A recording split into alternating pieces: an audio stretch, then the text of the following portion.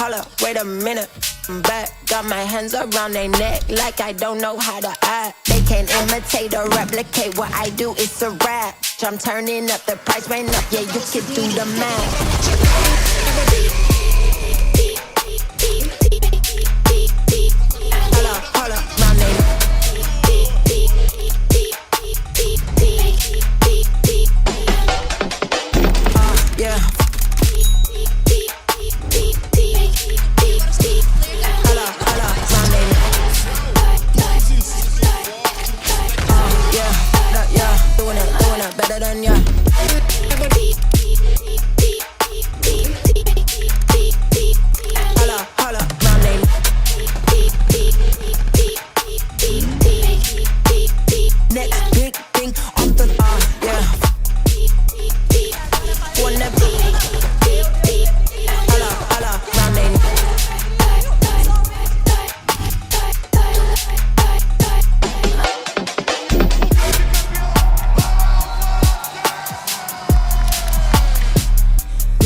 Let's get it.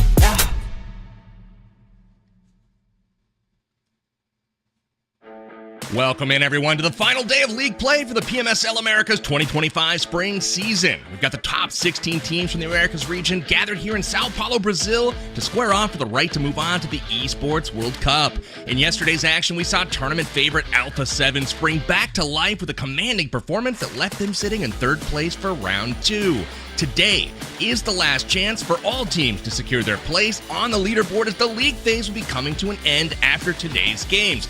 We are then going to be awarding a final batch of head start points to those who finish near the top of the leaderboards. And whether it is Alpha 7 or the Wolves, whether it's 9Z or Loops, it's probably going to be one of these 4 teams to take the lion's share of those head start points. I don't know who it is, but I'm here for it. My name's Powerbang. I'll be your host for today's action. And alongside me, I've got my man, Hot Jukes. And joining us on the desk today, we also have Enigma. Gentlemen, welcome to the broadcast. Day 5 was absolutely crazy, and here we are getting into day 6. Hot Jukes, we saw a couple teams really start to stand out yesterday. Consistency was the name of the game. What did you make of yesterday's action? Dude, the Wolves, baby. Let's go. 3 chicken dinners on the day. I am so stoked for this team. Juancho is now in that front line, putting in that work, so I'm so excited to see what this squad can do. We need a North American representative at PWC. So right now, they are the team that I'm really betting all my money on right now. Amazing. And Enigma, welcome in, man. So happy to have you on the desk. We are going to be kicking off the final day. What have you noticed so far from the tournament? I mean, for the most part, it's a lot of these teams being able to show up in the second phase. I was thinking really it was going to be iNCO coming in strong into phase 2, but they've kind of weathered the storm, stayed the same. Unfortunately, I thought they were going to improve, but I'm all on the hype train with Jukes, right? Wolves, baby, coming in. I really like that we brought in Juancho about it, because we didn't see signs of life specifically out of this player, but it seemed like yesterday especially he was really able to kind of step up for the squad, and I'm hoping today he's able to keep that foot sort of going forward, because this team, man, I mean, I'm all for it. We need an NA rep. We need to have NA back on top. We need to be able to show that we can at least save face for the most part, right? Our region's been lackluster. We need to bring it in hot for our squads to be able to come in and actually perform at the global level. The Wolves have been doing just that. They had a brilliant day 5. That was yesterday, and day 6 looks to be even better for them. We'll see if they can keep it going, but let's roll the highlights for yesterday's action. We saw all kinds of consistency from our top teams. It was the Wolves who were performing with a couple of chicken dinners, but Alpha 7 also got back into the mix. They had a weak day 1 of this week, but day 2, my goodness, they absolutely crushed it, Hot Jukes. Yeah, I mean, it was about time, right? I mean, like I said it yesterday, right? Even the Lions need a little break from eating all day. You know what I'm saying? So Alpha 7 are doing what Alpha 7 is expected to do here. Honestly, if I was really kind of looking at a big prediction, I would not be shocked to see this team at the top of the leaderboards. Honestly, at the end of the day, they're that strong. You know, it just depends on what they're going into doing. You know, at the same time, we do have the grand finals coming around the corner.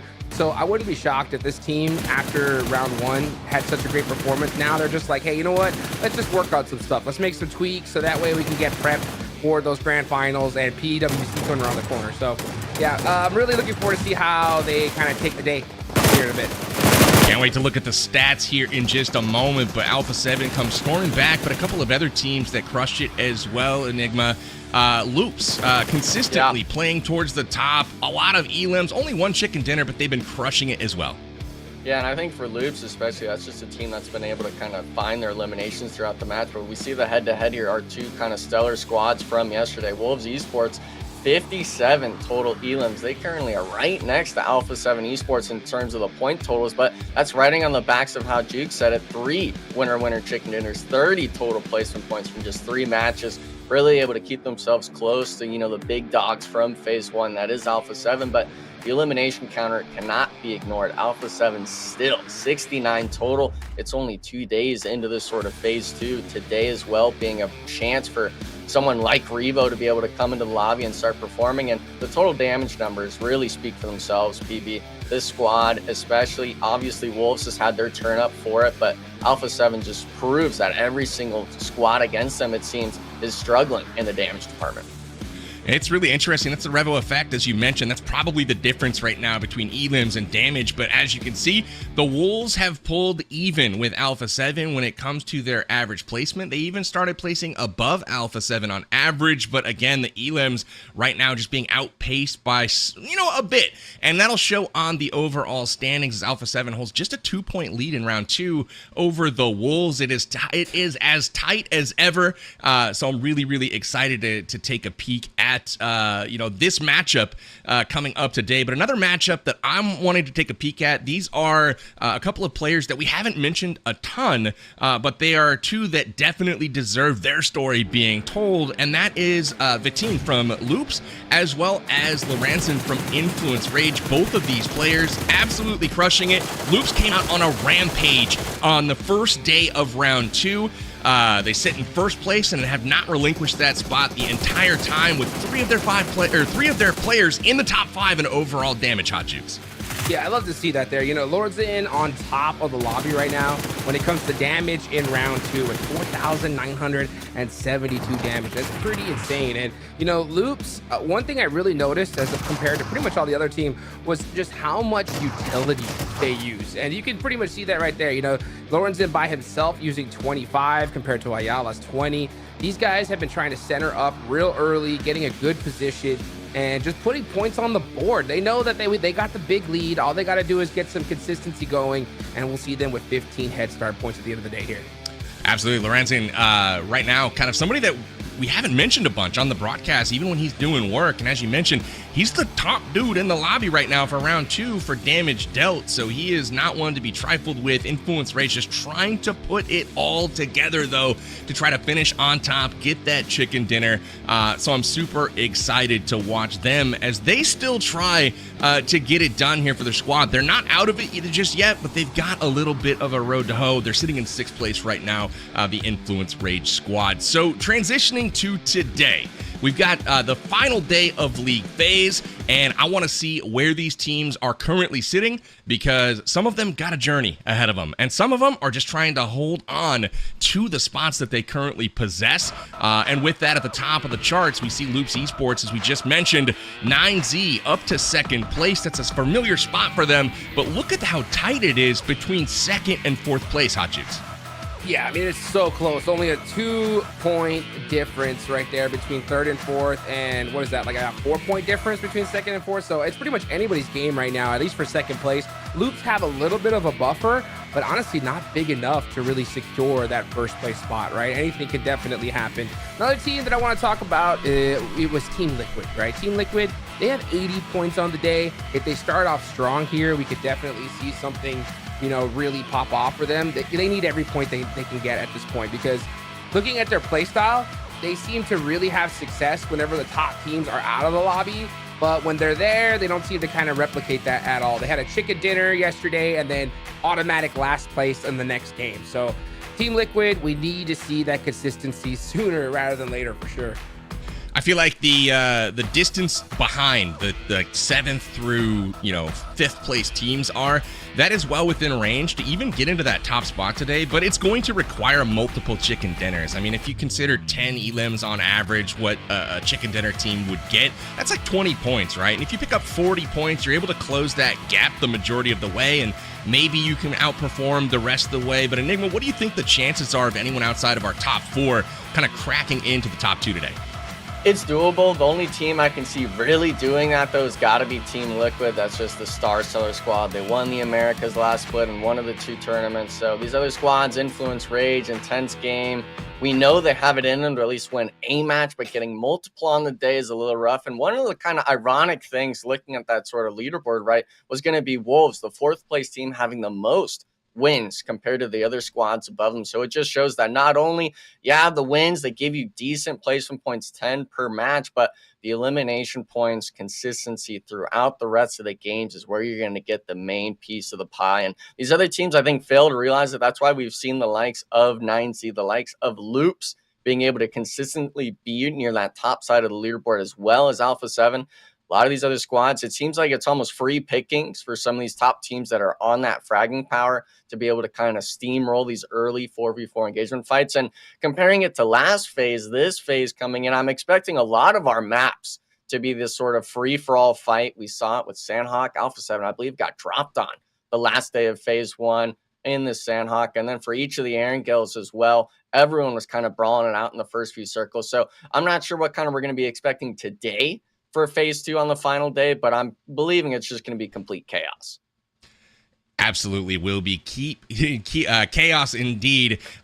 We have another team in the top 3, though, Alpha 7. They are the winners of round 1. They took home 15 elimination points, and they were led by Revo, who's putting together one of the best performances I have seen in any esports tournament to date. He's got 81 eliminations right now. That's 30 plus 30 ahead of anyone else behind him. I want to hear from him specifically, though, if this is just an out-of-his-world performance or if this is something that he's expecting to do and if this is just normal for him. Let's go to Revo and see what he had to say. Here we are about to start the 3rd day of the 2nd stage. I'm here with Revo. We're about to start. Revo, tell me a bit how you guys are feeling for this last day of the stage. We are feeling confident, and we think we can get the first place. So we're going to try our best and pray for us. Have you guys been holding anything back, like a little secret for the finals? Of course, we have a little secrets. We cannot use this on league stages because the finals is the most important part. So we have a little secret. Ooh, secrets up the sleeves of Revo. Take a peek at the MVP standings, and as I mentioned, this dude is putting together a dominant performance. Hot Jukes, he's 6,000 damage ahead of the 2nd place player right here, and 31 eliminations ahead of Vitim from Loops, and that's no slouch of a player in Loops' Vitim. And he's holding back. Right? And he's holding back, dude. Are you kidding me, guy? This is ridiculous. I mean, 81 eliminations. It was so hilarious yesterday, PB, hearing you like talk about this MVP because we saw Remix popping off, right? So we're like, let's see how much Remix has caught up to Revo, and all of a sudden, not at all. Dude, this dude is absolutely insane. So when it comes to Revo, he's obviously a cut above the rest here, and I'm just so excited to just be able to watch this guy perform at this point. If you're a professional esports player in PUBG Mobile, we're going to want to be, that's the guy you got to be looking at right now. What is he doing? Because this dude is just different.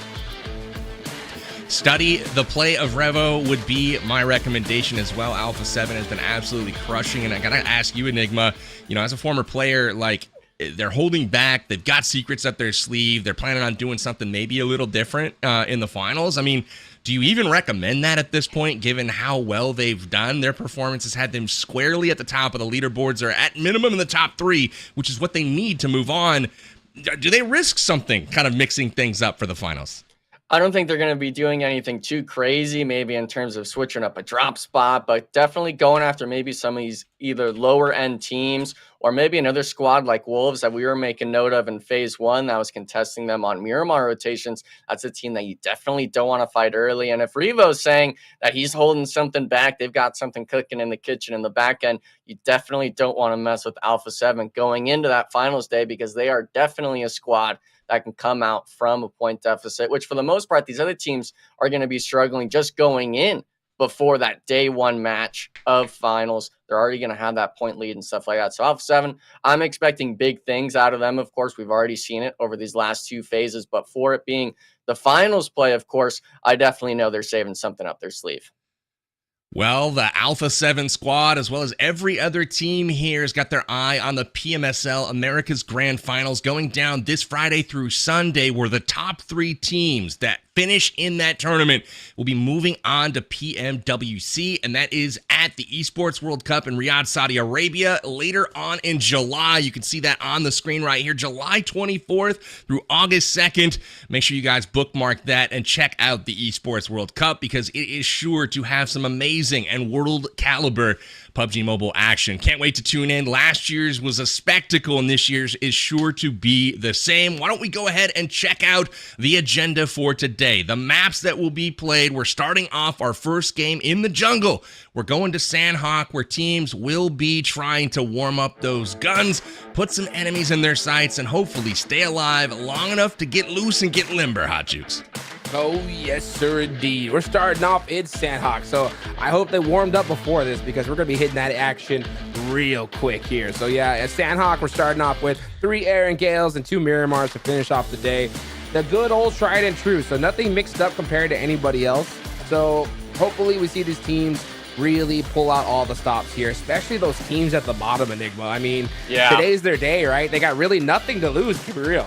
Yeah, and I think for the most part, you got to be putting everything out on the table. You can't pull an Alpha 7 and leave anything off the table, because if you go into that sort of finals play with 2, 3, 4 advancement points, you're really not setting yourself up for success. And I'm not sure what the sort of map structure is. Maybe it's just weaning on these lower end teams of just having that back-to-back Aaron Gale, having the Miramars back-to-back. I always enjoyed it being split up 1 by 1 in that sort of variety. But these other teams, man, you've been here for a few days already. You've had loads of games of competition to get used to the format.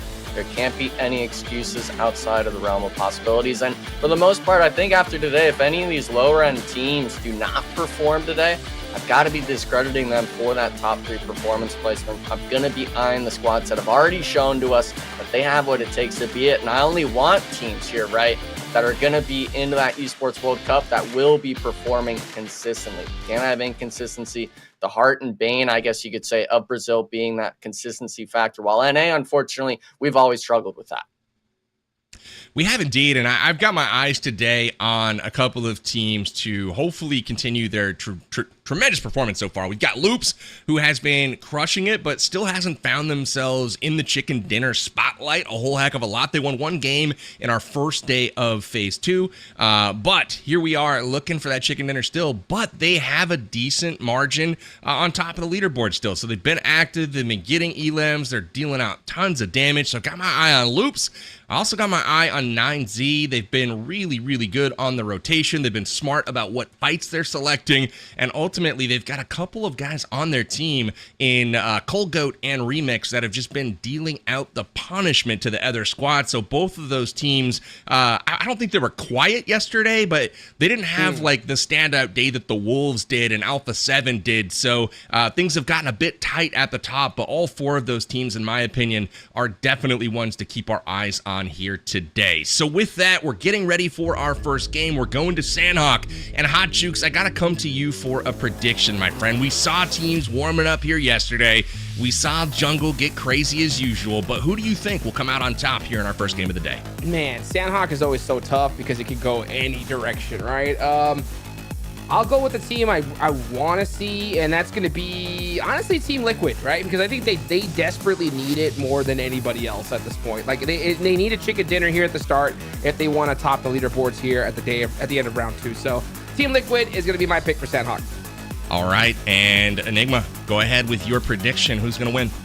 Oh man, we're not going with NA. Game 1 Hot Jukes? Come on. I thought you were going to say Wolves. They're with automatic, me. baby. They're automatic. You know what I'm saying? No.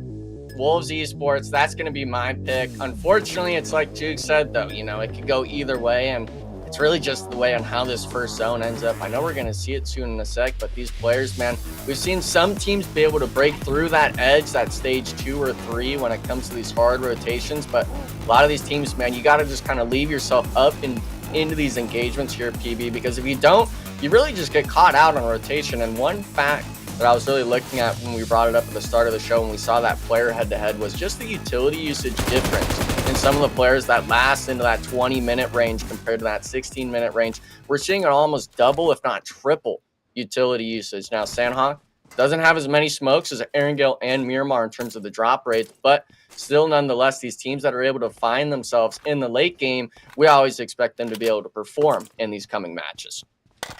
We really do. If I had to give my prediction for this first game as well, I'm going to throw my hat in the ring for...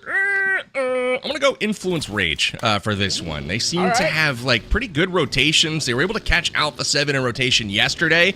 Did not pan out for them as A7 somehow got to center circle. We'll see if they can do that again today. But Alpha 7 still flying down. It looks like Revo has been spotted and he might be in trouble right now. Fate's going for him, tracking him down. Mafioso's close by for support, but Revo knows that he's in trouble. This is way too active, though. This is too active, I think. And one of the Alpha 7 players was already in the compound having an M7, so Xforce, I like the idea of getting aggressive, maybe not against the best performing squad out of the two I know what phases. happened. What happened? I know what happened. Revo got sick. He was in the plane hurling. We did have him try some American candy before the game, and I don't think he was a fan. So Revo a little late to get to the ground here on Sandhawk. We'll see if these... American candy ailments are going to plague him for the rest of the day, but that had to be what's going on, Ajux. Yeah, he's got to be feeling better after just running into one building and finding an AUG. You know what I'm saying? So I think that definitely healed his tummy a little bit right here. Right. And honestly, if you're going to fight Revel, I think with him having only a knife is the best time. So a little bit of a throw there for Xforce. They should have known that he only had a knife, Enigma. Yeah, the knife drop, obviously that's one case, but I'm kind of still scared going into Alpha 7. One of the teammates landed at the compound in range, so even if you get the knock, we saw Fade on the back of the buggy, didn't even have a vest or helmet to work with, just only getting the Vector, and I believe the M7 to his name. I'm not really a fan of going for these early game engagements on Sandhawk. Maybe they got if 44 points. If they got 44 points in Enigma. Alpha 7's got 105 jukes. That's how you They're catch blowing them out, but it can't be on haphazard plays. It can't be on careless mistakes and engagements on Sandhawk. Yeah, I agree with you 100%, Jukes. Xforce, they got to go for the engagements, but that's considered a hot drop in my eyes. That's a 50-50 on the engagement, and I don't like those odds one bit if you're going against the big dogs in the lobby. And for Xforce, they've switched it up a lot, especially we saw them contesting Boot Camp and then contesting Alpha 7 to now dropping on a split towards Quarry. I'm not sure what their game plan is. Maybe they just haven't found the game plan yet as Xforce, but man, I mean, with it being the last day of the tournament in terms of phase 2 before finals, we got to start putting the pieces together. We got to start finding something, or else you're going to be discredited going into finals. And now we see it actually as well. Xforce changing their fights towards VG. This is a fight, Jukes, that I can definitely get behind, with it being another middle of the pack squad, not it being Alpha 7. I think a fight right now is actually pretty rough because it's so central. The next zone's going to pop here. If you do get into engagement, you're getting third partied 100%. So like, I do agree that it was a haphazard play, but considering where they're at on the leaderboards, I'm not mad at it, to be honest. Yeah. I think their instincts were like, yeah, we should push because we need every point we can. What do we have to lose? And then their brains kicked in and be like, you know what? Let's just play this one out and see what happens. What do you think, PB? I think it's a no-doubter to go for that. When you see you got rifles and armor and a vehicle and you're rolling with a squad mate and you see somebody flying into the middle of the forest by themselves, Yeah, at least go sniff around and see what's up. I mean, they did retreat the second Mafioso fired upon them, so it wasn't like they hung themselves out there. Yes, it was a bit of a risk, but they're at the spot. I mean, right now they're in 13th, right? That's only good enough to secure 2 head start points. And that's really nothing going into the finals where everyone else gets at least 1, head start point. So, they're not gaining anything on anyone. If anything, they're losing ground. So they have to do something to change their fortune. And if it doesn't work out, I mean, yeah, sure, they go down on the leaderboard, but what's it cost them in the grand scheme? Only 1 point, right? So yeah. I'm not hating on it at all. I like to see the play here, and I hope they get aggressive, but, the early play didn't work out. They've got to regroup, which they've done, and they've gone to center zone, and they've prioritized position while Alpha 7 is still on the outskirts trying to loot up. They were incredibly late to drop. I'm actually curious as to what happened with Revo there. A little bit of maybe that's one of his secrets. Maybe. Yeah, right? We're just going to make people think. We're not paying attention. Yeah, we're going to make them think we drop late. And then, oh, we drop fast in the grand finals. That's a good old switcheroo. I like to see that. Some new drop tech. They figured it out. Yeah. Secrets to success. It's the drop jukes. The drop jukes. You teach them something? Something we don't know. You've kept something from all of us over all these years, Jukes. That hidden technology. Hidden tech. One team. We're seeing them right now. iNCO Gaming PB. This is a squad that from phase 1, we saw a lot of kind of brilliant moments, right? A lot of moments where they were able to kind of get into that mid to late game, get a few eliminations under their belt, but weren't really able to close out, get into that top 2, top 3 finish outside of the Miramars. And for phase 2, they've, in my eyes, really just gone a little bit downhill. They've been stagnant. Anything that's not an improvement is you getting worse in this term of lobby state. I want to see more stuff out of them as a team because they're one of our NA reps, right? They're from the sort of Bruno's in squad and stuff like that. They're a team that has been able to perform recently in the past. But for this squad right now, I mean, I want to see them improve as much as Wolves coming into these matches because today, with it being the last day, everything after this is finals. Your only care essentially is going to be that top 3. Obviously, there's a prize pool for all these teams in the lobby, but you want to make it to that EWC and try to get yourself onto that world stage. What do these teams all know about this zone? There are so many. I mean, look at this. This is crazy. They've got, 1, 2, 3, 4, 5, 6, 7, 8, 9 teams huddled around boot camp right now. And there has to be some crazy fighting to break out any moment because there is simply not room for that many squads in the hillsides there. And even Alpha 7's coming into the party as we speak. So things are about to get a bit dicey. And I don't know if Alpha 7's aware that there are, 8 squads that could potentially have a line of sight on them as they come into the zone. Yeah, but I'll tell you what, if it's any team you got to worry about, it's Alpha 7. They live to be able to fight from the edge of zone all the way in. So you can see them just kind of holding this little complex here by Quarry for a little bit. But Revel, he's already got his... He's got that M4 4 times, just trying to peek out anybody moving. Calm before the storm here for sure. Stage 3 is going to get real interesting, especially if the circle pops on over to Ruins. That'll be super problematic for all these teams. Oh, Ruins would be a nightmare, and we see it as well. I think we had a zone end during this phase actually on that sort of western edge, seeing every single squad kind of crumble, being on that temple spot of the Ruins. And for the most part, I think Alpha 7, if you opt not to go in too deep into the circle, you'd be fine with the Ruins shift. You could go south, you can go right around the sort of Painan Bridge on that southern edge, go around 9Z and find yourself a nice pretty spot in circle. But all these other teams like AGG, like VG, even Team Liquid perchance, gonna struggle trying to get into that western shift. But it is that calm before the storm, like you said. I'm interested in seeing what these other edge teams like Wolves or S2S do, because we've seen them do a lot of fighting on Sandhawk in these early few phases. A lot of teams opting to really brawl it out early with one another. And I do believe up on that northern edge, it's actually going to be Wolves potentially taking their sights to Loops. Big time engagement coming there. Those two teams battling for the top spot in the lobby right now. Wolves and Loops coming together just south of Paradise. They're in between Paradise and Boot Camp right now, but still haven't committed to a fight. And Wolves are a bit separated from one another right now, whereas Loops, they're a bit more connected. So if a fight does break out, if Doran gets spotted, Loops is surely going to have the upper hand right now as Coops and the squad are getting further and further apart, actually. So Doran is in a really precarious position right now, and I don't know if he's aware. You can see at the very top of the hill, from his perspective, Loops is just right over that edge. Vitine at any point could choose to pop up and maybe throw a grenade. I'm not sure if they're aware of Wolves' presence, though, either, but things are getting a bit dicey right now, and gonna be interesting to see if these two teams fight early. Speaking of fighting early, teams that have been fighting early a lot, Enigma, I think because of the zone, it's gone to Camp Alpha almost every time, and so you see that mountaintop, point of interest be really, really sought after, because anybody who owns the high ground up on that Camp Alpha island really kind of owns the circle, and so that's what's driven a lot of the early game fighting.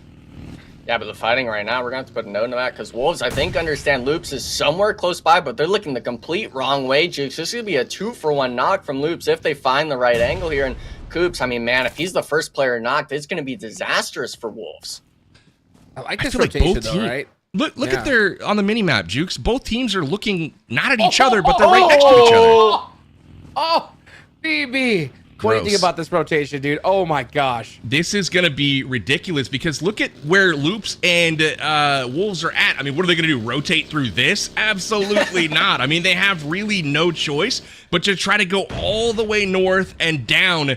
And that's a really, really long rotation. By the time they get there, there's going to be like 3 other squads that are preventing them from getting in. So this is a really unfortunate zone for Wolves and Loops, as they're going to have to battle through a lot of traffic to get their position in zone. I think I jinxed us, guys. I think I jinxed us bad. Right? I was like, if this zone goes to Ruins, it's going to be pretty problematic. And it literally hard locked onto Ruins. So you can just start seeing the elimination feed start to light up like a Christmas tree over here, because teams are just scrambling to find their way into this next circle. Yeah, Team Liquid popping in their vehicles. They're going to start taking off. But I mean, look at this. I mean, where do you go? Like, I mean, maybe down south through Pinon, maybe? I mean, Alpha 7 did that, actually. And they're big chilling there already. Yep, Alpha 7. That's crazy. They're taking that really southern path. We see them go out into the blue zone to make sure the initial part of the rotation is safe, and then when they're ready to come in, you're going to see them come in probably towards Tambang on that southwestern side of Ruins, and it looks like 9Z is right after them. We'll see if we see it on the mini-map, but 9Z is directly behind Alpha 7 right now, so they could come together at any moment. This is a really, really interesting rotation. Yeah, but PB, you had to make note of it earlier, right? You're talking about Camp Alpha on the north side. It's always been shoot to survive and intense game, brawling it out. And they actually were fighting on the very edge of the northern circle, not even crossing the bridge yet. We actually see it on the map there. Yeah, 9Z, PB, they rotated in front of Alpha 7, but all these compounds are free. Every bridge has been camped beyond belief outside of the Pineland Bridge, with both of these teams took to get into these southern rotations. But now you're getting closer, stage 3, you're going to start getting shots towards your way. It's a matter of if you can actually find yourself into these sort of moments on the map and possibly get some of these eliminations, because all that north side, all that eastern edge, Jukes, it's going to be a brawl for placement. Dude, an absolute brawl indeed. Yeah, right now looking at the circle, what do you know? Loops is actually dead center, so they are gonna have a really good spot into this next circle. You got Team Liquid holding that Pinon Bridge. Cardoso's right there, but he is surrounded by a couple players as well. But look at this. We look at the feed. 9Z getting into it with Team Liquid, and there we go. We see our first team knocked out already. Wolves are in blue zone 2. This is just a really, really tough shift. At least they got vehicles, though. Xforce is in Pinon still, and they've got a nice little spot in zone if they can push their way in as well. So, interesting. I'm still rooting for NA teams to do something today. Show me something. But Wolves did take that upper path all the way to the north like we had talked about. They are going to be working their way in. Do they go bridge? I mean, you've got 9Z down there who is looking directly there, or they can try to go through Royals of War. But either way, there is still a huge gap for them to cross to get to that safe circle. Really props to Alpha 7 on their rotation. They take the right direction. Sending it. What is this? I think it's just 2 players left, and this is going to be right into Savage. Are they even going to make the drive-in? Oh, please don't slam into the tree. Thank goodness. I'm not even sure if this is really a play, though, Jake. It's just 2 of you. Yeah, you're kind of centered up on the circle, but what can you do on this mountaintop? You're going to have every team eyeing you from the get-go. That's what you do, though. You stay right there. You just hope for the best, honestly, because like they were totally screwed where they were before. So, I mean, a valiant play. I think it's going to definitely stretch their life for a little bit longer here. Now let's look at 9Z. 9Z, Rebel getting the nice knock onto Remix there. Cold Goat is down. And as soon as we started talking about it, 9Z was out of there. Well, that's a massive fight right there because that was your second place team being taken down instantly by the third place team, who now is the second place team. Alpha 7 picks up 6 eliminations already on Sandhawk. They jump up to second place, and 9Z will all slip down one spot, and it may not be it because the Wolves still have all 4 players left alive. Oh my goodness, put down. This is going to be on that eastern edge now, Jukes. Xforce they fight with VG, and I'm not sure what happened here. I felt Xforce could have rotated in, but they took the fight, win the ones, and now have to deal with the third party from Team Liquid and Influence Rage. They lost 1 player, but I was expecting Xforce to be able to rotate safely to the southern hillside, kind of play up in the air, so to speak, above Alpha 7, but instead, I think Xforce maybe spreading out a little bit too thin. Now, all these teams, yeah, I mean, this sort of map here, there's rarely anything to play other than just rocks and a few compounds in the center circle spots. And PB, I really wonder if these bridge plays are even worth it, or if you'd rather kind of take an engagement like 9Z and just kind of go for that full send 4v4 fight, because you're not wanting to get third party. We see it now as well. Even Blue Zone's starting to take lives. Yeah, Blue Zone creeping in. Somehow, some way, these teams are able to get past these choke points, get to zone, and just like that, All Glory Gaming is out, and now Xforce on their final leg as well. Somehow, it looks like the Wolves have made it across the water. Coops hanging back, putting pressure on Royals of War. He will sacrifice himself, but the team has gotten almost to the circle, and now they're into it with Loops as well as United 4 Gaming. Oh my goodness, the north side completely congested here. Doran driving around, trying to get a little bit of intel right here. Yeah, meanwhile, Loops are just completely laying down. But there's only 30 seconds left on the clock. The zone is starting to close. And this is stage 5. This one really, really hurts. Let's see what the Wolves are going to do here. I think they want to avoid a fight if they possibly can.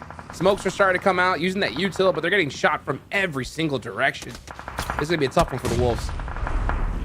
Yeah, I think if you have the buggy still, if it's healthy enough, you try sending a duo potentially into the shack. I think it's just on that southern edge of the road. If they could just full send it in, I think, yeah, they see it now.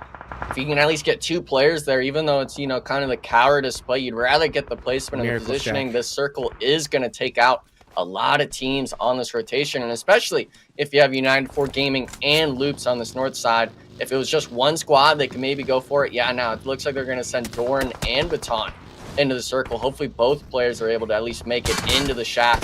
And actually, wait, he's going back. Oh, if he didn't get the tires shot out, PB, he could have actually brought Juancho in as well. He could have, but they are going to find a spot in circle. Didn't know if they'd be able to get there with the sight lines from Ruins coming in there. And now Influence Rage trying to get in there. Wow. Oh, big shots from Aleem taking down little boy from Influence Rage. Now it's up to Lorenzen, the damage leader in the lobby. The last one up for Influence Rage. Runs up the hill. Gets away for now. We'll see if he's actually able to stay alive. Grenades cocked. We'll see if he's able to get it up the hill. Goes down the hill with it towards Team Liquid. Man, they are in a really bad spot right now. Stuck between a rock and a hard place. Those being Xforce and Team Liquid. Liquid gets him the back. Cardozen with the finish. And now Blue Zone starting to pay a factor. United 4 Gaming out as well. Now this is the big showdown, Hot Jukes. It's Wolves versus Loops. It's Juancho versus Loops, baby. Let's see what he can do. Zone right next to him. There goes another one. Can he get the final? No, gets caught right on the open. That's the last player of Loops alive. He's going to be running to get those reses, but the rest of the Wolves on the other side here, still hanging on, but trying to find where are we going to go to this next circle. I mean, they're going to have to drive. Yeah. I got a shout out for Savage Esports.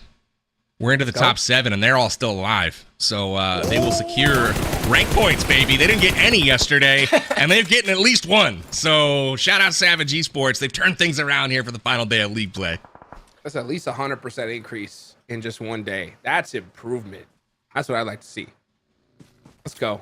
This could be that game, right? I mean, we talked about it before. When you're in the final day here, you're at the bottom of the leaderboards, you really got nothing to lose here. So a lot of that anxiety leaves you. Sandhawk is pretty much a coin toss, right, Enigma? So for them to catch a good position here, it could be the start of something. Yeah, that, but the start, it looks like it might not be for, not at least for some of these other teams. iNCO squad that I wanted to improve, gonna have to go against the duo of Alpha 7, holding them back from the high ground. Luckily, the smoke grenades, they came into play, allowing McGrellin to get close and personal with the frags. And the utility usage has got to be key here. You've got to be able to find and knock yourself at least onto one of these Alpha 7 players, but it looks like actually some help from Intense Game applying pressure. That duo earlier on that made that buggy rotation, now allowing Alpha 7 to kind of be on the back foot here. iNCO Gaming, they're actually not going to go up the mountain. They're going to be playing underneath the cliffside, and we were wondering what Wolves are going to do. I think they're going to have the same game plan. Unfortunately, it's going to be that just solo, I believe, Baton being on the northern edge. So iNCO Gaming, they find their spot for now, but I'm not sure how long they're going to be able to last here with some of these other squads being full four-mans. Oh, it's gonna be tough. Tough indeed. Look at this. Rafa with a nice shot there. Alpha 7 in really big trouble. Only one player up left, and the blue zone is starting to close. Yeah, I think that's gonna be it for Alpha 7. So still a big valiant effort, putting some points on the board regardless. But let's see what iNCO's gonna do. Like you mentioned, Enigma, they are on the bottom of that hillside, and not a lot of sight lines to be able to get some eliminations. You're not counting them out, are you? Who? Alpha 7? Yeah. I'm counting them out. No. I'm counting. Don't do it, Hot Jukes. I'm counting. Don't do it, Hot Jukes. If we've seen anything, it's Alpha 7 come back from the dead time and time again this tournament, Enigma. Yeah, I mean, Alpha 7 is just like cockroaches. They just come out from nothing. They're able to get all the players reset. They had 2 players knocked just now, and Savage nor Intense Game were able to at least get even one thirst onto them. And we see the elimination count now 10 total for Alpha 7, holding that southern cliffside for the last few circles. Now iNCO, they're trying to deal with it, but unfortunately Alpha 7, they still have something in the backpack, getting at least one knock now at the nade, trying to find the thirst onto Battalion. Revo, man, this is the guy that you don't want to have any sort of utility under his belt, missing the mark barely. But with Savage Esports, I'm wondering which team you actually even focus. It looks like Savage going to be putting the pressure onto iNCO. This might just be a free 4v4 for Alpha 7. They're both brawling it out, taking casualties here. Secrets. I forgot about the secrets. The blue zone's behind him, though. What are they going to do? All Savage has to do is really just apply this pressure, use the blue zone to your advantage, but they're getting picked apart by iNCO now. I'm still not counting them out. Carrillo's still alive. I still think there's time for Alpha 7 to win here. No way. No way. It shouldn't be. And we got a trade. Oh my goodness. Oh my goodness. Oh no. He almost did it. He almost had the 1v1. Oh, it was so close, but Alpha 7 picks up big points here, and now it's down to Savage Esports taking on iNCO for the chicken dinner. Savage, after no rank points yesterday, trying to finish on top in an unlikely first game chicken dinner here at Snacks and Monty, taking on 7-8 right now from iNCO. Who is it gonna be, Enigma? I think it's going to be iNCO. They've got the zone positioning. It's stage 9 coming in. Savage has to leave the building. They've sat in the whole time. Unfortunately, Snacks, he gets knocked, and now it's down to just Monty. Yeah, the free knock through the window. Window winner, chicken dinner. iNCO Gaming, man, they came in through that ruin side that we saw earlier, Jukes, and for the most part, you wanted it to shift that way. I think they were pretty happy that you cursed the zone like that. Oh my gosh, iNCO, sign the check, baby. Let's go. All right, they'll take that chicken dinner all day long. And yeah, with the position I saw Alpha 7 in, I was like, they're toast. What do? You got the blue zone to your back. You know, you got iNCO right there. You got Savage in front of you, but Savage are like, nah, dude, we're chilling in this complex. We are not moving. I don't care whatever happens. Big chillin' the entire game. Savage was in that compound, but they picked the right spot in the circle, and what a way to rebound after a pretty weak day 2. They get the near chicken in this game, but iNCO Gaming from North America able to secure the top spot on Sandhawk. I really liked what we saw from them, but I gotta say, really liked what we saw from Alpha 7 there as well. Not only did they get further than we thought they might, they did that mostly doing a 2-2 split the entire time, with one team holding off iNCO from the cliffside, the other focusing up the hill, and they actually made it to the very end, picking up 11 eliminations to lead all squads. So props to Alpha 7. My pick, Influence Rage, did not get that zone position when they needed it, and that poor horse, man, stuck in the middle of this gunfight today. Yeah, It's just really unfortunate that the team that's always consistent is going to be the first place squad, Alpha 7, getting into it. And this is Sandhawk, the coin flip map that we all enjoy seeing, that sort of deciding factor for some of these squads on the mental resets. But with it being at the start now, it's really a sign to see which squads are actually really kind of on top of it going into some of these gunfights and engagements. I think Savage, they definitely could have had a few more eliminations here potentially on the iNCO at that end game there. But Jukes, man, at least iNCO getting those eliminations, getting that win under their belt. I was struggling in seeing them being able to perform. Luckily today, they're able to start showing out. USA, USA. Let's go, baby. Let's go. Let's get that hype going for the squad here. I mean, Sandhawk, it's that roll of the dice. You know, anybody can win it. And for iNCO to start off strong here, they needed it. They need every single head start point they can get. Hopefully, this will kind of be the start of a really strong day for them, PB. You know, I didn't know they chanted USA in Dominican Republic, but maybe they do. I don't know. I love it. iNCO coming in clutch, though, with the Game 1 victory. And remember, this is one of the teams that was kind of in that mid-pack, right? Coming into the day, I believe, in the 8th or 9th range overall. I'll check that here momentarily. But, you know, really, yeah, they were 9th coming in. They need to put together multiple chicken dinners in order to have a shot today, and they've done their part in the first game of today. They didn't pick up a ton of eliminations. That's okay, but 17 points goes a long way to move them up the leaderboard as we take a peek at the match standings. Savage Esports, again, picking up quite a few as compared to yesterday's performance, and Alpha 7, probably the biggest story here. They're moving and shaking up that leaderboard as well. They jump over 9Z with 11 eliminations and a third place finish, Enigma. Yeah, and I think for the scary thing is not seeing 9Z up here. Loops as well was able to get a few eliminations under their belt, making it 5 on the Sandhawk. And that's always the team that just somehow ends up with more than one squad wipe in terms of eliminations, it seems, every single match. And kudos to Team Liquid getting 8 as well as Wolves getting 7. They were both kind of in those hard-hitting spots on the north and the east side, struggling to get into the circle shift. And as we see it on the sort of match standings on the bottom half of the leaderboard, we obviously see it as 9Z, Shoot to Survive, VIOUS, teams that unfortunately just got the shorter end of the stick in some of those engagements, but Influence Rage having at least a few eliminations under their belt. Hopefully that'll be enough when it comes to these next 3 Erangels we play here at PB to be able to kind of have that performance that they're looking for to try to get a few extra advancement points. We've got the overall standings coming up for you to see how things have shaken up, and it does look like Alpha 7 has leapt over the Wolves and significantly closed the gap on Loops Esports. You heard it from Revo. They said they're coming for first place today. They've already secured 15 head start points in round 1, and here we are in round 2, and they're trying to come for another 15 head start points. So I think they're well on their way to doing that. Loops has got to start putting together some placement to go along with their eliminations, because the elimination gap, well, Jukes, it's closed. They only have one more than Alpha 7 now, and they're not going to be able to ride that wave much longer. Nope, it's over. They can't ride it at all anymore. That gap is passed. I mean, Alpha 7 could pass them up in this next game if they're not careful here. So, I mean, that really concise play from Loops, it has worked to get him here so far, which I think is great.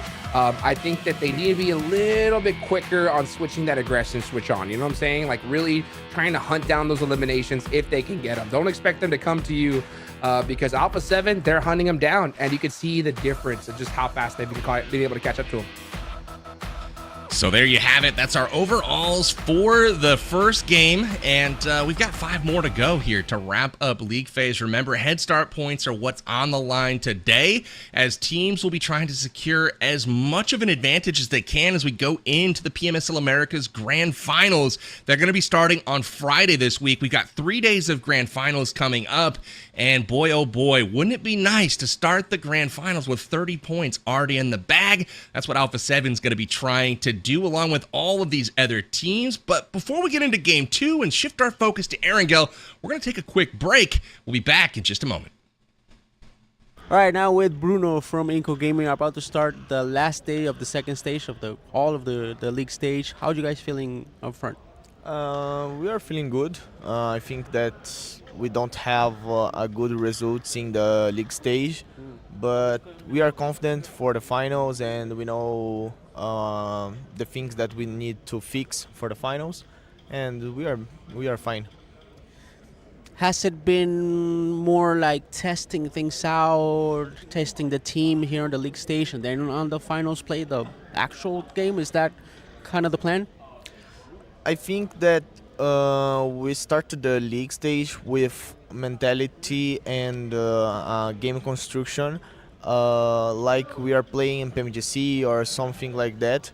But here in America, some teams play like a style more passive, and it's more hard when we play like more the style we do it in league stage. Yesterday we tried some things to play more aggressive, to start to fight more in the play, and we get so much kills in comparison of the other days. And I think that it's the style that we go use in the finals, and we are fine for this. Let's get it. Let's go.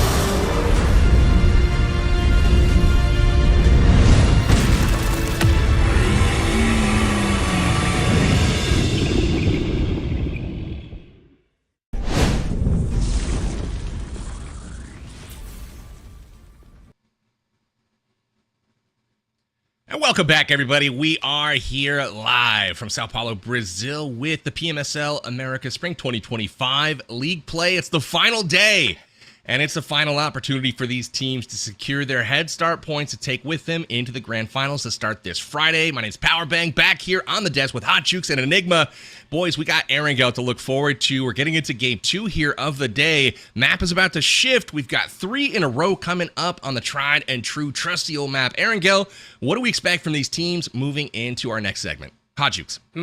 I think we need to see some consistency for sure. I mean, that's the map that everybody knows, and we've seen some teams really dominate in that position there. One of them is the Wolves, right? I think that they did great in the last game. Yes, they didn't get, a chicken dinner. I wonder if we would have seen those 2 players stick with Juancho, Enigma. Imagine if that happened, right? Because he had it.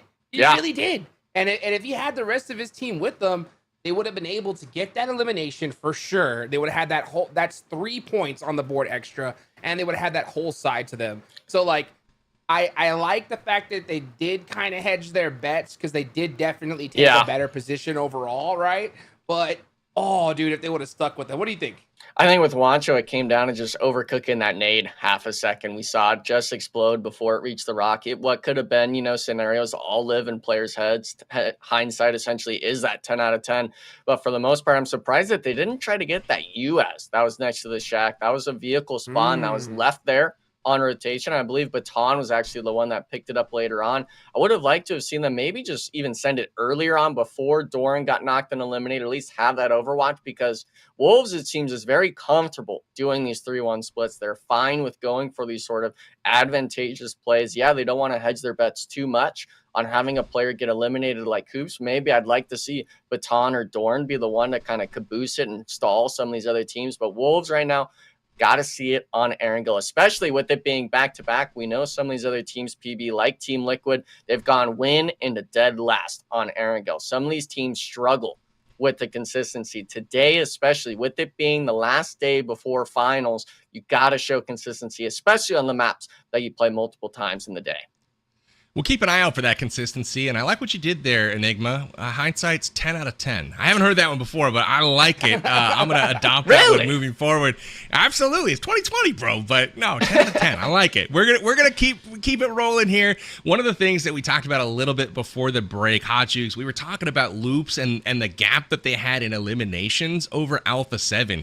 And one of the reasons for that gap was the standout play of Vitin. He was leading the lobby in round 2 by a significant margin in eliminations, and on day 1 of round 2 we had Revo from Alpha 7 have a bit of an off day, but look at the gap. It has closed. Revo putting out the damage. He's got a big gap now over to Vitin. Vitin still has a slim margin on him on the elims, but boy oh boy, this is starting to be a different story now, and Alpha 7 has really been able to close this gap on loops. Hot Jukes. Hey, Revo busting out some of them baby, busting out. And the big secret being, let's just eliminate everybody. You know what I'm saying? That's a good one. And it worked out. Yeah, and it's a really good secret, to be honest. And it works really well. He's good at it. And that's just a difference in play style between A7 and Loops, right? Loops like to kind of get a good central spot, hang out, and, get good consistency on the board. The thing is that if we get a crazy hard shift in a circle or something like that happens, they could really be stuck out in a bad position. I think that's exactly what happened here in this last game for them, right? Alpha 7, they're like, you know what? We will play the edge of a zone.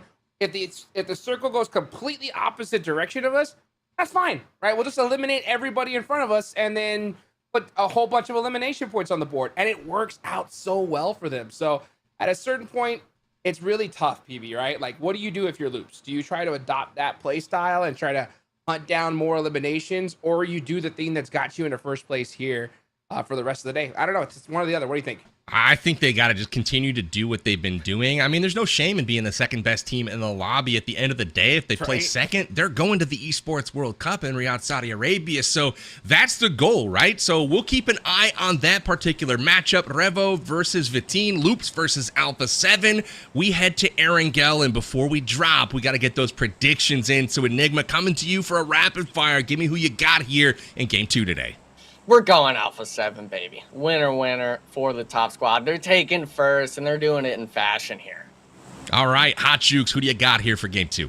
Oh, you got to go with the Wolves, baby. We're back in Arendelle. That's the team I want to see perform the best because, like I said, we got to see some USA team there at the Esports World Cup. That's the team I'm believing in the most right now.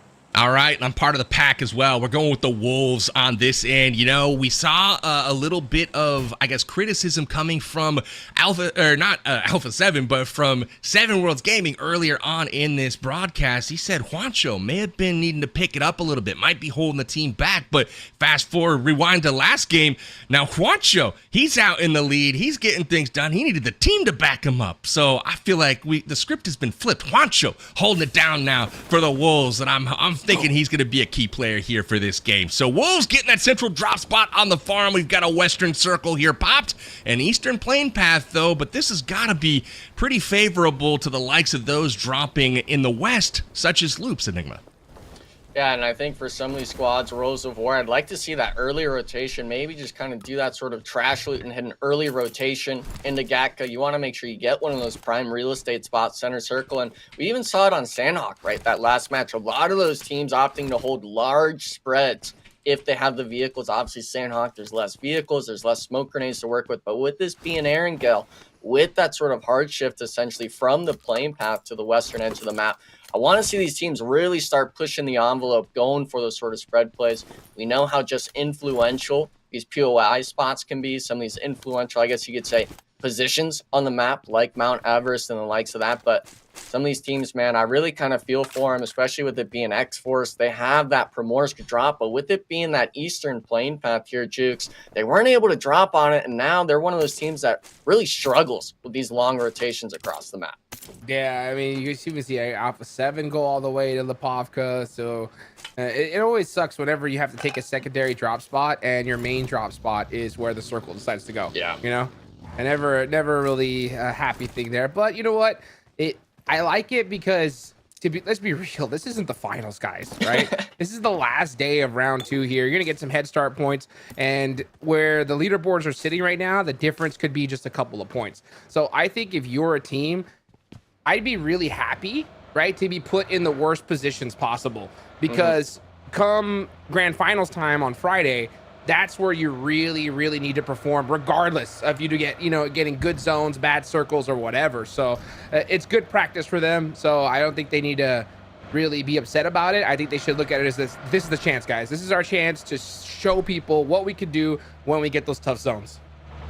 I like that shout, and this isn't the first time they've seen the circle over on that western side. It happened yesterday as well with Alpha 7 again dropping in Lipovka. It didn't really slow them down. They haven't had an issue rotating in any circle, really. They've been able to find those rotations, and the one thing that's been interesting is when they feel like they're kind of cornered, you'll see them flip that switch and kill switch engage, so to speak, and all of a sudden whoever's around them just seems to drop. And so I'll keep my eyes on that during this game, but we are also going to be watching Xforce here to see if they can build that momentum. They've got a long way to go, but another team I'm watching right now, Jukes, is Team Liquid. You mentioned them in the opening, but they're at 90 points right now, which is 39 out of first place, and it's really not that far back from like second, which is where those head start points really are significant.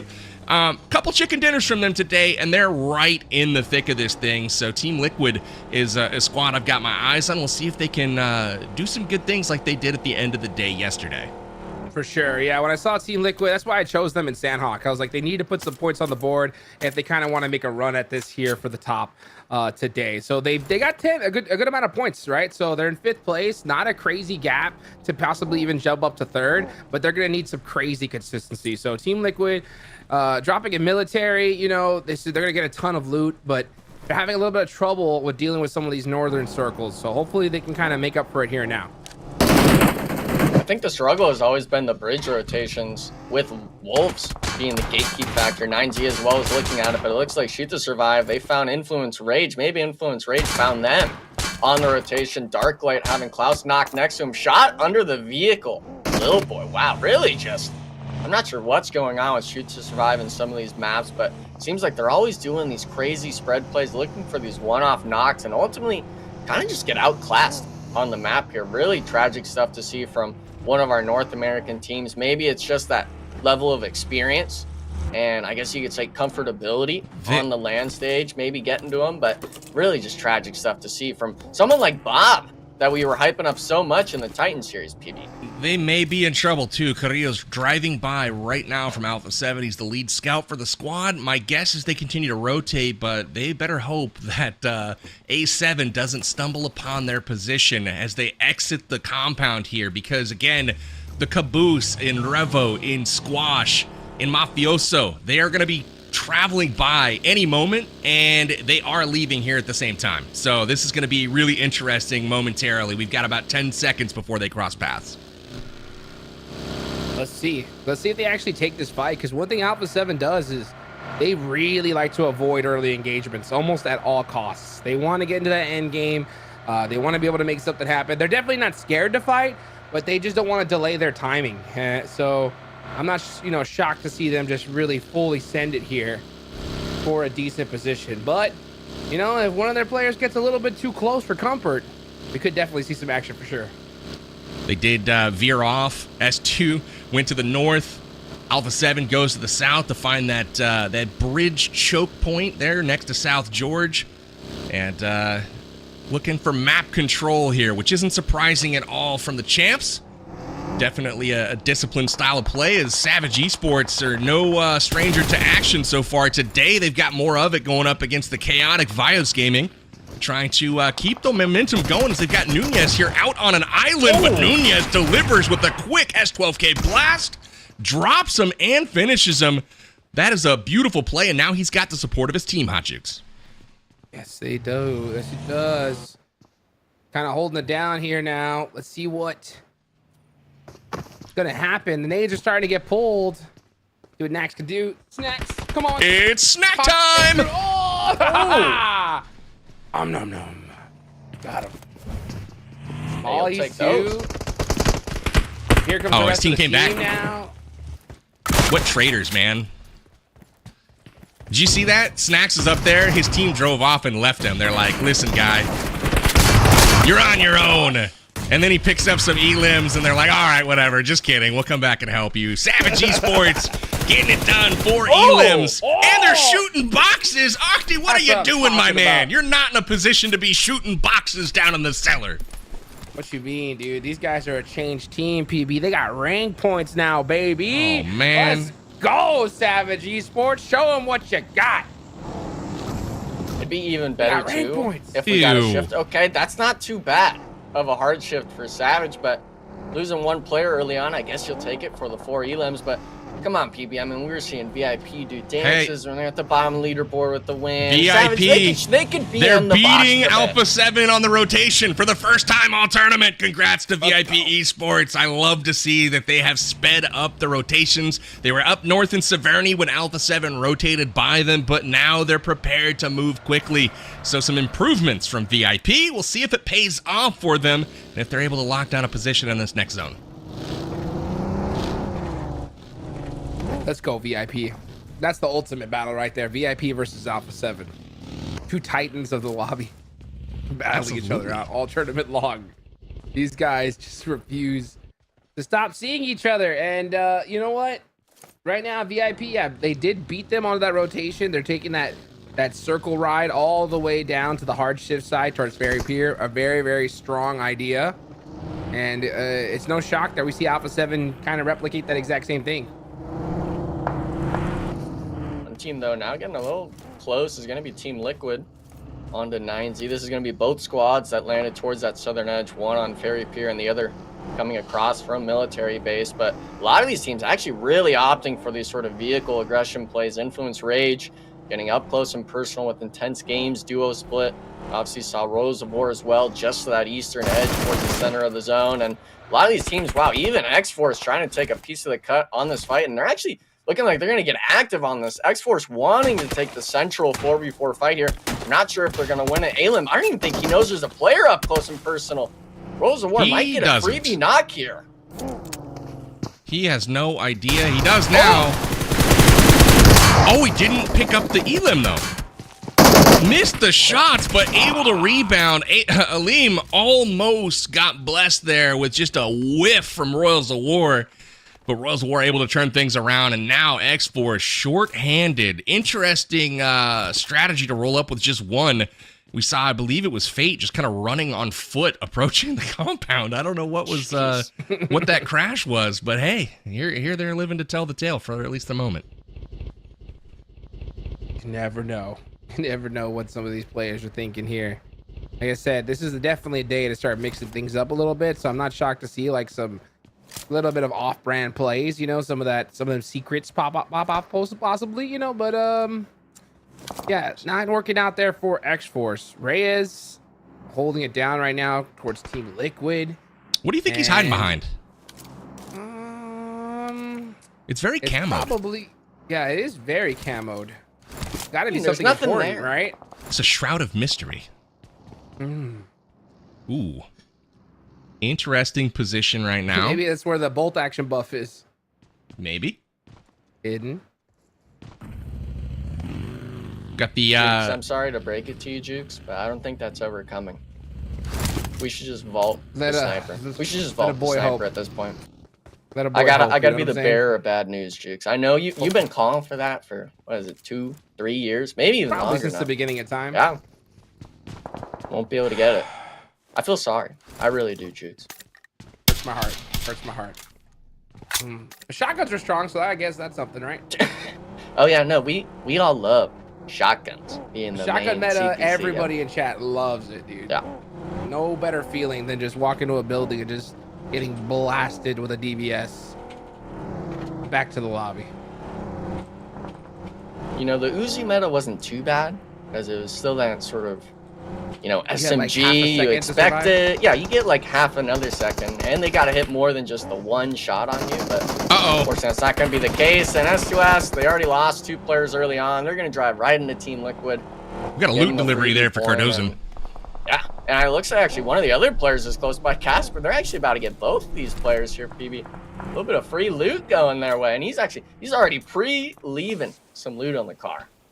You know, trying to set up. When a player just rolls up and just like all the way to your door and has 1 HP and dies, it's just like, cool. I don't even have to like expose myself to loot his corpse. Like, I don't have to run out in the middle of nowhere. I don't have to make some daring play. It's like a free refresher, you know? It's a nice little supply drop right in the middle of the game, and that's massive for these teams. So now we've got VIP. They did sneak into the circle at Very Pier, but the Wolves have really made a crazy southern rotation here, and now they're into a VIP, and they've got the upper hand. Oh man, Juancho, he's trying to find the shots. Are you actually full sent through Wolves with the Coop, trying to get the shots down, but after losing that player thirsted from VIP, they're going to try to just opt and rotate right through the center of the circle. Influence Rage, though, being just to the north, taking some pod shots, and you really do wonder, you know, VIP, they had such an early rotation, you mentioned, compared to Alpha 7, but unfortunately allowing some of these other teams like Wolves to rotate up close and personal, take that engagement from the bottom side of the hill. And now we see it as well, Wolves. They understand AGG being the new contenders of the mountain on the western edge. Will they be able to fight it out? We actually see now VIP still driving around this part of the map, really trying to find a place to call home, and they full send the one story in between Influences, Rage, Split. Can Lorenzen get a few knocks? If they get 1 knock here, I think they got to full send it. Your Influence Rage, this could be a potential 3 free eliminations, Jukes, under their belt. Yeah, it's a hard push, though, timing-wise. With the next circle, now that's gone, right? Now they got to start focusing on trying to find a different spot here. Alpha 7, I think they're waiting. They're just waiting for an opportunity to third-party somebody. So they got in their vehicles now. They're going to start heading into the next zone.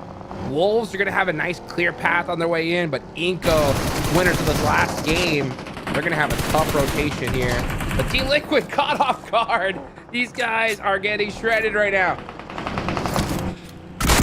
It's like 9Z in the best position right now, and every team trying to get to zone. This was not a forgiving one because there is so much of this circle just in the middle of farmland, flat, no cover, maybe a straw bale or something to hide behind, but that is not enough for a full squad to take cover, and everyone kind of suffering the consequences right now. We're looking at the north part of this zone with United 4 Gaming. There's forest up here. There are some trees, there are some divots, but towards the south, it is not looking good for a lot of these teams. So 9Z in an advantageous position, everyone else trying to fight their way in.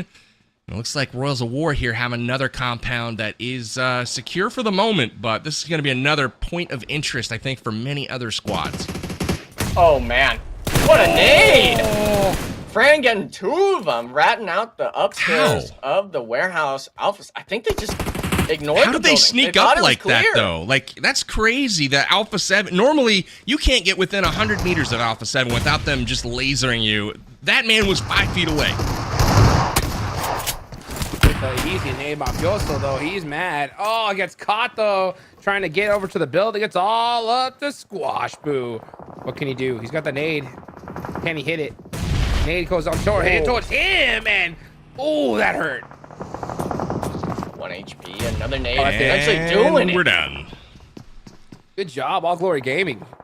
That was a great push from them. I would have had to have seen the development of that fight to really fully understand it, but somehow, some way, Fran got within 5 feet of 2 Alpha 7 players unsuspectingly, was able to nade them and finish them both, and that gave them the 4v2 advantage, and there was just nothing to be done there for Mafioso and Squash. They get taken out, and just like that, Alpha 7 out of the lobby, and this is massive for teams like Wolves, for 9Z, trying to close that gap, trying to jump over Alpha 7, and also Loops trying to maintain their lead, and so circles closing. We've got stage 4 active right now.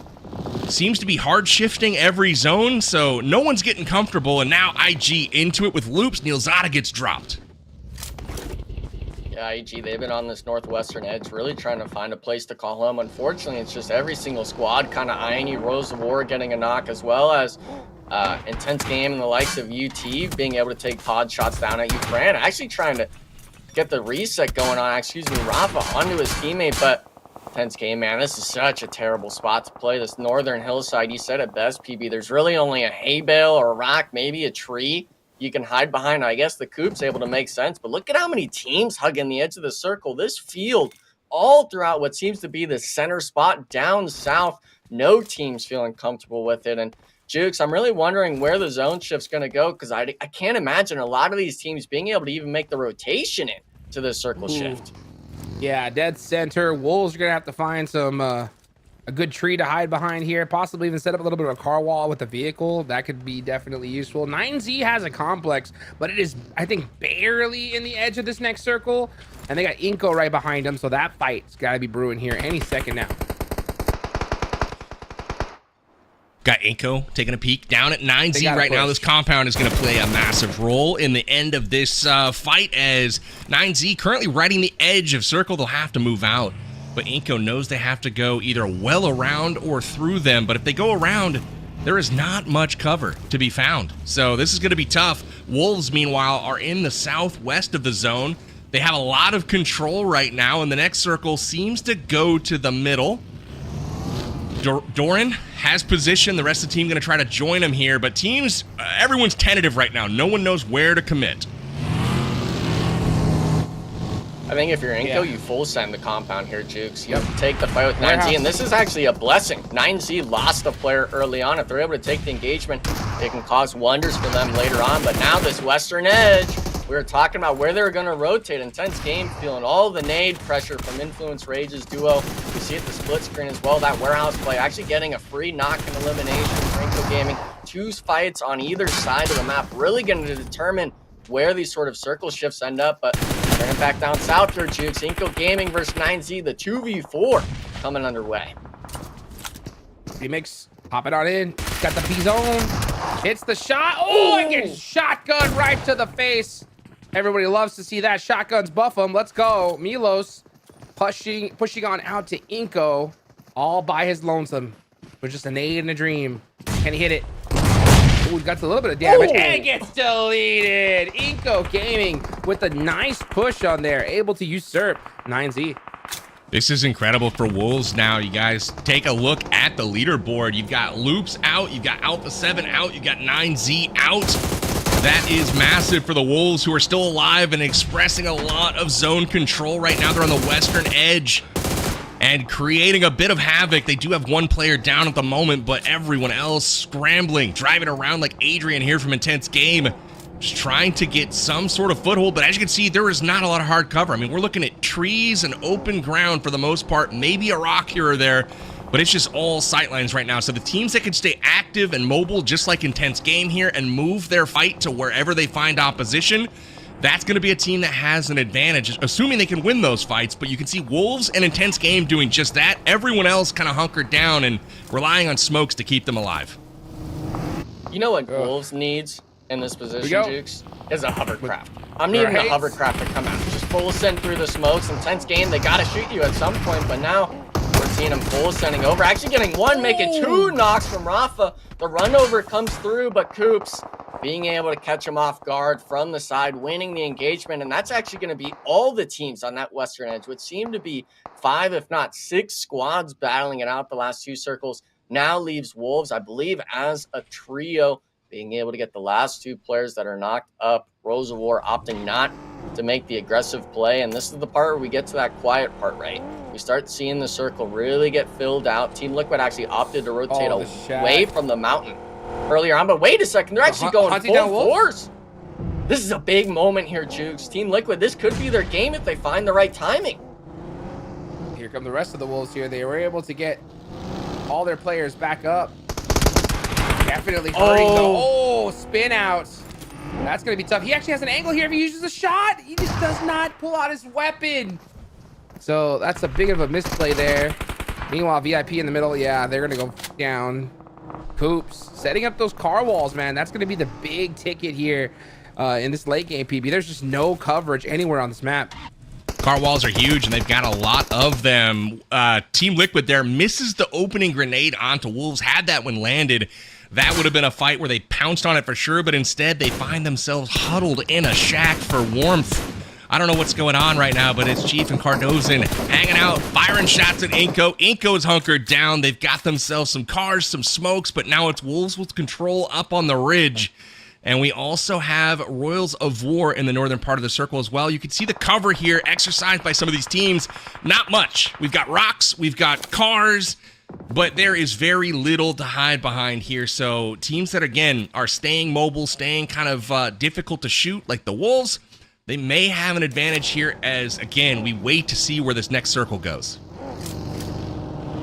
Let's see. I mean, it's probably going to just center up at this point. I mean, it really doesn't matter where it goes. I mean, Wolves are hoping they get this little bit of a hill advantage, but regardless, they're going to have to fight their way to victory here.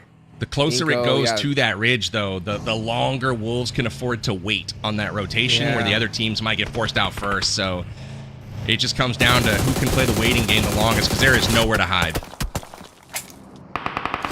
Big thing for this circle shift especially is who's going to be able to keep their vehicles in check. Rose of War, they're a duo. One of them actually kind of pinned down on the shack. If Wolves is able to kind of determine that scenario, go for that full send play, they could have even more time if it goes for that far southern shift. iNCO Gaming, though, they have that 4-man right. I believe each of them actually have a vehicle, but we're getting way too close to Team Liquid. Actually getting 2 knocks over to Team Liquid, getting a little too, I guess you could say, active on the map with there being 40 seconds left on the circle shift. I'd like to have just seen them kind of wait it out and see where the circle pops, but unfortunately, iNCO, now they've got to waste the utility. Now they've got to waste the meds and the armor. And I mean, look at this, McGrawn. I'm not even sure if he's able to get his teammate up, knocked in the open. This is going to be a tall order to ask, and he's going for it now. Bruno's in. This is not a scenario you're wanting to be in. Coming there being 15 seconds left on the circle pop. Got him up. We'll see if they're able to get back into the fight there. They're going to hop in the vehicle and move it. Where will the circle go? This is what I'm trying to wait and see here. It looks like Wolves are in vehicles ready to move. Doran collapses on top of Team Liquid. That looks to be the fight. Do they take them on now? Because they are pinched and they have iNCO's full attention as well. Royals of War currently flying under the radar a bit on that northern side, but Norin with the nade connects and he takes down Cardozan, follows it up. Will he get another? He does. Cardozan finished from Team Liquid. And the rain continues to pour here. Mythic returns, connects with Coops and Doran. Now the Wolves in trouble. Oh, he's gonna get run over though. Oh! Was that a headshot? That was crazy. Wow, it was. He survived. He survives. Took a DPS to the face. Do not drive into the Molotov. How funny would that have been? He goes to revive his teammates. Oh, man. Oh, I'm surprised Coops even got knocked to the molly there, but almost 1v3'd him with just utility. But needless to say, at least Wolves weathers the storm. iNCO now, they were able to keep that full 4-man, focusing solely on the Royals of War duo. And you're wondering if they're able to inch their way into the circle. The drive-in comes in. Tonka, the back tire gets shot out, spun out. At least he makes it down into what seems to be a little divot, but iNCO Gaming, I think you get active on this. Yeah, go for the knock, finish out the squad because you want to take this 4v3 engagement. And if you keep this player up on the north side here, Jukes, you'll have prime positioning against Wolves' spread, being able to take that engagement later on in the circle. And now, yeah, I mean, waste everything. I think it's worth it onto Tonka. As long as you're able to keep that positioning and man advantage, it'll do you wonders coming as 4v3 after. got him. I don't know if the Tonka Wolves have been able to finally loot lately too, Jukes, because they had to return to the two knocked players. They didn't get a loot Team Liquid's boxes, and now iNCO is getting full utility from the Royals of War players who have just been away from everyone else. That could be an interesting factor as this final fight commences here. Yeah, Wolves are definitely at a huge disadvantage here. iNCO, they're rocking a 2-2 split. If the Wolves are able to really utilize their full resources to one side of this, it would work. But yeah, look at that with that knock onto Baton. Yeah, that's he was the one that had the here. nades. Yeah, Baton had 6 nades on him. He was able to get to that shack, get to the crate, but unfortunately for him, he goes down. Now Coop's down to his final grenade at this point. They're starting to get chunked. They know where they're at. Back to the blue right now, and they're going to go out to the zone. Deny the point. And deny the points play zone. Takes down Coops. Doran picks one off. Can he get the finish? Doesn't look like it, but that's it. It'll be iNCO Gaming. Goodness gracious, is that iNCO again? Wow. Are they having a day? I said we needed to get a couple from them, and that wrist brace on that man right there seems to be the secret. Dude, that's what I'm talking about. Let's go. Dominican Republic. Dominican Republic. Love to see that action there from iNCO Gaming. Clutching it up. Back-to-back chicken dinners off the rip. I mean, this is that confidence booster they definitely needed. We talked about this kind of the start of the show, and again after last game. It's like, hey, these mid-pack teams, they've got an opportunity if they're able to string together a couple of chicken dinners, and then, hey, all bets are off. It's anyone's game. Well, that time, gentlemen, we saw another chicken dinner in a row. That's 2 for 2 for iNCO Gaming today. Yeah. We got 4 more games. They still have an opportunity to do what any other team could do with these remaining 4 games. But the crazy thing is they pick up 10 eliminations in this one. So they're going to take home 20 points here to add to their total. And we no longer have a 4-team race. We have a 5-team race now for those 15 points. Take a look back at what went down in our first Emerald match of the day. Started crazy. We saw Savage Esports get into it again. They have been busy today. Finished second in game 1, and now here in game 2, they win themselves a squad fight against VIOUS Gaming, who's been especially good in gunfights, but they were no match for Savage in this one. Hot Jukes? Yes, sir, they were not. I mean, Savage, obviously, shooting the boxes, something they definitely need to do. They went after 5 minutes, I think 5 minutes after they were out of the game, but you know what? It's the heart. That's what we like to see there. So hopefully we can see some more beautiful plays from them. iNCO Gaming, though, man, they took this position by storm. Great splits, good utilization of their players, and they just wore the Wolves down. So, I mean, look at that. You can see them hyped up. That is what we need to see from a team. And I'll tell you what, they have definitely pushed themselves up pretty darn high on these leaderboards, PB. I think you're right. This is definitely going to be a show for first place. You know, they have, and this was a map, too, that they did not just get blessed with zone, right? Like, they earned this victory. They had to go through a 9Z squad who was camping the compound that had the best position in zone. 9Z is no slouch. This is one of the best team in the lobby with the number 2 and 3 players in the lobby so far, like, this round. So, really, props to iNCO for getting it done. Bruno's in feeling confident, giving that interview, and Vitali with the huge performance. 5 eliminations this game, and finally iNCO showing what they're all about. They have felt confident this entire time, but for the first time, we're starting to see it materialize out there on the battlegrounds. We'll take a peek at the match standings. Again, 20 points for iNCO. A big game, though, for the Wolves as well. We predicted that they might take the victory here, not foreseeing a back-to-back iNCO win, but the Wolves doing a big game while the likes of 9Z, Alpha 7, and Loops, all of which went out early and did not make it to the first page. What do you think about that, Enigma?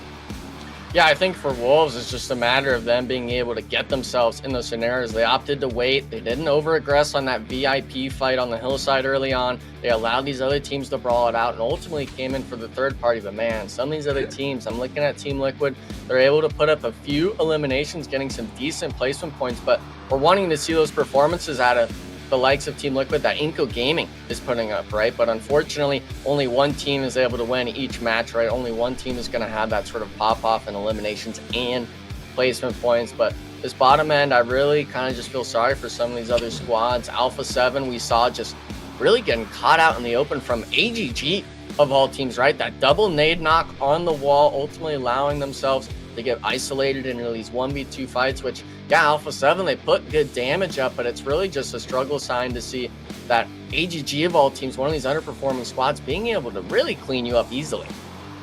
So let's see how it all maps out. This is the first time we've seen Loops with a goose egg here, and wow. The gap has narrowed. Alpha 7 slips one spot. Wolves jumps over them once again on the strength of a 15-point game. They're up to second, and they're only trailing now by 1 point. So North America coming in clutch. And I said it was a 5-team race. No, 6-team. We've got iNCO right into it with Team Liquid, who they kind of flew under the radar, but they were there once again, picking up some elims. They've got 98 points, iNCO 97 right now. So all of these teams, again, they need to do more, but they put themselves in position to have a day. iNCO jumps over intense game for this one and influence rage. So 3 Brazilian teams now in the rearview mirror for iNCO Gaming. Hot Jukes, how do you think they're feeling? Oh man, they gotta be so stoked. You know, I've been keeping an eye on the YouTube chat here, and Armstrong Gaming said, you know, iNCO's been playing good all event, just a lot of bad luck. But then he was just like, you know, but what's the strat denying points to the rank 18 though? You know, and I'll tell you what, they ain't rank 8 no more, baby. They're in 6th place, 97 total points. One more chicken dinner, and they could definitely be like fighting for top 3. So I mean, we've seen crazier things happen before. iNCO Gaming, I mean, if they had bad luck, it's definitely gone now, that's for sure. Absolutely. Brunison and Vitali leading the way for the squad. They're feeling good, man. McGrellin always with the plays. So iNCO Gaming getting it done here for NA. So excited to see if they're able to keep it going with a 3rd chicken dinner in a row. We got Erangel coming up next. Map 2 of the 3 Erangels will be played, but not before a quick break. Don't go anywhere. We'll be back in just a moment.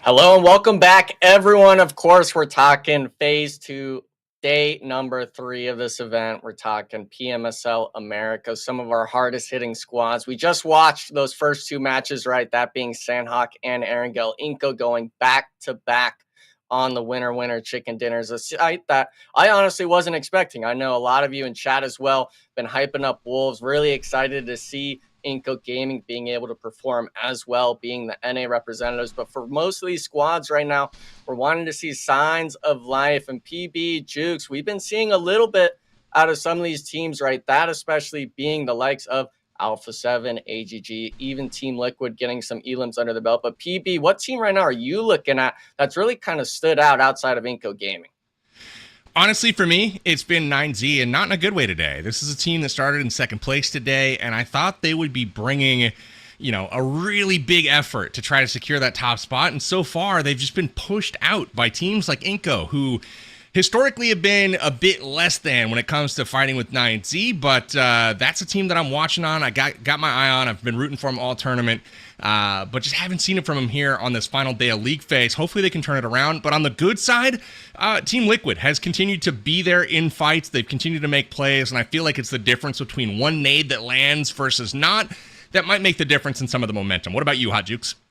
Yeah, I think that's a great call out. I mean, you look at 9Z's points today by themselves, 3. They only had 3 points on the day so far. I know it's only been 2 games, but 3 points is rough considering that you're really trying to get those head start points. iNCO Gaming with 37 points is crazy to start things off with only 2 matches. So if they can continue this trend, even with one more game like this, I mean, yeah, they're in the show. But hey, you know what? Wolves, they showed up. They're the team right below iNCO when it comes to performances on the day. They have 25 points in total, 16 eliminations, 9 position points. So they're definitely putting in that work that they need to, right? They just passed up Alpha 7. They're hunting down loops. I think they could definitely shoot for that top spot here at the end of the day. Well, we are going to see if they can do exactly that. Another Erangel map coming up in just a minute. But first, we've got a nice little interview to bring you. Let's go ahead and cut to Sour Patch and see what he's got to say. Back-to-back winner chicken dinners for iNCO Gaming. Here we are with Magdalene. Magdalene, congratulations. Is there something different that you're doing today from the days before? Is this a special day? Is this something that we're going to see in the finals? Isso aqui é algo diferente? O que vocês fizeram diferente agora do que estavam fazendo nos dias anteriores? E é isso que a gente vai ver na final? Com certeza. Nos outros dias estava muito mal, mas nós chega no hotel, rever as play e ver uma solução, né? Porque até então nós estava muito mal. Aí, graças a Deus tá alinhando as coisas, tá tudo dando certo e botando em prática tudo que nós estamos estudando. Yeah, he says that we got to the hotel, we saw what we were doing wrong, and we just got together and solved the things that we had to solve, and now just want to go forward and keep doing our best. And for the finals, is this what you're gonna do? Is there like a different plan, or are you still experimenting? Vocês agora estão experimentando ainda, ou você acha que é isso aqui mais ou menos o que vocês vão fazer para a final?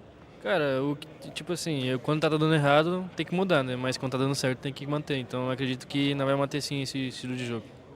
If something's going wrong, we have to change it. If it's going right, we don't change it. That's the decision they're gonna take for the finals. Bro, congratulations. Thank you. One more? Yes. McGrellan feeling good. They said they fixed what was broken, and I can't disagree with them. Stats don't lie. They've got 2 chicken dinners out of 2 tries today. They also lead the lobby in eliminations right now for our 3rd and final day of round 2. So everything looking up right now for iNCO Gaming. If this continues, Hodges, we might have to talk about them as being one of the lobby's best teams this round. Hey, don't change it. That's all I got to know right now. Whatever you're doing, it's working, baby. Just continue on. And you're right. I mean, I think they're already in the conversation. They put off a crazy day. If they have one more chicken dinner, they're going to surpass like Wolves' performance yesterday. So that's pretty crazy to look at. I like to see that we are still seeing some consistency from those teams at the top. But you know what? You get that hot streak going, you got to continue with it. So I think if you're iNCO Gaming, you're hunting a top position in this game. We don't want to see what happened with Team Liquid yesterday where they won and then all of a sudden instantly last place. So let's go, iNCO. I like to see it. Let's get that action going. You love to see it. And another team, too, you mentioned them, and we've been rooting for them. It's the Wolves, man. They haven't gotten a chicken dinner today. That's been all iNCO Gaming, but they still sit as the second best performing team in the lobby so far. They got 25 total points today, and that's with no chicken dinner. So, Wolves, you're doing something right.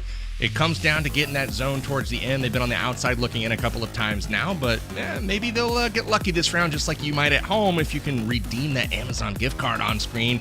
Go ahead and get that code, write it down, screenshot it, do what you got to do. Go redeem that sucker for some Amazon credit. Very much appreciated, PUBG Mobile. With that, we kick off our third game of the day. It's Erangel, map number 2. So with that, quick predictions, Hot Jukes, who do you got in this round? I want to see the Wolves again, baby. I am totally biased right now towards them. I really want to see this team get that chicken dinner going. I think they need all the head start points they can get going into the grand finals. You might be right. And Enigma? It's got to be iNCO, baby. Let's make it the 3-peat. Win half the matches first 3. Oh, that'd be a sight to see. Well, I've got no other North American teams that I can choose that are above single digits in rank right now. So I'm gonna lock it in with Alpha 7 this time around. They haven't been getting lucky with zone so far either. So we'll see if they get blessed in this one. And it looks like they will be close enough potentially to go to their North George landing spot. It looks like they are out of the plane already, but I'll lock it in with Alpha 7 here and make that my pick for this round. So with that, we are off and away. Wolves drop at farm. Loops go to Pachinki. Alpha 7 out to try to get those vehicles and head to North George. But with that, 9Z, they go south to the island, which I don't know if we've seen a ton from them. That's Team Liquid's usual drop spot, but got a nice split drop down there from 9Z, trying to shake things up. And a nice eastern circle, which has been fairly common so far, so we'll see some interesting rotations as this map continues, Hot Juice. Yes, sir, indeed. Here we go. So we got that. Now Alpha 7 is his, like, why didn't we go the Popka, right?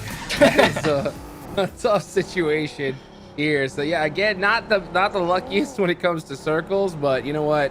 If you're Alpha 7, you really don't need luck. So that is cool. Honestly, PB, I'm surprised you didn't pick Savage Esports, dude. These guys, after that last game, shooting them boxes. Well, I was just gonna say, shooting boxes, bro, is the last place team in the lobby. It just tells me something with your judgment's a little off. So I don't know. I like the confidence. I hope they can keep it going. But even after 2 decent games today, they're still in last place for the round. So let's hope they can keep it going, because they certainly could jump up quite a bit. And it actually matters because there's quite a few head start points on the line between where they're at now and maybe 11th place where AJG is at. So if they do get all the way to 11th place, that's 3 head start points versus 1. So they do have something to play for still today. Hey, that matters. I mean, let's be real. We've seen like the differences in tournaments be like separated by 1 point so many times, right? Numerous times, yeah. So yeah, so if you can get those little couple extra high star points, it'll definitely help you out here. Carrillo full sending it all the way to the end of North George. Watch and learn, guys. This is the team that I always love to watch, because it's like, all right, they are so far out of circle. They're looting up. Where are they going to end up at the end of the game? Their rotations are just mint. Oh, glider! The glider, baby. Let's go. Hey, Pedrino, man, he making it work. Fortunately, he doesn't have a teammate with him. I'd like to see him kind of 2-stacked with it, but I think the rest of his squad is behind him. Oh, come on. We got to keep taking the glider there. Oh, got shot. I think that's going to be from what? I think only Alpha 7 is a team in range. Maybe not. Drive into Influence a rock rage in the open, but intense game, man. They're making that same Western rotation, and this is kind of one of those interesting things, Jukes, that you just brought up with Alpha 7, seeing how they rotate in late. I wonder if Intense Game's going to have any similar luck with them, or maybe it's kind of trying to mimic Alpha 7's playstyle with these far shifts, because we saw these teams rotate late, very late into that stage 2-3 zone. They ate that blue zone early on, but now with it being this far eastern shift, how many teams are really going to opt maybe to either spearhead through the middle of the circle, or are they going to maybe choose to just kind of wrap around the edge? It's always that coin flip of, well, you don't want to be Is this doing necessary? that, unfortunately, but I mean, I feel like it's necessary to kind of figure out who the alpha on the squad is. Just ram the cars into each other. Like, this is my loot spot. I'm here first.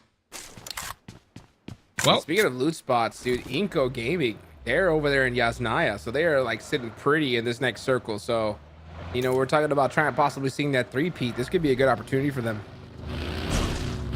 No excuses. You got the circle. make it a Yasnaya zone.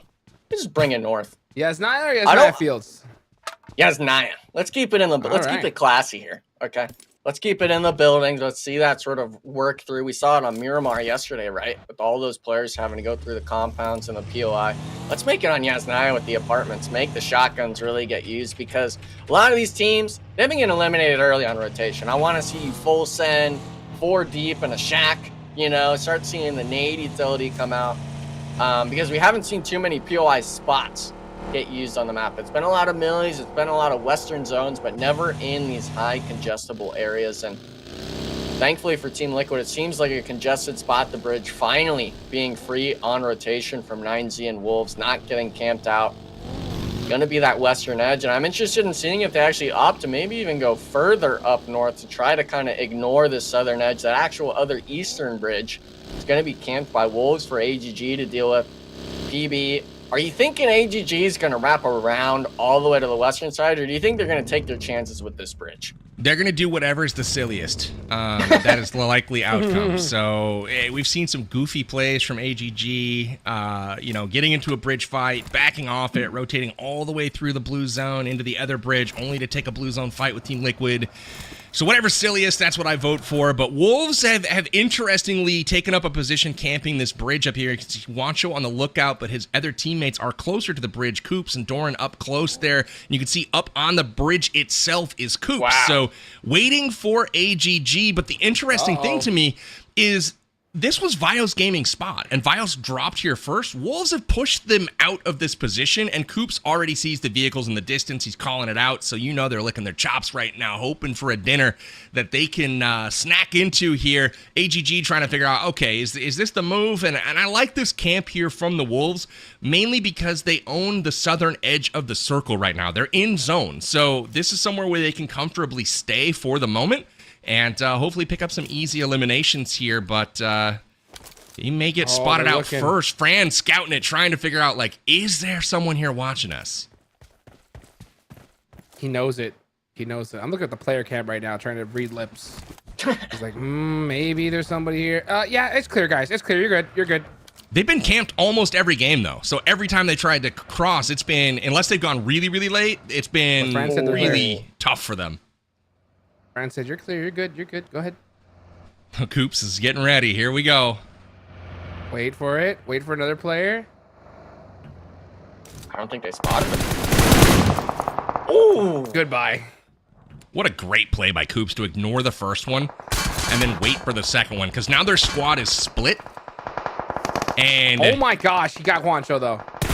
Come on, Juancho. No. All right, Baton takes down the back line, and no, just get the revive, bro. You're good. You're good. All right, so Wancho safe for the moment. Coops now going 1v2 against the rest of the squad here. Melgar down below. Man, this is turning out bad right now for AGG. They took their time, they scouted, they thought, hey, we're clear, but they just took it for granted. Once the first guy went by and no shots were fired, they were like, oh, it's cool. We can just, you know, put up our one hand on the steering wheel and cruise easily across, and that was not the case. Wolves getting 2 free ones here. Really like the play from them, but wow, they're going to have to work for it as this circle shifts all the way up north. That rewards teams like iNCO, who's sitting dead center right now. Look at Alpha 7's rotation as well with Squash on that right side. Oh, they're getting a freebie. You wanted the Lipovka jigs. They basically are already there. Look at the difference, right, between Alpha 7 and, what was it, Intense Game, right? They were there on the south side. Look at the speed of the rotation. That just goes to show you guys why this squad is a cut above the rest. Crazy. They loaded North George, and they're in a darn good spot in the zone. Wonder as well with VIP, they were the team that dropped Severny, not even maybe catching Alpha 7 on rotation around the edge of the map. Now, luckily, those two teams, they're going to be able to find their prime spots, but Xforce, they full slam into Mansion here, taking the fight with United for Gaming. A double knock, actually, from Valak with the frag grenade, 24K as well.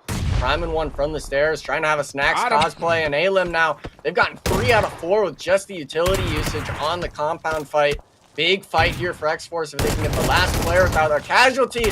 But the Bison, though, gets one. Fate going down, but Xforce, thankfully, winning the 4v4. But now it looks like Team Liquid looking for a potential third party here on Mansion. What a play there. Beautifully done from Xforce. All Glory Gaming has gone all the way around to the other bridge, Hot Jukes. They said forget it and went all the way around to the eastern bridge. I told you it would be silly. Whatever the thing was, it was going to be the silliest. and we got it. So there we go. They could have just waited. They knew that Wolves were going to leave eventually, right? No one's going to stay there for that long. But they're like, nah, we're going to go to the other bridge. We're not messing around here. What if they like messing around though, Jukes? Come on. That's true. That's you what can't I'm be a saying. silly goose every once in a while. They do like the silliest. You know, I like silly, man. Silly's funny. Silly is funny. 9Z on rotation. You know, they had an opportunity to catch Team Liquid at the bridge too, but they had cleared out of their western bridge position just moments before Team Liquid crossed. And now Team Liquid is holed up center zone. 9Z on the rotation, pretty far out of circle still. They'll go just north of school and work their way in from the west side here, try to find a position that's safe. But a potential engagement that's coming up is 9Z versus Loops. And so that is a big, heavy-hitting matchup at the top of the standings as well. 9Z desperately needs to build some momentum right now. It's been a slow day for them. Hot Jukes mentioned only 3 points so far today. That's not going to be good enough if they're trying to get those top advantage points as we move into the finals. So with that, Doran and Wolves also moving, and we've got a potential clash with them and Alpha 7, who's directly in front of them as well. And they are driving potentially into the trap. Doran sees Revo and backs off, so they'll call it out and regroup. But we'll keep an eye on this for sure on the eastern side of the zone. Yeah, but I don't know if they know Squash was there. Like let's see what Alpha 7 does with this kind of circle shift, you know, and that's a little bit shifting away from them. They do have Mansion as an opportunity, but I think they're gonna just try to edge it out here. Moving north. Who are they? Oh, guess where they're moving towards? VIP, baby. It's inevitable. It is inevitable. They are going to come together. There's Brady. The thing is, though, the difference between these two teams is 1 minute on their rotations. VIP is just too slow in the rotations, and as you can see, you've got a squad that's set up with, you know, light machine guns pointed at your vehicles on rotation, and that is the difference in what that speed gets you. So Alpha 7 winning that one as we turn our attention to VIOUS Gaming versus Royals, a war at the warehouse.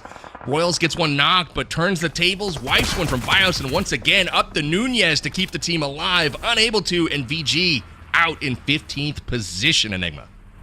Yeah, but we're seeing it right now on the southern edge. Wolves rotated instead, going to east into Alpha 7. They came back down south, hearing the shots, and unfortunately for VIOUS Gaming, they had Savage Esports off in the distance, getting third-party shots now, trying to find themselves a position in the circle. And luckily for Rose War, Wolves weren't able to get another initial opening knock for it, but this being stage 3, you got to be careful. There's still a lot of room for these teams to kind of work with. We also even saw Team Liquid rotating towards the dips just to the west side of these compounds. So this field play, everything to the west of Mansion, is a lot of open field outside of these prime real estate spots. So I'm interested in seeing where exactly these shifts go, and I really would like to just see the map, honestly, right now, because these players right now, so many spread plays coming out from these squads here, Juke. So it's really kind of interesting with it being stage 3 that we're still seeing so much land being taken up by some of these teams. There it is. There it is. Look at this. I mean, look at all the different positions people are taking here at PB. Completely spread out. What kind of silliness, though, are you seeing right now? Right now, I see two teams that have kind of zone control right now. One is 9Z with their spread. The other is Wolves on the bottom. Everyone else kind of jockeying position. And and either that or locking down a small compound. Teams like Intense Game in the north, but there's also 2-2 splits going on from teams like Influence Rage. They've got Diego with the beachhead out in the middle of zone, but the problem is with that is you got Law and Lorenzen trying to figure out, how do we group up with you? How do we cross this field? It's difficult, and now on the offensive is Carrillo out in front of Alpha 7. He's going head-to-head with Xforce, and this is going to be a big fight for Xforce. They need to win this one. They're pretty spread out right now, but the team is rubber banding to support Fate out in front. We'll see if Alpha 7 does the same and they actually come together here. I think Fate realized that shotgun was just a little bit too accurate, so he's like, I'm gonna back up. What is he, shooting slugs? I mean, it was something happened. He's like, I just got hit with every single shot there. So he backed off, rightfully so. And with the zone, yeah, I think they're gonna try to possibly avoid this fight altogether. Yeah, Alpha 7, they are out of here. What a mess. The east side of this circle, there are 4 teams just intertwined right now. You got S2S, you got Alpha 7, got Xforce, and they're all dealing with each other. And then Intense Game's going to be trying to work their way in from that side as well, to an entrenched iNCO squad who again has circles. So iNCO, things are looking up for this squad. They've been on it all day long. We'll see if the momentum continues, but Klaus gets taken down from Alpha 7. Revo makes quick work of them, and they do have one knocked, but it looks like they will be able to get him back up. I mean, look at S2S, though, the spread right now. Casper way off on the background. Very, very far away. Bob, very, very far away. Alpha 7 just takes control of the situation, and while they do have one knocked, it's not enough for them to lose this fight. But now Xforce seemingly taking advantage of the position. Valak starting to sneak behind Squash, and maybe Xforce makes a play here on Alpha 7. Yeah, but it's all about if you can get the thirst on the knock. We just saw us not be able to make that scenario happen. Alpha 7 getting the full reset going. And yeah, I mean, Alpha 7, they understand the situation. They know it's a different squad on the south, that being Xforce. They got someone watching the back. They're on the textbook plays. They understand the situation. And unfortunately, it's going to be 2 NA squads on either side of Alpha 7 just not being able to do anything. I mean, look at this Creel just full sending up onto him. Now, unfortunately, going a little bit too far with the Intense Game squad filling back onto S2S. But with it being Alpha 7, with them having essentially 3-4 elims to their name off of that fight with S2S, I think it's fine for them if they lose a player this late on in the match. The bummer with that is that Carrillo chased S2S down, got the elim, but then Intense Game able to sneak the steals. So they get Carrillo and they get the knock there. So Intense Game getting both of those. But the interesting thing right now, Revo crashes. Alpha 7 now on top of iNCO. iNCO needs to earn it, but looks like they are going to fall back to group up with the team. McGrellan's like, I am out of here. We're going to rejoin the squad. Now Intense Game turns their attention over to Alpha 7. Loops evens the score with Wolves at the top of the leaderboard. So we have a new leader for the moment in Wolves. We'll see if they have the talent to hold it. Good spread from them in the bottom of the circle right now, but Alpha 7's taken over the compound and forced iNCO out. They've been evicted, but Mafioso suffers a knock on the back line. Now Revo is down. Knock. That's it for Alpha 7. It's just Squash. But with Intense Game on the other side, it's just... You're not counting them out yet, though, Jukes, are you? Yeah, they're out. Yeah. Oh. No. Not yet. Oh, that Molly, though. Okay, now they're out. Molly. Okay, they're out. Okay, cool. Now they're out. Just like that. Intense Game was making it a little bit, you know, quirky, that's for sure. But this iNCO Gaming we're talking about, man. The iNCO Gaming, look at this. They're in 5th place now. Xforce. They just crossed the 100-point mark, just like that. And hey, iNCO taking out Alpha 7? I mean, momentum. Look at this crash, though, from Xforce. This is, you know, big guns coming in right now. They're bringing the momentum. They've been looking for a fight, haven't been able to find one just yet with Alpha 7, but now looking to pick one with iNCO. iNCO defending and now getting shot from the off angles as well from behind. This is tough. It looks like Intense Game, Silence, Adrian, both pouring in shots to the compound, but they're going to have to deal with Influence Rage here shortly, as Influence Rage is going to sneak into this fight. So very, very chaotic right now. In the middle of zone, we've got Ayala and Poppy Sour, big chillin' saying, it's cool, calm here. I don't know what you guys are all sweating about on the outside there. We see it as well. Wolves, they had to make that rotation in from the south. They were able to take the fight with the AGG, losing 2 players, unfortunately, but Coops, being one of the main 2 members up, unfortunately, Juancho is down, leaving this into the 1v1 scenario, and thankfully, Looks like a little bit of help from the loop spread, getting that last AGG player. We turn back, though, to the north here. This is such an important fight. With it being a 4v3, the squad that's won back-to-back matches, if they're able to take the fight now, they're able to get these eliminations before that circle closes fully, they're able to get their whole squad next into the circle shift. Because we remember, guys, Intense Game, they were on the other side of the compound. They rotated into circle. This is a straight up 4v3 fight, and with there being an opening knock, I actually could see iNCO Gaming going on the aggression into this 3v3 fight now. McGrellan popped in the buggy. He's ready to go. 7-8 But you got 24K with that Groza. They're finding angles. Oh, they're rapping. Ooh, it looks like they're playing zone, actually. They're setting up. Very sneaky, iNCO Gaming. High IQ plays, right? They're saying, you know what? We're not tunnel visioning. We're going to go ahead and put ourselves in a good spot for this next circle. Good luck, Xforce. Good luck. Pretty heads-up play here from iNCO Gaming, not gonna lie. I'm really curious, though, if they give up the high ground, will they be able to actually avoid the fire from Xforce if Xforce swaps positions with them? No, the early rotate. He's gonna get some free ones here. Aleem Valak under intense pressure now. Brunoson's gonna rain down, and this is looking like a real tough road to hoe for Xforce. McGrellan down, though. Brunoson down, and the third party from range, Intense Game, will eliminate iNCO Gaming. That is a tough break for them. Just weren't able to land the shots fast enough, and Intense Game will emerge victorious from that engagement. But man, what an exciting fight there. Xforce and iNCO giving us a North American show, Hot Jukes. Let's go, baby. I mean, iNCO is still walking away with 7 eliminations. They're still on a good spot on the leaderboards. But speaking of the leaderboards, PB, I just noticed a massive change. And that's the Wolves finally in first place. Loops are still alive there. They have 4 players up, so they could definitely retake that. But, man, that is a big hop there for the Wolves. Hey, they're still alive. Couple of members. They're trying to get it done here for the Wolves. We got Loops at full strength, and the Wolves are out. So like that, Loops has an opportunity to go back on top on the strength of their full squad right now. And it looks like they're in a decent position to do that as well, owning the west side of this circle. I mean, look at the control here that Loops has.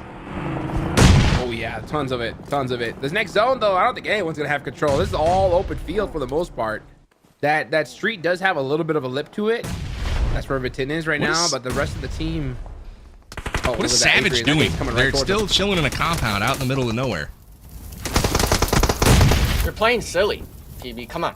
They're playing silly in the compound. I think it's just maybe a little bit too hard of a cross from Rose of War holding that sort of Walmart building. It looks like now they're going to make the rotate out. The vehicle's actually tagged up pretty well, but this north side is going to be the main factor. And if I'm any of these squads, I think the safest squad's going to be Influence Rage if they can make the rotation, if they can just get over the ridgeline. Law almost getting blown up in the U.S.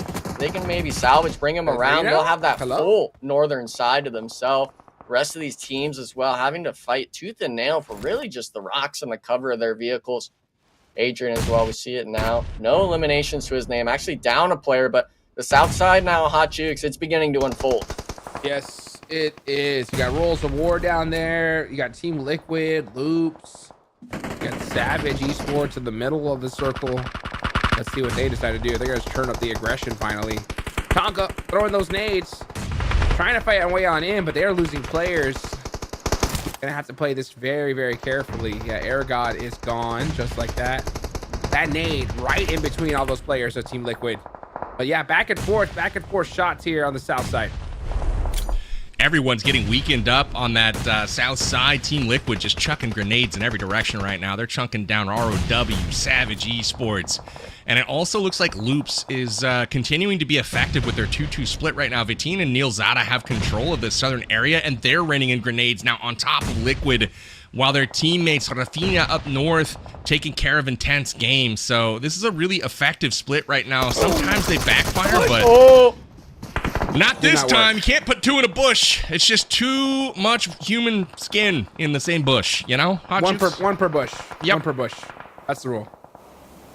Diego, always a man of the rules. I think, but he's behind a rock right here. That's wrong. shooting some shots at Silence. Silence barely surviving.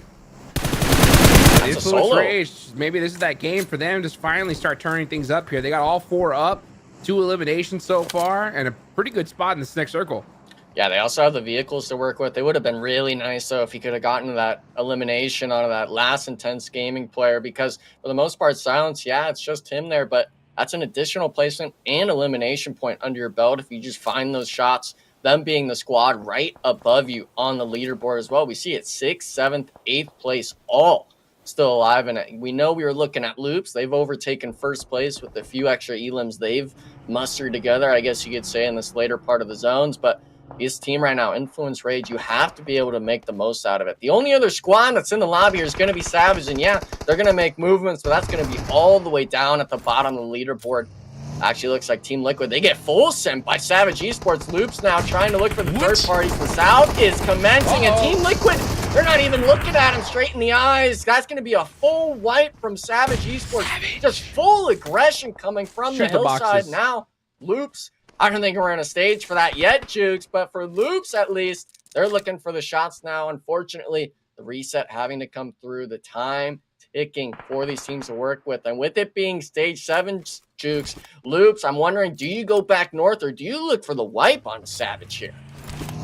They got 6 eliminations so far. I think the wipe is definitely the way to go for it. I mean, yeah, they just got passed up by the Wolves. You want to be able to really lock in that first place. But instead, choosing position. I think those were 3 easy eliminations. But yeah, they were all standing right on top of each other. I just was hoping for one grenade to come out, and it never did, but that's okay. We've got the clown cars on the rotation at the moment. Oh! Everybody's packed in there, but Lorenzen from the back lines takes down 15. And their Influence Rage just chose violence. They're into it with Savage and Loops right now. Is Savage now in a really tricky spot. Grenades are out, and Monty's just going to continue to drive by, but he's driving right into Diego right now, and Diego makes quick work of him. So Savage Esports down to their final member and eliminated. It's now Influence Rage with a pretty decent control of the circle. Loop still in a split, and Silence being held off by Ninabete, but that's about it. Loop's full strength, though. They've got to have the upper hand here, especially with that solo of Silence. They know where he's at, so it's not like he's going to play a factor here. I think this is a Loops win all day long. Ninabete utilizing that rule, stilling by himself right now, just hiding, waiting for the circle to close even further. This is stage 7. We got 2 more zones. One last zone shift, though. It's probably going to just center up, though. So it's really up to Influence Rage to make something happen with this util. That knock's gonna do it. That's it. Loop's got to push. Finish her out. And they will. Lorenzen has dealt the most damage in the lobby.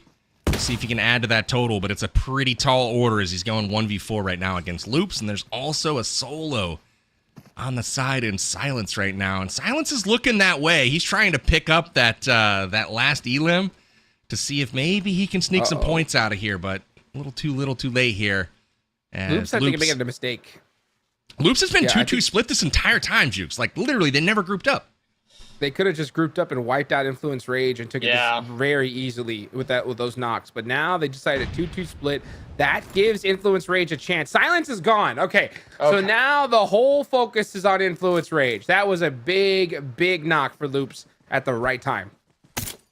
And even now, at least we still have some utility from Influence Rage to work with, but the problem is being able to find those connections. Vidson with the full 3 gear, but Zelda, they give him one. They're now they can rotate his way. It. Influence Rage knows they can push out. They've taken down the flank. There's one more player in front of him that I don't know if they're aware that he's there, but they know that the other 2 are on the side of Silence, and they rotate. This fight's different now. It's 3v3 heads up, and it's a whole different thing because Influence Rage is no longer pinned down. Vincent has to be careful. I mean, he's in a really precarious spot, but Vincent just popped up, said, see you later. Gets the double knock. It is just Lorenzen all by his lonesome. Luke gonna take the chicken dinner here. Lorenzen not gonna go out of the fight, though. Does secure at least 1 point. He'll take that all day long. We highlighted these players for a reason. Vitin and Lorenzen, big plays from big players, man. They're continuing to deliver here for both their squads. Yeah, Yeah, unfortunately for Lorenzen, he's It's not a able to have the 1v2. U.S. in zone from the circle shift, and it's going to be Vitin. He actually has a bit of utility to work with that P90 as well. We just saw how much of a shred it is in that 1v2 spot. Now having the teammate support from up top and the blue zone, it's starting to tick down. We understand where he's at. I'm surprised there's not actually any pre-fire shots coming from the teammate, but Rafina, we see him all the way out in the distance. That's going to be a freebie. The smoke fades away. Winner, winner, chicken dinner, Loops, baby. Definitely securing themselves that top spot on the leaderboard. With it being the halfway point of the match here, guys, Loops, they're definitely feeling themselves coming into this tournament. We said that Loops needed another chicken dinner, and they delivered here in Game 3. iNCO Gaming takes the first 2 of the day, but Loops bounces back, not only getting the chicken dinner, but picking up a bunch of elims to boot. The 2-2 split, successful for them. And man, big plays from big players at the end, both on the side of Influence Rage, with Lorenzen just clutch play there to get his team still in the match, but Vitin just too much to handle for Loops, Hot Jukes.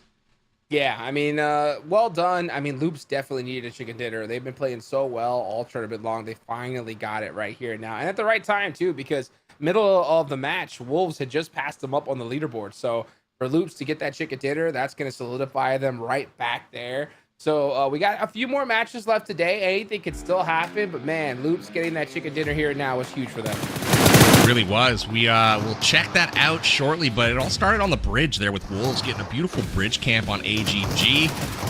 Able to get a little bit of momentum going early for them, but never really found a spot in the circle. They had to fight tooth and nail for it. They were able to get a few on the board, ultimately taking first place, but it was momentarily, had. They lost it to Loops towards the end there, and 9Z also got crashed on by Wolves as well. So again, taking down the fights when they matter for the Wolves, and this is going to see a bit of a shakeup after this round, so we'll be checking those scores here shortly. But I liked what I saw from Savage here. Once again, they were decisive. They took action. A little risky there, honestly, driving in between Liquid and Loops, but with the 2-2 split, Loops unable to mount any sort of aggression.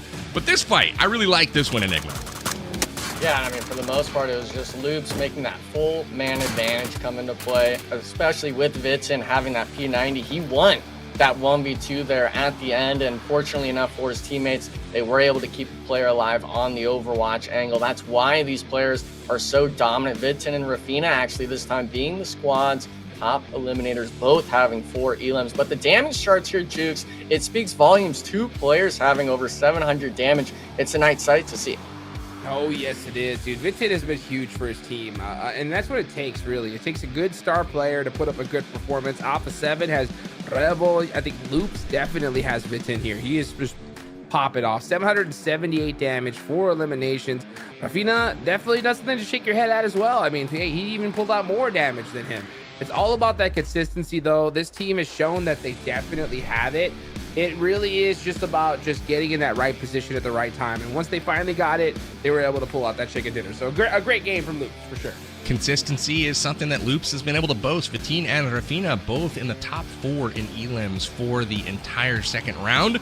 As we see, it powers Loops to another chicken dinner here. They finished with 20 points in the match, edging out Influence Rage. A valiant effort from Influence Rage, led by Lorenzen, but not quite enough. They finish in second with 14 points. Intense game. Has another good game, but they don't pick up a ton of elims here. They played the position game, worked out for them. They finished third. Savage Esports, bit of the surprise of the day. They finished in second and now fourth, and they've got a bunch of eliminations to boot. They've already doubled their score from the entire second round, so props to them for turning things around here on day 3. They might be able to secure a few more head start points to go into the grand finals with, so it's never too late for any of these teams. Again, we're through 3 maps right now, and so that means we still have 3 more to go today. So that means if you're on this second page, if you're VIOUS Gaming, if you're 9Z, there's still time to kind of turn things around the way things have started today for those squads. But again, some have pretty high aspirations. I'm looking at the 9Zs and the Alpha 7s here. They're sitting on the top of the tables right now as we take a peek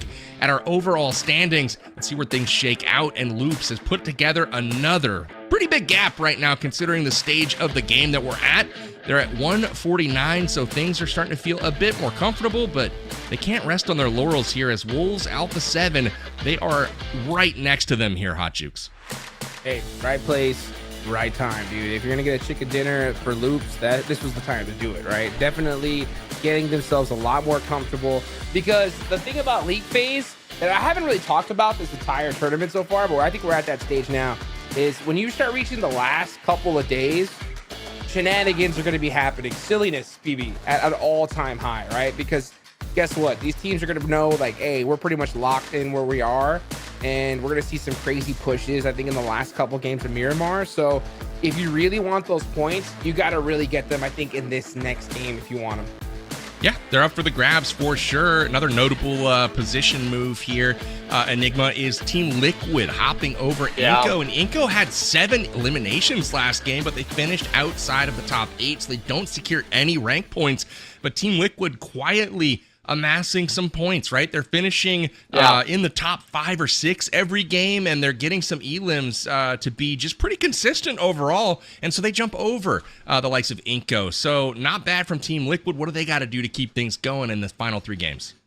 I think you got to end the Aaron go with the performance like last match. Get some eliminations, get in that top 5 placement, and then go into the Miramar, hopefully trying to secure some top 2s, top 3s in each of the games. You want to finish up there. They didn't get that many bonus points right going into finals from phase 1. This phase, you want to change that. You want to end as much near the top as possible. And unfortunately for iNCO, I feel sorry for them. They're not farther up the leaderboard with having 2 wins, with having some eliminations last round, but it just shows the performance they had those first 2 days of phase 2. So I'm hopeful to see each of these teams. Unfortunately, we know not every team can stand at the top at the end of the day, but both these squads still showing a lot of admiration in my eyes. Well said. Currently standing at the top, though, is Loops Esports out of Brazil. They've been consistent, they've been dominant, and they've been recent with another chicken dinner here on our 3rd map of the day. We'll see if they can do it again in map number 4. It's coming up next. We've got Erangel coming back to you, but not before a quick break. Don't go anywhere. We'll be back in just a jiff.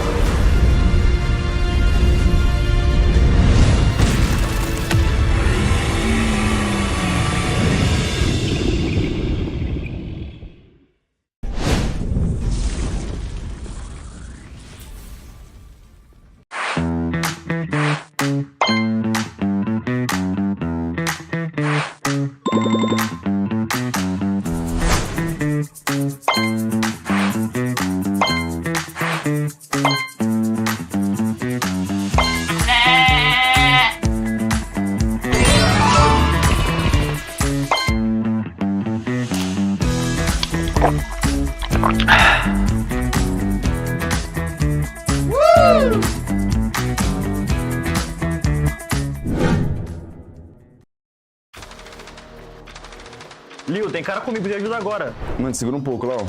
Nossa, tô sem cura, velho. Tomei tiro das costas, mano. Tá travando muito, velho. Tomei capa, mano. Caí também, mas já era. Ah, eu sabia que vocês iam perder.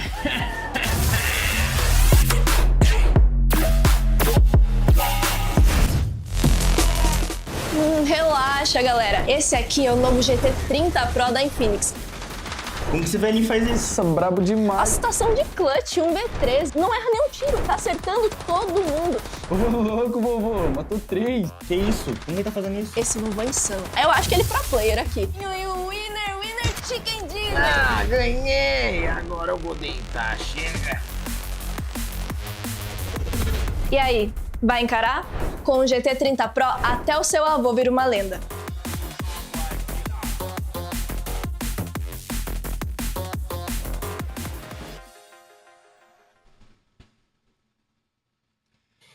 Welcome back. It's PMSL America's Spring 2025 League Play. We're halfway through the final day of League Play, and things are starting to shape up for the grand finals that are going down this Friday. My name's Powerbang. I'm the host of the show alongside Hot Jukes and Enigma. Boys, we've seen 3 maps today, some pretty dang good action, and perhaps some surprises as well. We saw iNCO take the first 2 chicken dinners. Loops answers back with the third. Now the stage is set to go into the final Erangel of League Play, and iNCO's going to be looking to do it again. Love to see the overall standings here, to see where things are currently sitting, as Loops has the lead right now. Wolves in second, Alpha 7 in third. But I want to draw your attention down to that number 5 position. Team Liquid holds just a 1-point advantage over iNCO, who's put together those 2 chicken dinners today, and Influence Rage is just 1 point behind that. So wide open right now. Any of those teams really could do something here, but they've got to start showing up towards the end of the day today. I think Erangel is a great chance for teams to do just that. I want to focus on Influence Rage for a moment.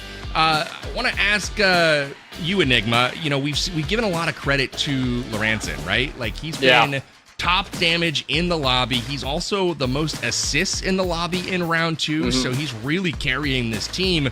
But one of the players that we haven't shown a lot of love to is Lil Boy. He's been right there alongside, Lorenzen from Influence Rage, and would love to take a peek at, those 2 fellas next to each other, because, man, it's impressive. The elims are spot on from both of them, Enigma.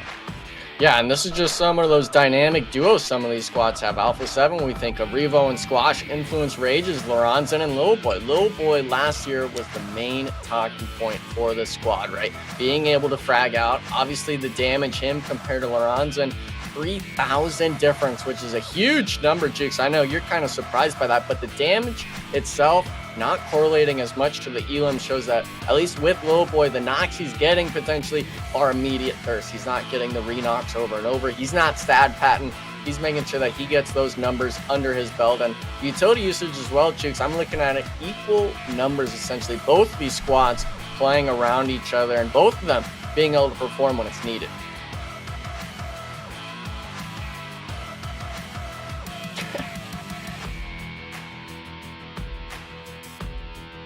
Yeah.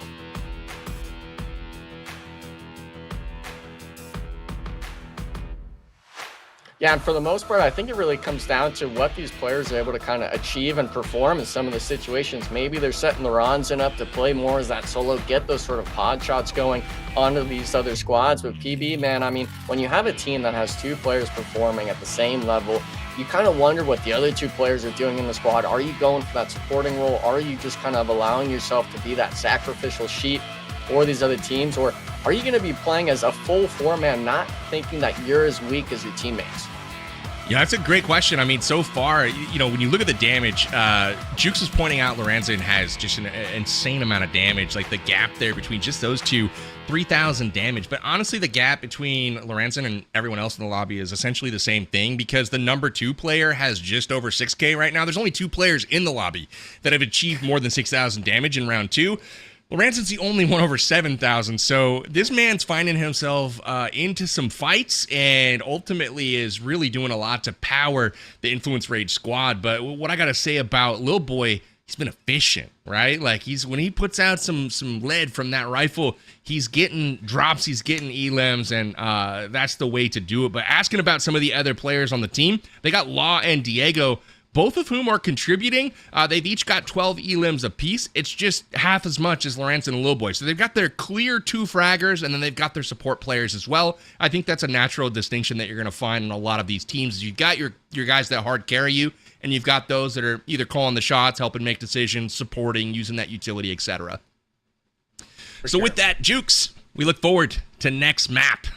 Got Erangel coming up once again. What are you looking out for this time around? Obviously, we've seen Erangel split between iNCO and between Loop so far. Do we think this is going to be a repeat there, or are we going to look at a new face? Maybe Wolves stepping in to take the crown here in map 4.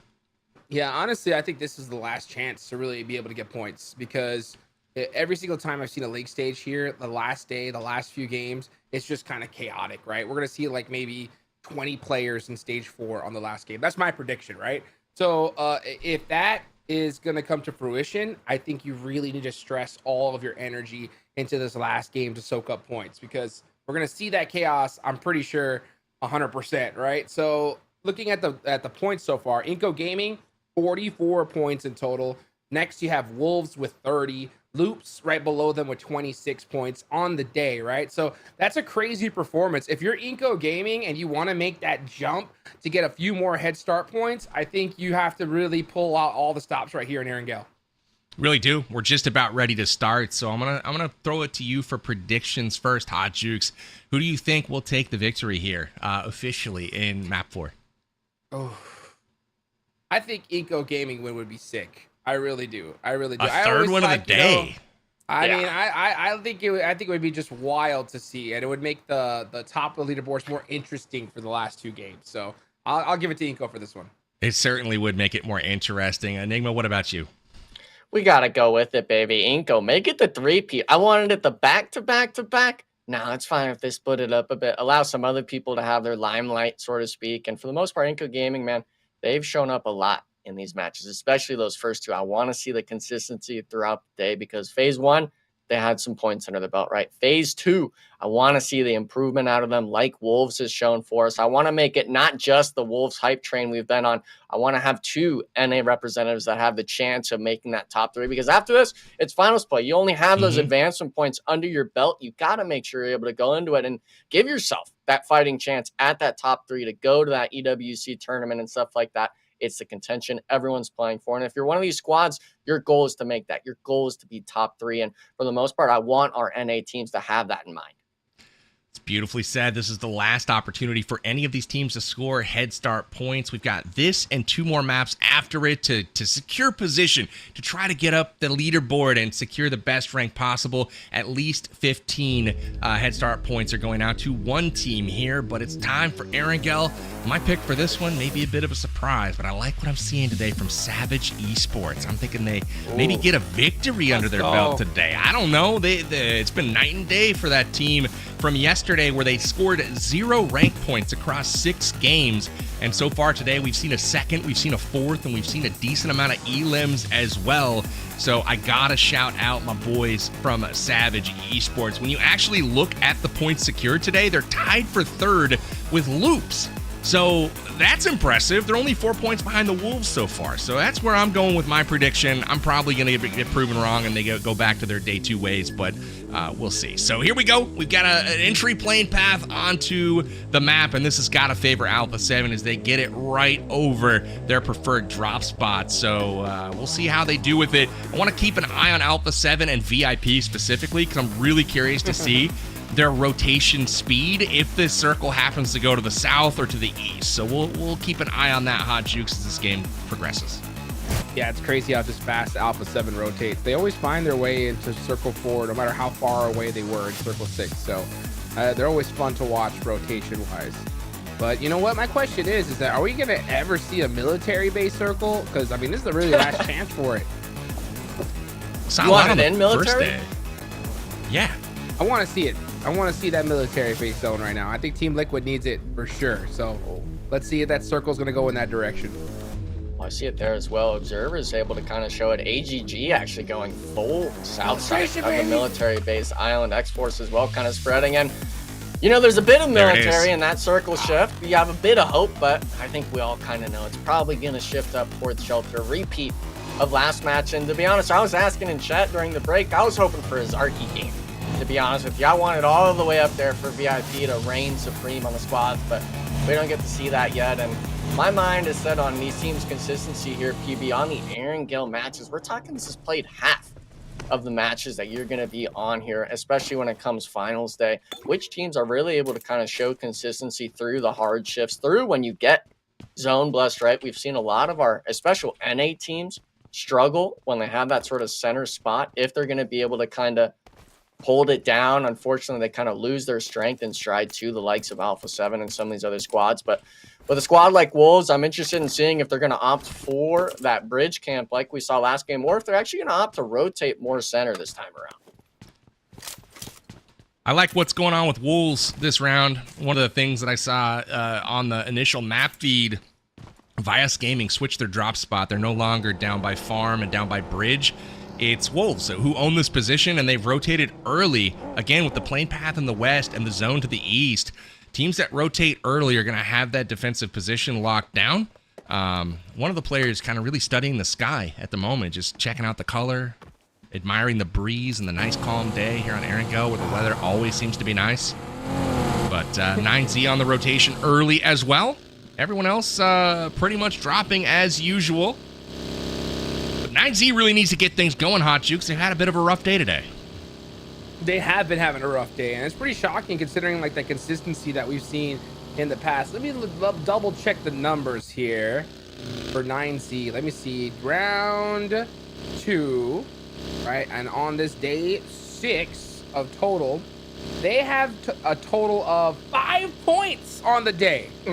That is crazy. Yeah, so out of all the top teams, 9Z is the real one that is all the way down. They are actually 13th overall on the day. So the only teams that they beat out are VIOUS Gaming, Shoot to Survive, and United 4 Gaming. Everybody else has put up more points than them so far today. So yeah, 9Z, they got to step it up here now, because I'm telling you, these last 2 Miramars are going to be chaos, dude. They always are. So you cannot depend on trying to get points in the last second here in league stage. I like how you said it too, last second. I mean, really just 5 total points as a team. I saw it as well. They were able to opt and rotate towards prison, get a split loot going instead of looting their prime spot. But the issue is this, is we see VIOUS Gaming as well, probably as a lot of other teams, going to make early rotations. If you're still taking time to loot at this point in the game, you might get caught off guard. And actually looks like Mendor, he's going to be driving almost right into the squad here. I'm really interested in seeing if VIOUS Gaming is going to drive into prison here, if they're going to opt to go around. And wait a second, we're actually going to have an early fight potentially here, PB. VIOUS Gaming driving full into 9Z. Yeah, oh, no. 9Z took out the prison, and oh my gosh, he completely gets caught with his pants down there. Deminor, he's got to feel pretty upset with that one, because he literally ran into a building he thought was unoccupied. There's a dude just waiting for him. 9Z, I called it a second ago on the rotation that they were rotating early. That is why the early rotations pay off, is you get these positions early. Teams are not even prepared for a fight at this point. You can see Nunez and the teammates just zooming around out in the middle of nowhere. Now they're trying to figure out, okay, where do we go? Prison's taken. We got to come up with a plan B. And now they're about to get crashed on by Loops and Neil Zada's right next to them as well. So they've got sight lines. So this is getting a little bit dicey for the likes of VIOUS Gaming. Got Influence Rage rolling into the scene right now in between these squads. Lorenzen leading them, threading the needle here. We've got off to his left at the prison, you got 9Z. Off to his right, you got VIOUS Gaming. So they're going to try to get in there and find a nice little home, at least for the time being. Influence Rage, though, needs to keep things going. They've had a decent day, but they're looking to have a great day. So this has got to be their map, Hot Jukes. Got to be, man. So many players, so many teams need these points here at the last second, man. I'm really proud of iNCO Gaming, of what they were able to accomplish today. 44 points in total is one heck of an average. Can we Can we bring up the map really quickly while teams are still in rotation? This is the point that I've been trying to make as far as like the difference between the top teams and the not so top teams, right? We saw Alpha 7 looting in North George. That is way over here. They are currently over here on the map, and you see VIP is just now starting to move, and they're going to follow Alpha 7 in, but Alpha 7's in the circle already. They're that fast on rotation. They beat teams by a minute to 90 seconds typically on rotation, so the speed at which they loot, granted, Georgia Pole is a very dense loot location, which is probably why they prefer to drop there. They just can get anywhere on this map in record time, and even though the zone shifted to the east, they're there with probably one of the better positions in the zone, occupying Lipovka, and they could work their way in with no one at their back, at least for the moment. So props to A7 on their speed that they loot, and now they stumble upon 9Z. Let's see if they get into a fight here, Enigma. Yeah, and for the most part, I think it's just a matter of how you scout these positions so early on. VIOUS Gaming caught off guard while Alpha 7 makes the rotation and not getting caught up. But now we see it rolls the board. They opted to rotate straight through Team Liquid. 2 players down to 1 HP on the shots. Make it both getting knocked on that Murata rotation. Aragod just forced to leave Cardozo at 1 HP, lead the rest of his teammates to die on the hillside. Team Liquid getting 2 early eliminations under their belt. And this is going to be on the far western side of the circle shift. 2 teams that I wasn't expecting really to fight so early on, but now off in the distance, Xforce as well, potentially getting into a piece of the action here, having 4 members up to their squad. And from Xforce, you know, we've seen some moments, some fights with some of these other teams, but really just struggling to make it anywhere close to the end game. That last Erangel especially, I mean, taking the engagement with iNCO getting completely wiped. Obviously, we saw iNCO Gaming getting eliminated just after that squad engagement. But now, if you were to get eliminated from Team Liquid here, it'd be spelling disaster as a team. And maybe that's just what Team Liquid needs. One of these early 4v4 fights to get themselves under the belt. We know they've had the performance needed so far to be in the top 8. But like you said, PB, they want to have a win. They want to have something going into the Miramars to shoot themselves up the leaderboard more. So Savage Esports right now is driving around this compound. They're up in the hills right now, and they are kind of overwatching this position. If they can win a team fight here, they're in a great spot to secure this circle. Loops approaches, and they're able to push them back just through their presence. Loop's not crashing just yet, but Savage has been one of the teams. They were the second one into this zone. Very early rotation, and it's paying off for them so far. Again, Savage is really turning around their day from a lackluster day 2. Day 3 has just been night and day difference for them. So again, holding off Loops right now on the rotation into the circle. Loops is the top team in the lobby right now. So again, props to Savage Esports, who finds himself dead center in the circle. Let's go, Savage. Yeah, right? Dead center indeed. Everybody's starting to make that migration down south.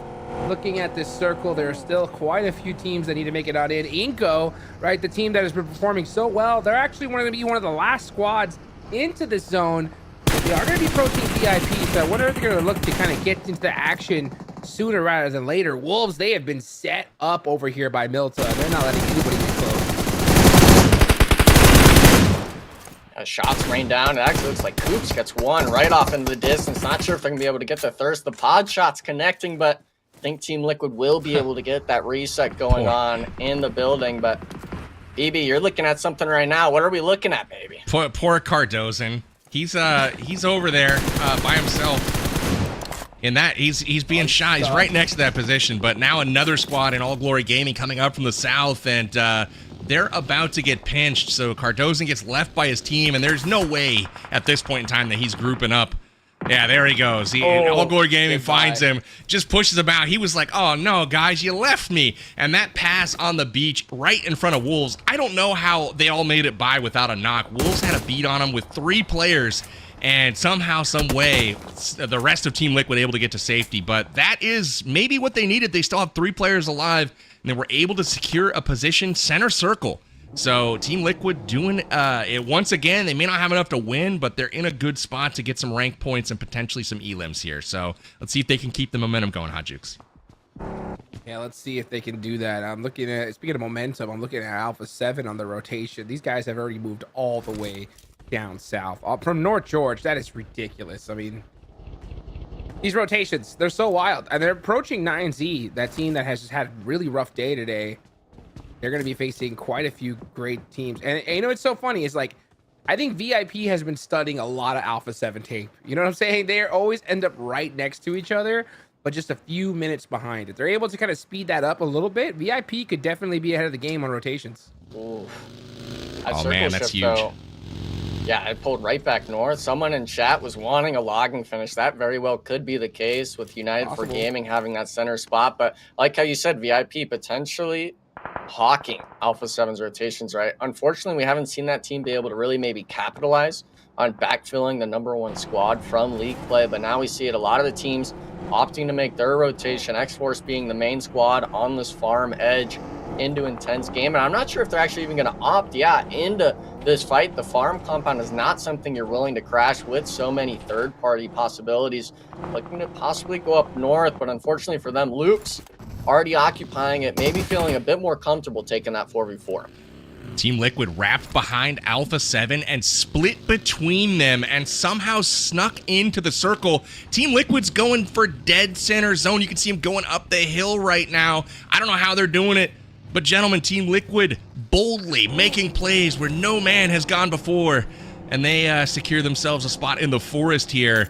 A man short and still able to get all three safely into the circle. I'm really, really impressed with the heads-up rotations from Team Liquid. Somehow, some way, avoiding the fights and waiting until it matters more. There's still 16 teams alive in this lobby and still 60 players. So we're here deep into stage 3, and only 4 players have been eliminated so far, Enigma.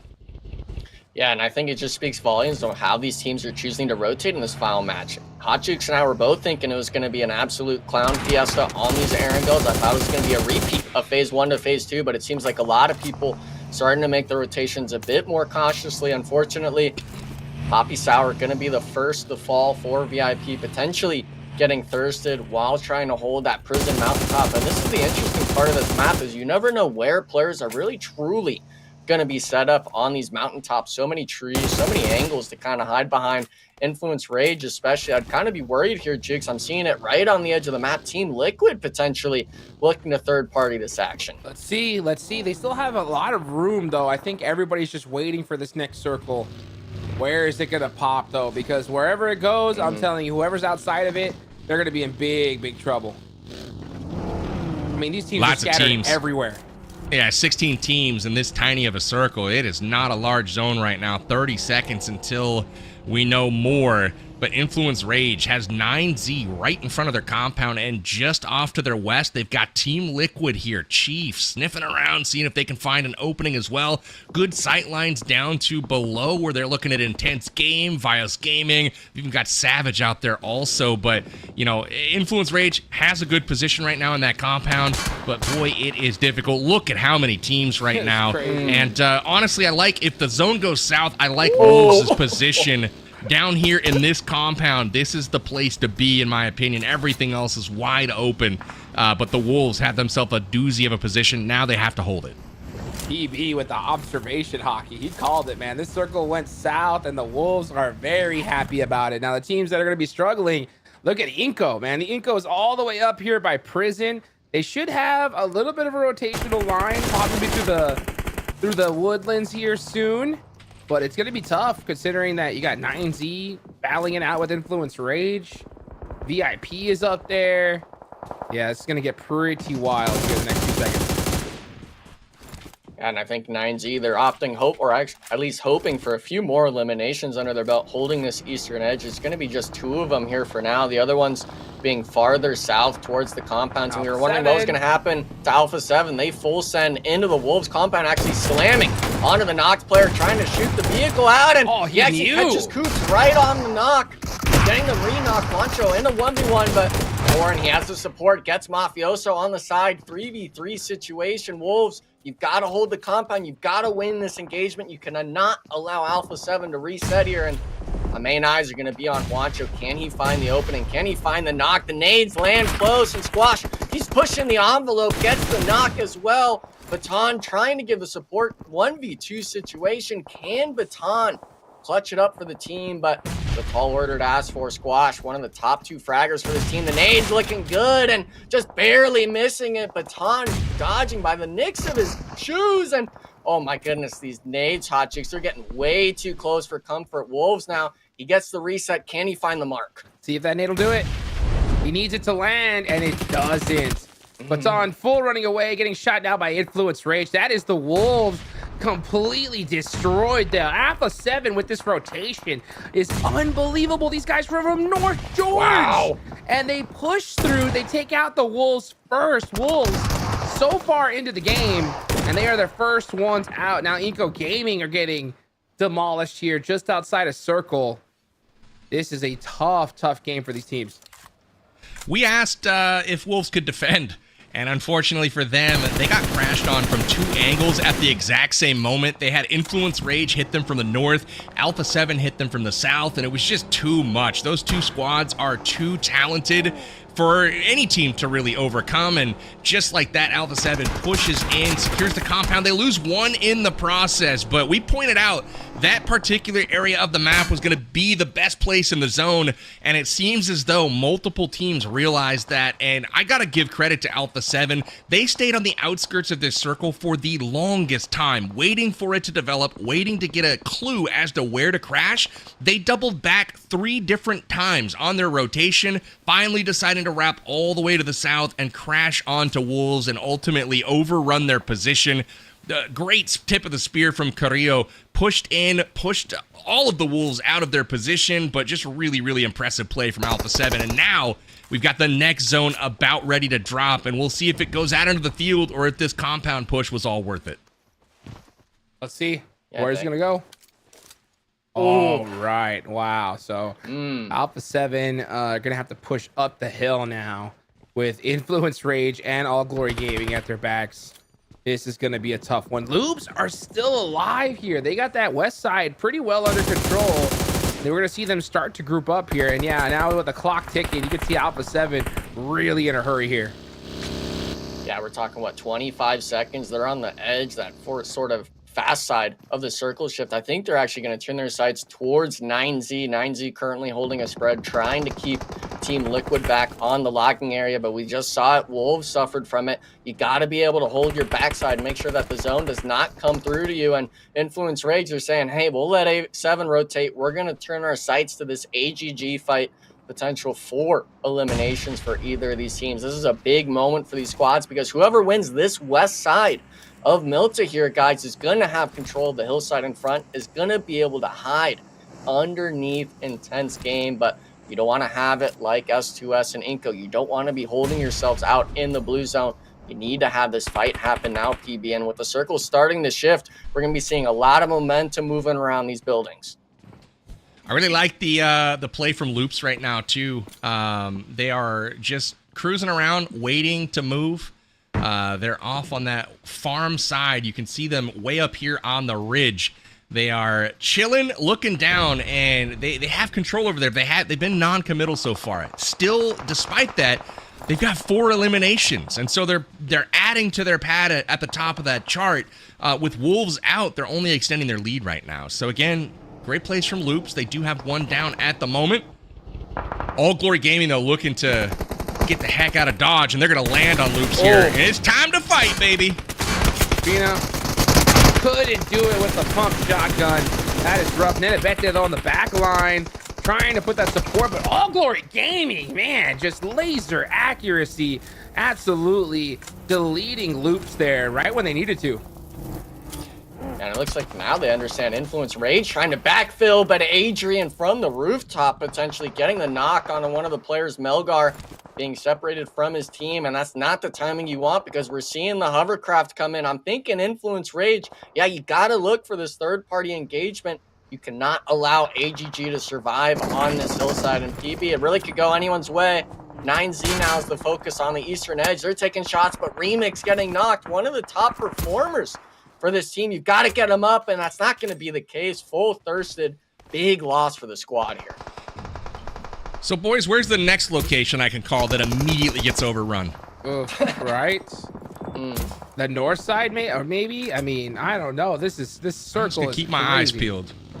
I'm thinking I point out a position, squad immediately gets thirsted from there. No big deal. Pick it. I'm liking Pick it. Tell me, what do you think? Well, I was looking at Influence Rage on the map, but yeah, it's too late to call it because the nades have already come in. They're coming in from the upper part of that hill. VIOUS Gaming lobbing them down. Now, Lil Boy trying to bail out his teammate, Lorenzen, at the very bottom of this zone. This is kind of where we're looking right now, but the nades coming in from the top. The shots coming in from 9Z over on that eastern side. Things are getting a bit sketchy. But again, everyone outside of the circle right now. This is really sketchy right now. But one of the teams that I'm liking, you know, is my boys Savage. We are looking good in zone right now. I picked them to win. Maybe they got a chance here, Hot Jukes. Let's see. Do they have a chance? It's crazy to me that even Carrillo was able to survive this. Him and the team tried to rotate past 9Z, and 9Z definitely gave him that work. Colgo trying to find that nade onto Lil Boy here. Misses the mark just by the edge. Let's see if 9Z are able to. Actually, with 5 points, they've already doubled their performance so far. So a great game for them, considering. But here comes the big push. Intense game. Able to stave off All Glory Gaming. And All Glory Gaming, they were definitely heating up, but Intense Game shut that flame down real quick. I think it's a valiant effort. You got to go for a fight at some point. There's no way you're making that rotation in for free, especially with the team on your eastern side like Influence Rage. So unfortunate stuff. They couldn't have gotten placement points, but like seeing the 6 eliminations under their belt this match. And now we're starting to talk the placement points coming into play. Influence Rage and Intense Game both next to each other, desperately needing the points. Team Liquid as well, being just 9 points ahead of that 8th place mark. This is a big moment for a lot of these teams. A lot of them having actually strong positions in my mind here, PB, for this circle shift being stage 6. Now, obviously, it's only going to be 2 more shifts after this. The vehicles for a lot of these squads already destroyed or not usable. So I'm interested in seeing what kind of utility usage we're going to see out of these teams. Which squads are really going to be able to move themselves around the map, or which ones will fall from the likes of these other squads like Intense Game that have their vehicles still working. Diego popping the shots off, not able to hold on. Intense Game, man, doing a real good job here of turning on the aggression. Now it's just up to Lil Boy. That nade actually looked really nice, and it just rolls just a little bit too far. He needs to throw all the utility he has at this point. Yeah, it's over. That's Influence Rage gone, and now Intense Game set their eyes on 9Z. All right, now the next spot to call to get overrun. Hold on. Let's go. Let me cue it up here. I don't got any more good predictions, guys. That's it. That's it for Who's me winning this game. 9Z or an Intense Game? Well, I'm not gonna call that. I mean, I got 9Z in this one. I maybe will call it, but still, Intense Games had a day so far, so you can't count them out right now. Padrino lands the DBS, but they've got nades coming in from up the hill any moment now. VIOUS is spying them out, and they're about to come raining in. 9G get taken down. Padrino lands once again. This is a player that you do not mess with. Intense Game has a gamer here in Padrino. Goodness gracious. Elims, by the way, as well, if we haven't noticed, just for Padrino there. And luckily, Savage Esports, they didn't opt to rotate all the way down south, so they will be a duo. Unfortunately for them, that circle shift, it's not giving them any love right now. Back to that northwestern edge. VIOUS, Savage, both having the compound spots. Team Liquid as well, having to find their spot in all the way on the northern edge, a squad that has kind of been battling it out with United 4 Gaming for a bit, both losing casualties from the fights. And you said it best as well, Jukes, with Alpha 7, Creo still alive, solo. You guys didn't write him off yet, did you? For the squad. Dude, he's I did. still alive. No, he's written off for me. No, you can't. You can't write off Carrillo. It's just crazy that they were able to sneak one player into this position, and it just so happens to be one of the safest spots in this circle. Very few teams in this area at all. You got Team Liquid there on the high ground. They could definitely be problematic for Carrillo, but so far, I mean, he's been playing this very, very sneakily. What if they know he's there? I don't think so. Super sneaky. Because, I mean, hasn't fired a shot. He's been very sneaky to get there, and he's been quiet. Like, he's just been big chilling. But Intense Game's about to rotate up to his position. It looks like they might be right above him. He hears them. Let's see. They're going all the way. They're headed towards him. They just passed him up. See ya. They passed him up. Oh, this is interesting. Oh no. Blue zone. Ow, Oh, ow, ow, no. ow. Switch cars. Ow, Oh, no. Oh, it's ow, out of ow. gas. Oh, And no. that knock. Yeah. Pedrino goes Seals the out. deal. One little Drive mistake, fail. guys. Yep. Caught a tire, and that was all she wrote. Not able to stick that vehicle through the gap, hopped out, and ultimately couldn't move the other one either. Then too much blue zone damage, catches a stray from VIOUS Gaming down below. They've been chilling in that compound the entire game, and it's paid off for them. Fortified position, still in zone. Oh. Carrillo's been spotted out, but is that a fight you want to pick, Igor? Are you sure? Got the team support taking a little long, but luckily they cleaned it up. Now VIOUS Gaming, it actually looks like off that knock, they're going to full push up this eastern side. Team Liquid not able to use that uphill advantage to fill the space, and now we see the situation unfold. 3 players of VIOUS, 3 players of Savage, 3 players of Team Liquid. And with the Western shift, it is going to be VG having to move first, but these squads right now, Savage, PB, that's your team. They haven't needed to move all game. This is the possibility. You're making me a believer now with this team winning this match here. I don't know, man. It's 3 You teams don't know? left, What? and it's 3s versus 3s versus 3s, and they've got zones. So Savage has played this beautifully, and man, Hey, did you VIOUS call them? Gaming. Yeah, I called them. I you picked them to did. win here. That's great. You've been calling everything today in this game. The It's crystal been a weird ball day. is active. It's been a weird day. I'm gonna start picking lottery tickets. Let's go. Let's see. Come on, Savage. Do it. Do it for the big PB himself. Team Liquid is fighting here. I mean, this could be a good opportunity for the third party. VIOUS Gaming full sending it on in. Mythic's got that off angle. When is he gonna start taking those shots though? VIOUS Gaming from the vehicle, deleting everybody. Yeah, It's ones, guys. Savage, this is your moment, Savage. Get the grenades going. They're on the move. Here they come. They know it. They smell blood in the water. And Monty in for the run over.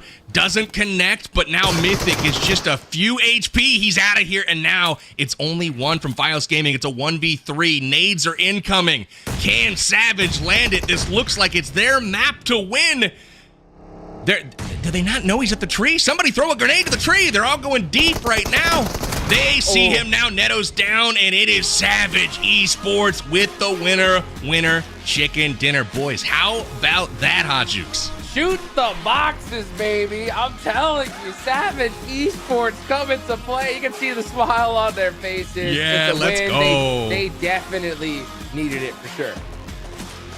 Props to Savage Esports. What a turnaround from day 2 yesterday to day 3 in round 2. Boys, they had 24 points coming into today through 2 days of play.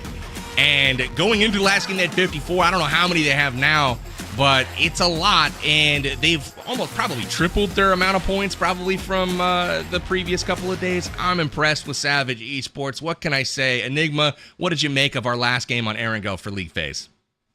You must have the power here at PB. Calling it out, the circle shifts, everything. I mean, you just named to a T. And for the most part, Savage Esports, I really like the fact that as soon as you're able to pick it up, you're like, I want to see Savage go on the aggression with these 2 squads fighting. And they're able to do just that. And I don't believe they picked up too crazy of eliminations in that match, but still, nonetheless, they were putting themselves in the position to win it, playing slow, methodical, collective, I guess you could say. And Jukes, I know you've got an idea about this. I'm going to make note of it right now. Savage Esports, even though they're in dead last, a win here allows them to shoot up the leaderboard, in my mind, potentially 5, 6 placements. That's a lot of advancement points if the tournament was to have ended after this match.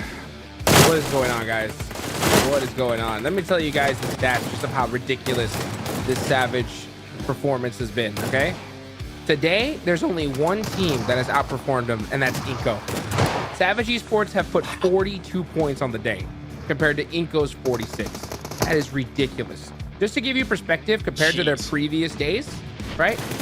In day 4, day 5 of round 2, so every other day in round 2, they put 24 points. They were in last place, right?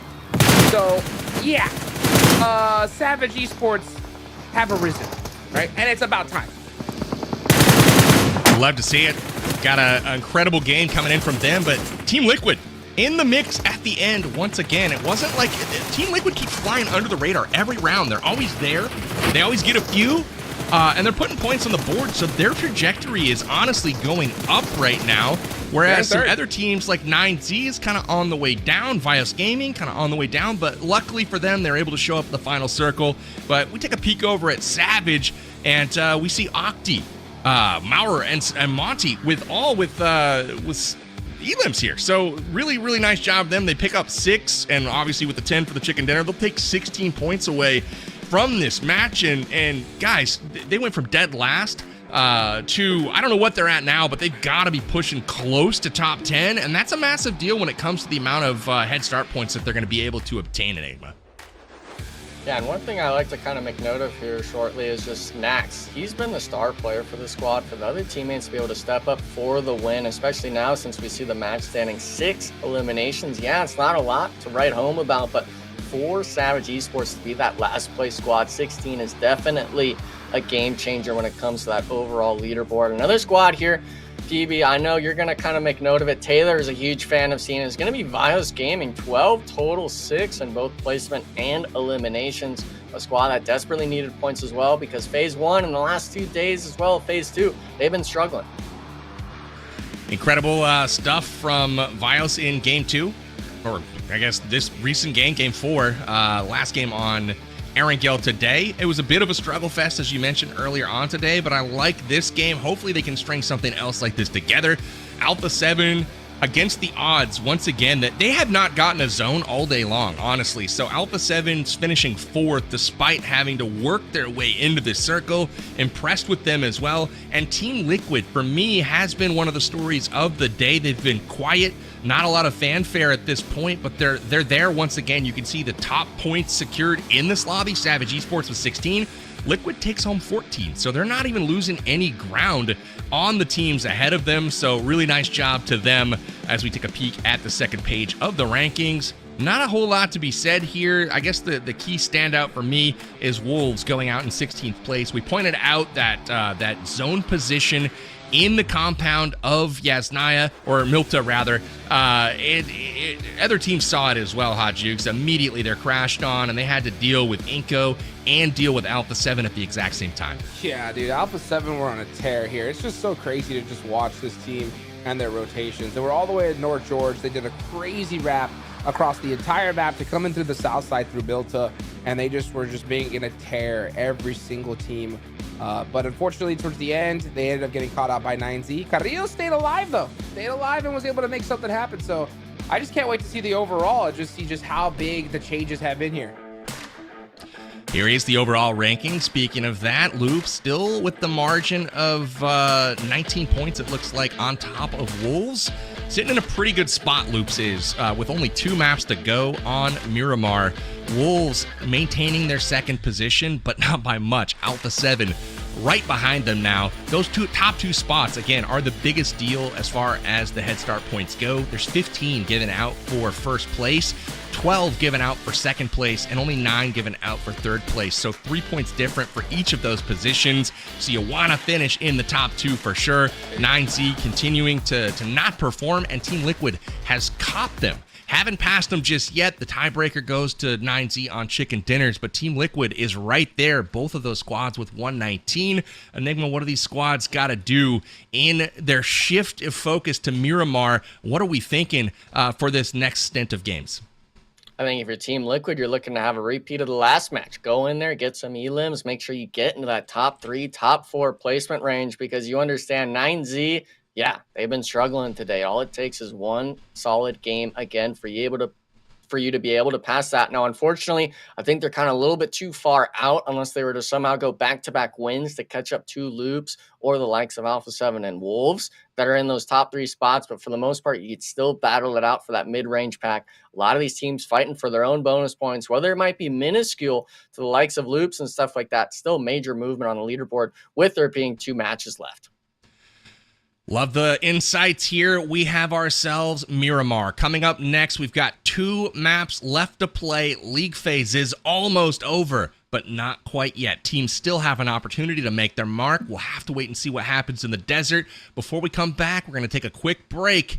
Rest up, limber up. We'll see you guys here in just a few moments.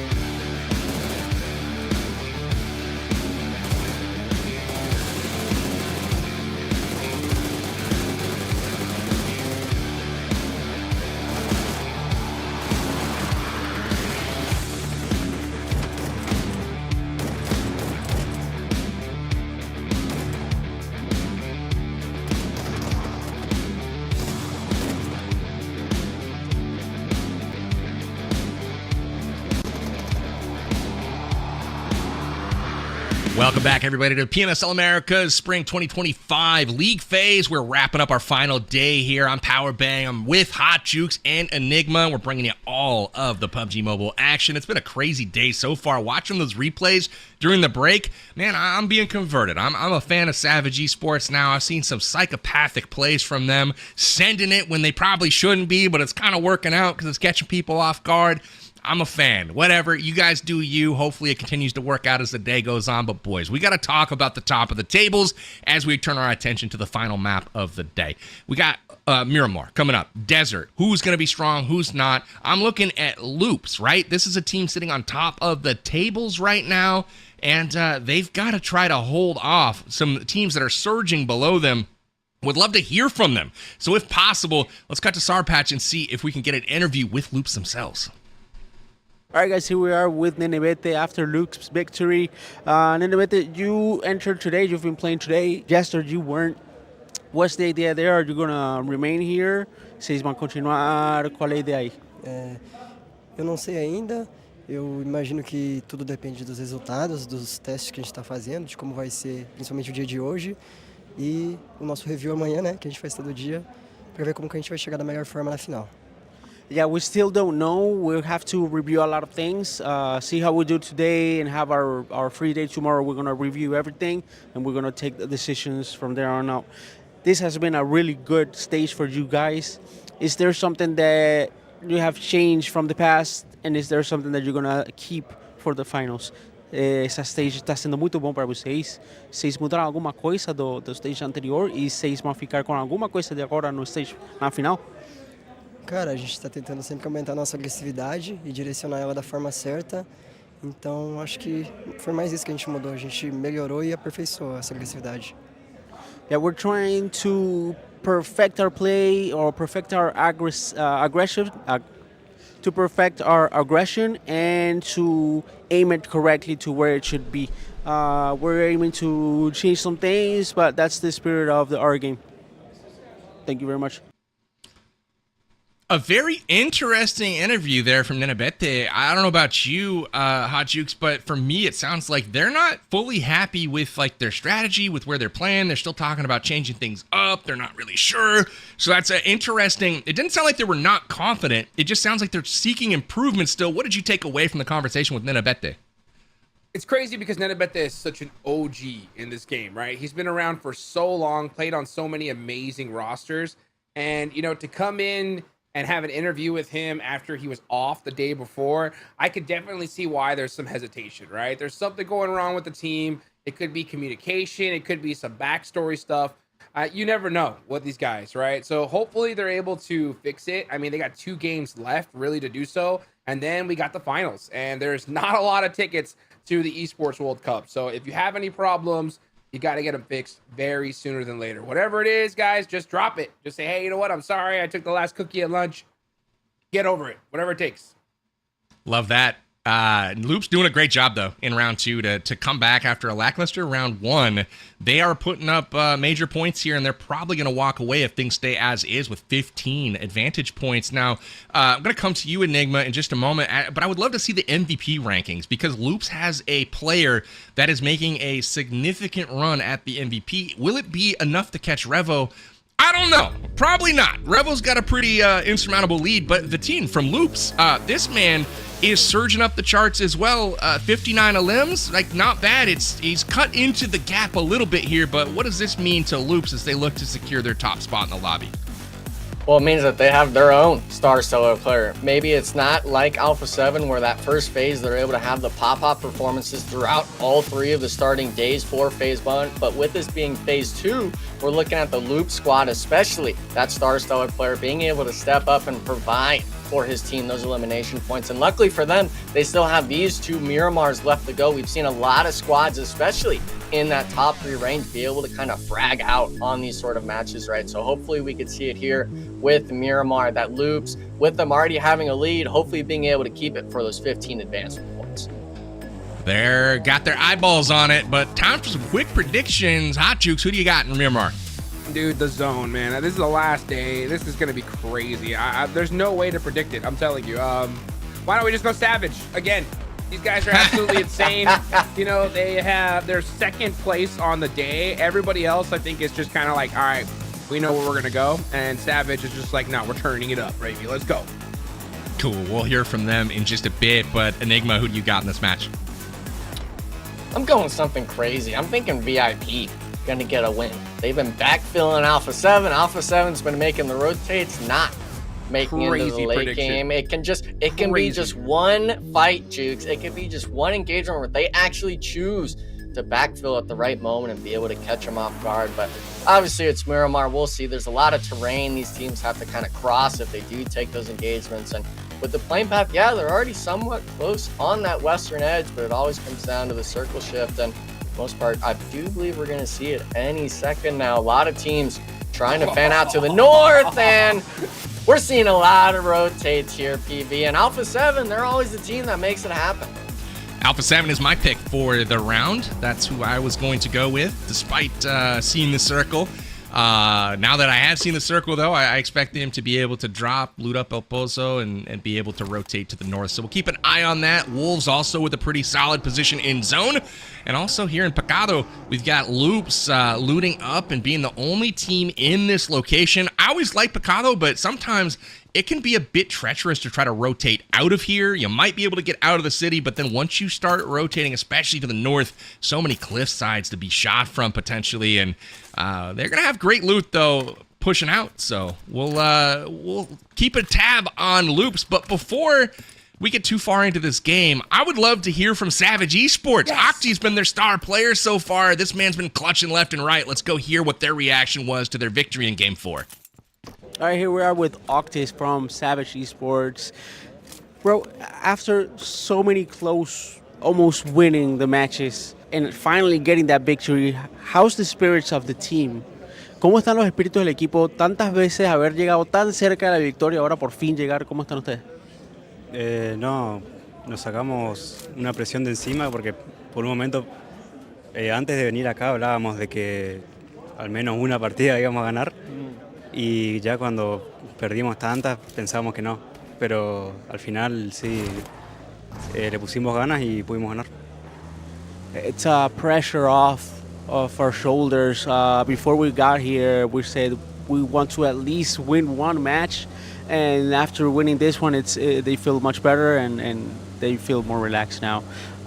From here on out, what's the plan? What are your goals for the finals, especially? De aquí en adelante, ¿cuáles son los planes? ¿Cuál es la meta de la final? No, nuestra meta siempre fue competir en la final. Lo que pasa acá es más que nada para corregir. El formato ayuda en eso, más que nada a los equipos nuevos. Ayuda a soltarnos a los equipos nuevos, a planear cosas, en ver qué funciona, qué no funciona. Y nuestra meta es competir la final. Lo que importa es la final. Yeah, our objective is to compete. This format helps new teams to test things and see what works and what doesn't. So we've been using that on our advantage. But yeah, it's to compete on the finals. Papa, felicitaciones, congratulations. Let's go. Surprisingly low-key from Savage Esports. After the day that they've had so far, they have got to be riding a high. Again, they actually have, I think they can have 9th place in their sights today. They're sitting 15 points back of VIOUS Gaming right now. But to go from 16th to 9th in a single day, pretty impressive to say the least. Hot Jukes, we'll see if they can get it done. It's wild. I mean, it's impressive that they went from 16th to 11th in one day. I mean, I got to definitely give the big shout out to them. I mean, they have 42 points on the day so far. They had, what, I think it was like 24 or 26 in the first 2 days combined. Yeah, 24 on the first 2 days combined. So, yeah, dude, this team, I'm glad they got that chicken dinner. You heard it from him himself. Octi was like, we want at least one. They got it, right? Now, show me at least 2, baby, because I predicted you. Come on, Savage Esports. It's the last 2 games of the day. The craziness is going to happen. Take advantage of it. 9Z on rotation, hoping this squad can turn things around. They started the day in 2nd place. They finished round 1 in 2nd place as well, so they did secure 12 head start points already. But they're looking to secure more, right? And each place they drop is a significant amount that they could be leaving on the table, which obviously will come in for the finals. But now they are right on top of Alpha 7. And at this point, Squash has got to hear the vehicles behind him. This could get a little interesting. Yeah, unfortunately for Alpha 7, Revo caboosing it super far back from the team. Squash, yeah, he does hear the vehicle rotations having to tail off, but thankfully for Alpha 7, they have Carrillo all the way out front, spearheading it on the far northern side of the circle shift. And Alpha 7 say, hey, yeah, we're fine giving you guys that straighter path. We'll wrap around. They've been comfortable with it all day, whether it's in the zone, whether it's outside the zone. They've been going around it. They've been making it happen. One team that obviously started out strong, going to be iNCO Gaming here too. Winner chicken dinners. Now, unfortunately, after those last two airing goes, they've been a little bit off the rocker, not getting too many eliminations and placements under their belt here. But Jukes, I really got to wonder, with this being the last day of Phase 2, we're talking 2 Miramars left. Can they have the performance like they did in Phase 1? Phase 1, both Miramars day 1, they went back-to-back second places. They had the placements. They had the elims. They've talked about Miramar being their favorite map. Can iNCO Gaming finish the day off strong and potentially continue to move up that leaderboard? Totally possible. Totally possible. These guys are on top right now on the day. So, I mean, they have all that momentum going into it. My thing is just like, whenever you reach the last couple games of league stage, usually a little bit of that silliness starts to pop out, right? Some teams realize that, hey, you know what? There's not much we can do. I mean, you picked VIP. Crazy pick, dude. VIP 5 points on the day. You know what I'm saying?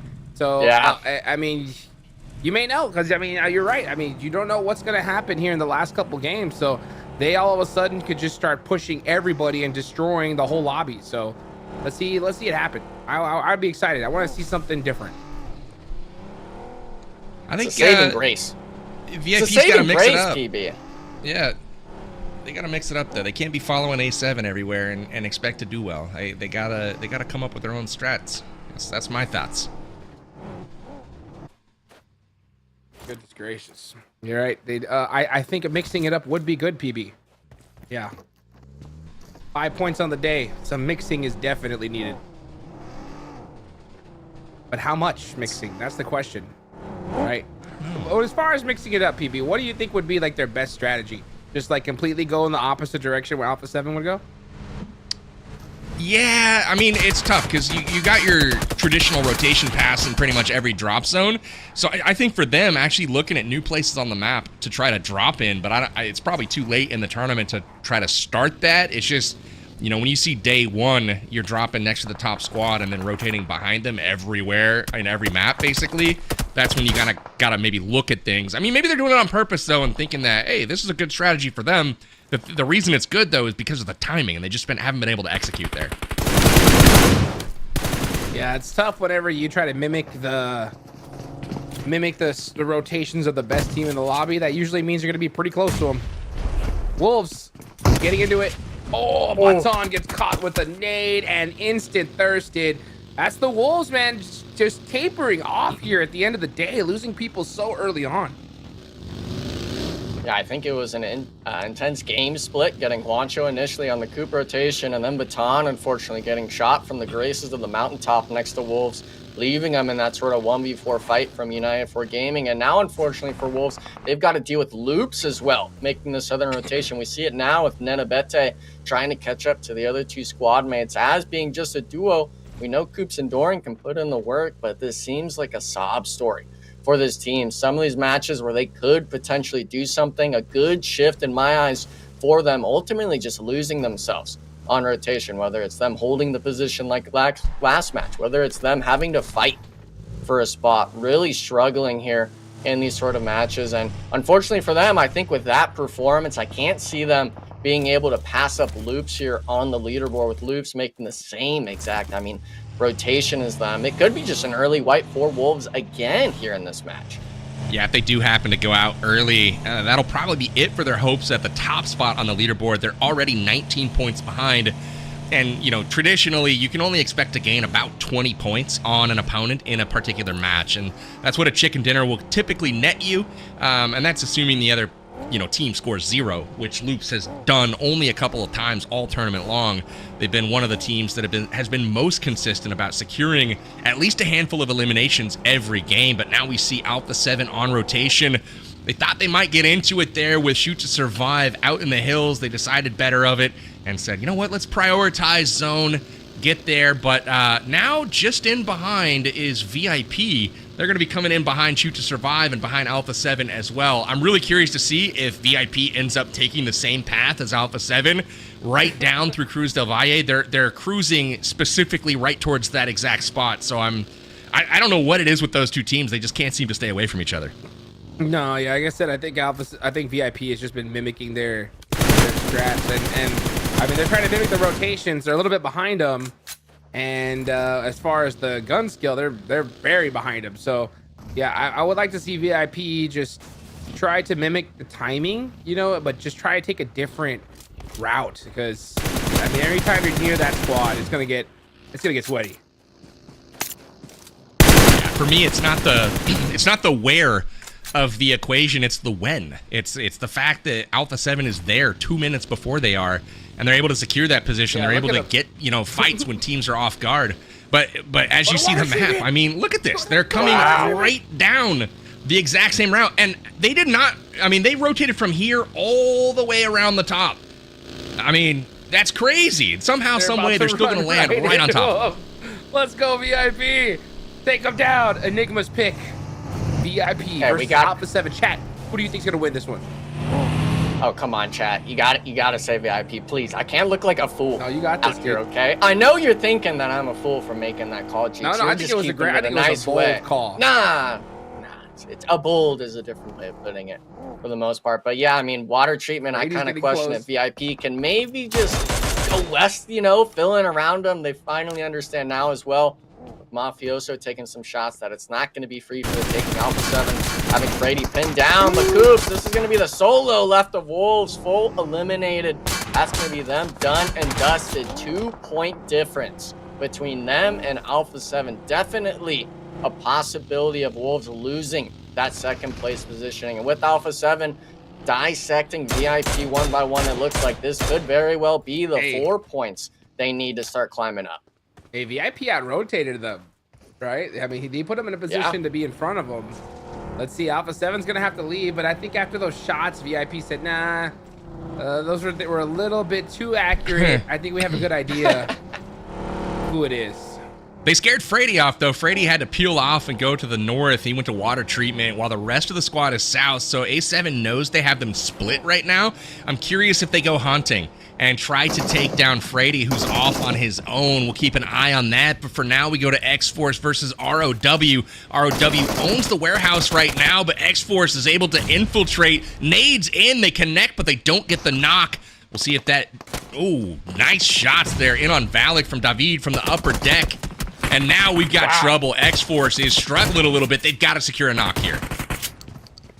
Yeah, 24K, he's got the pump, not the best weapon to do it, but being 1 HP so early on allows his teammate to get the clutch, and unfortunately, Fate, he's forced into taking the 1v1, not going to be the case, and Alem, he's just stuck out in the open. Royals of War holding the compound here, and thankfully for them, with this being the edge, that's a squad that is on that 8th, 9th, 10th place ranking here, PB. That's a squad that definitely needs the points, and now we switch our eyes towards 9Z, a squad that's been struggling all day, potentially against a squad that I could see taking the 4v4, but intense game, Padrino putting a stop to 9Z early before it even starts. Tough breaks there for Xforce. They didn't get a single elim there as ROW able to hold them off, and now we go to 9Z, who is in trouble yet again. They have just not been able to find any momentum. Nice shots from Remix, though, from range, connecting with that DBS. Takes a bit of damage here, but should be able to get off the heel. And now S2S has their focus split. They do drop Cold Goat, and it is an interesting situation now. As you've got 2 knocked players over on the left side. Reyes and Cold Goat are down, but it all comes out into Milo's, and he gets it done. Will he be able to get his teammates back into the fight right now? It's just him. Off them shotguns, baby. Here come the mollies. Milos, is he going to be able to find... Oh, you know, he hears Klaus for sure.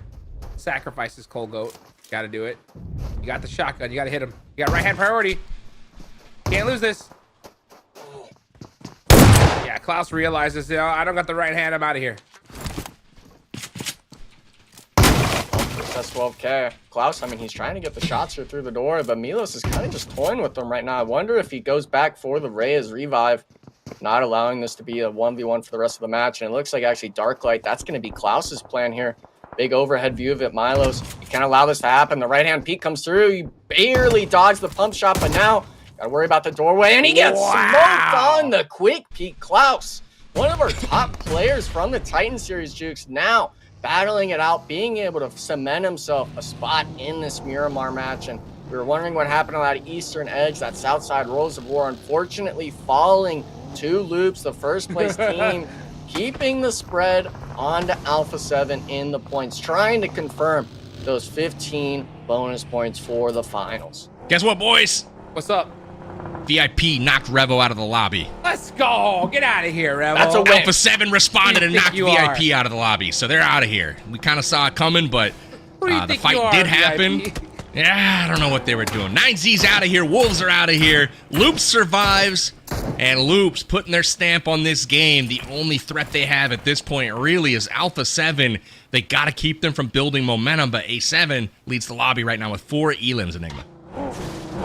Yeah, I hate that you guys bring that up because VIP's already out. And we definitely know it's from Alpha 7 or VG, one of those teams. And yeah, I know it was a bold call for VIP to be winning this match, but I got to throw them the chance at some point, right? The lifeline. And unfortunately, after this game, they're not getting any more lifelines for me, unfortunately. A lot of these squads aren't.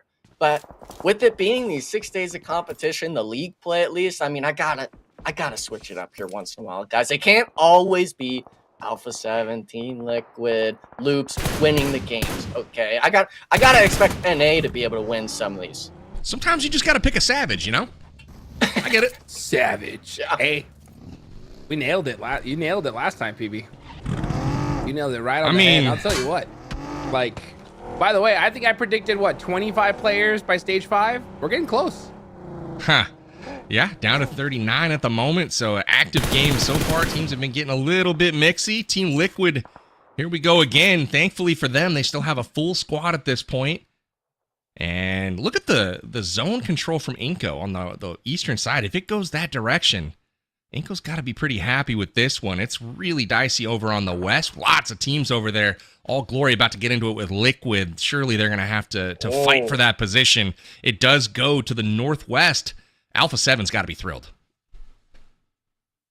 Yeah, I'm just looking at iNCO Gaming, though. They have to opt in and rotate immediately dead center. And I know those one stories aren't a comfortable spot for you to play, but someone's got to take it. And unfortunately, the southern edge is going to be that next focal point. Savage Esports trying to rotate out of the compound while Loops occupies that western edge of it, being able to pick off 2 players, as well as getting a Zelda up onto their feet. And for Loops, this is a big moment. Already 5 elims. You know, one of these 2 squads in front of you is down 1 or 2 players, and now we see it as well. Savage caught out by INF, the squad on the eastern edge of the circle, gatekeeping both of these squads. And a lot of these teams, actually, I'm seeing it as well. Intense game, taking shots down, members down and out, trying to full send center. They're actually full white. All these teams from the western edge choosing to send it in towards the center here, Jukes. You're wanting it to be that 25 mark. We're starting to see the number dwindle down. 2 minutes left. It's definitely possible. It is, and that's the thing, is that these last games, like I said, the next one's going to be even crazier for sure. And look at this, just teams fighting like crazy. And that's why I was really harping on Aaron Gale, because when you get to this kind of craziness, if you're really trying to hunt down some crazy points, it's just not going to happen, right? You have to push everything because all the eliminations are going to be gone by the end of the game. Joaco gets caught out by Loops. Loops adds another elim to the total. They're up to 6 now, leading all teams in the lobby. They've taken over the lead from A7. And that just increases the gap so far. So Alpha 7 has control in the north. Looks like VIOUS Gaming has control in the center along with Team Liquid. And in the south, it is up for grabs. Loops about to have to make an entry, and they're going to be crashing onto a Solo and Monty here momentarily. They do go left, and it looks like they may choose to skip all of it and head to center zone, but it is quite occupied. They're going to find that out shortly if they go any further. Nope, they're stopping. They're stopping, and they're going. Here they go. On the push, they realize that, yeah, these last games are getting a little wild. Let's get some eliminations here. So they are trying to get the better of it here. We can hear the sticky bombs pop out. And then I bet that with the nades, United 4 Gaming gonna try to stave off this invasion here. Let's see if they can do it. Yeah, my issue is though is both of these teams have a bit of zone in the compound. It's not like you're holding out United for Gaming. It's not like you're being able to take these engagements with the blue zone pressuring. Both of the squads are going to maybe just opt to share this compound, but it was really kind of a crazy rotation to see Loops make this because they got that initial knock and thirst onto the United for Gaming player trying to backstab, trying to gatekeep. So them being able to find the squad, understand, hey, this is that 3v4 situation we want to set ourselves up for. This is what you want from a squad, and for Loops being able to show the dominance factor throughout these matches. We can see it even as well now on the map. This is a straight up 3v4. Them getting an early knock as well, maybe just a little too aggressive from United for Gaming, opens the door for Loops to full wipe the squad, being able to set themselves up with enough time to focus on that next circle shift we see. And now we see it, Nenabete pushing the pressure, has the 24 shots in it, trying to get the damage done, but looks like one player done and dusted. They understand Mystic. Yeah, he's out in the edge, not actually taking the shots yet, hearing the med, but Nenabete goes down, trying to keep it down to just one player being knocked here. The shots come through the window, clean up from the squad, but we see 20 seconds left here. You got to get the res, the resets, and the rotation going before this blue zone pressures you any further. They snuck out of there in just a right amount of time. I think they are going to be able to get the reset, but what a cute little spot in the safe circle they had inside that little house. I mean, it looked like nobody was going to be there, but he's able to pop out and be surprised. Got himself a nice elim there. My question, PB, is what are Loops going to do with these 15 head start points? Probably use them, I think. They got to be pretty happy about that, right? I think they got to be thrilled because, I mean, they didn't secure 15 in the first half. That was all Alpha 7. And if they're going to try to keep up with their countrymen, they need to do their part and try to be as equal as possible on the leaderboard. Now, Alpha 7 being in second place right now, that's got them in a position to take 12 head start points from this phase. So that means 27 points to start the grand finals with. And that is like spotting them a massive chicken dinner and 17 elims to go along with it. So that's not a lead that you want to spot, a really, really good team. Really good team, that's for sure. Yeah, they're gonna be sitting pretty good for Loops to be able to really pop off here towards the end. 10 eliminations. They have got that first place locked and loaded at this point. I don't see anybody touching them, not even the great Alpha 7. But Alpha 7 are gonna be happy with those 12 for sure. If Wolves continue to play like the way they've been, I mean, getting knocked out this early with a goose egg right here towards the end, that really hurts that clutch factor here, Enigma. Yeah, and I'm really worried for Wolves as well. If Team Liquid is able to find themselves potentially into this top 3 spot, we're talking it's only a 14-point difference, 2 eliminations and the placements adding on. The 4-man squad kind of hunkered down in Hacienda. If they could get eliminations on the board, Team Liquid could very well steal that 3rd place bonus point slot. And for these teams right now, I mean, it'd really be a tragic story, not only for Wolves, but also 9Z to get passed up. And we see it now. Loops, they've been forced underneath the thumb. That is Team Liquid Chief trying to get the nade knock, a little bit of a jump throw onto it, being able to catch Rafina out in the open. And yeah, I mean, you got to drive off. You understand that is not a safe play. Maybe getting shot, trying to get into it. Good prone out of the squad with Chief getting shot in the back here. Team Liquid needing to find pace, needing to find comfort in the compound here, PB. AGG taking shots at him. Got to make sure you have all your players up. Another team storming from behind is Influence Rage, up to 7 eliminations. They still have 3 left up, and they're into it right now with Loops, putting the pressure on. Interestingly enough, Team Liquid is just about to jump over 9Z. They've tied the score, but since they're landing in the top 8, they'll pick up at least a rank point, maybe more, depending on the finish here. Wow. Nice zone for both VG, as well as probably Influence Rage if they can hold it down, but we'll see. A lot of zone up north there. Alpha 7, the only squad up in that northwestern part of the circle. They're just trying to stay out of the fight long enough for these other squads to thin themselves out. And now All Glory Gaming about to get into it. Nades inbound for Lorenz, and he's able to escape just in time.